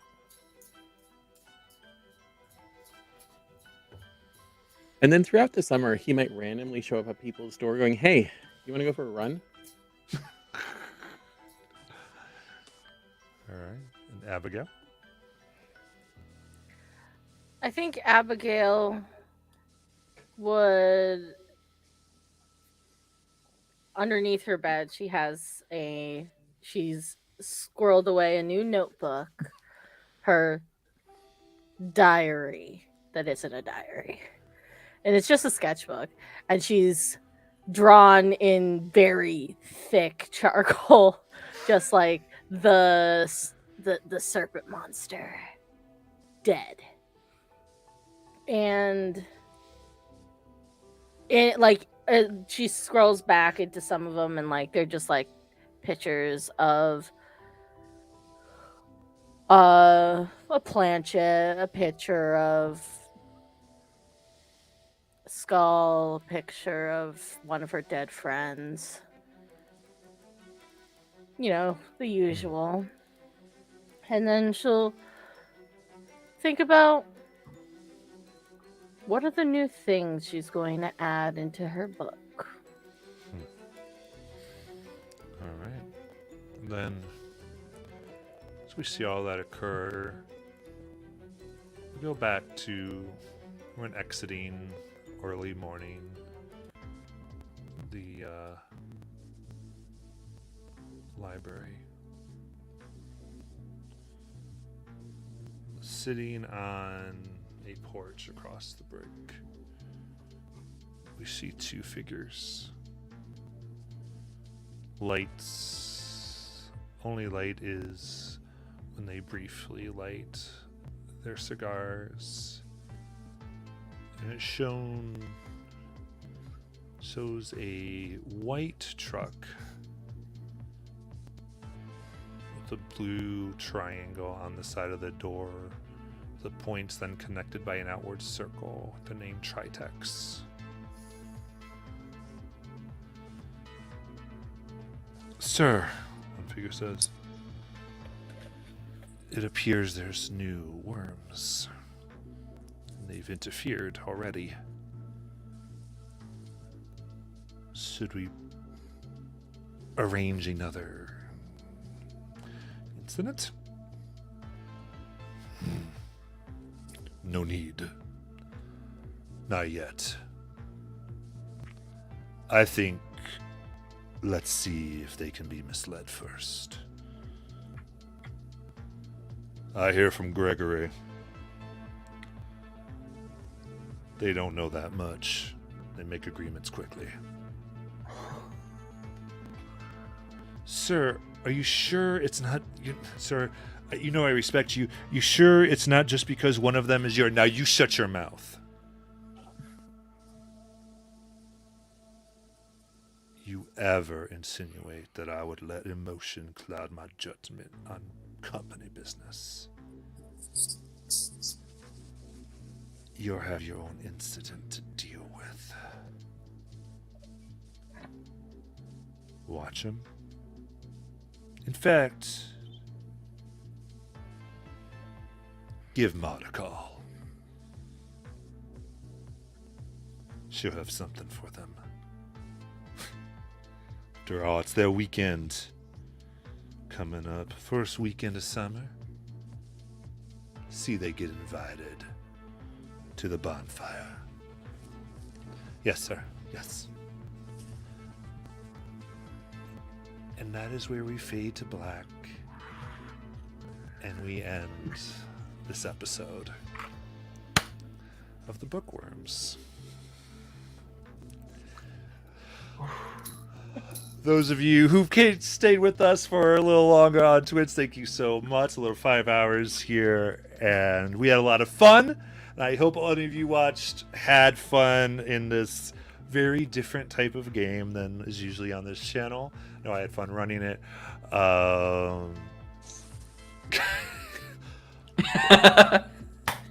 I'll find out next time. You gotta find out if there's another Yeah. episode. I mean, who knows? You Yeah. know, I don't know if this pilot's gonna get picked up by the station. It depends. I don't know. Yeah. Pilot season's turbulent.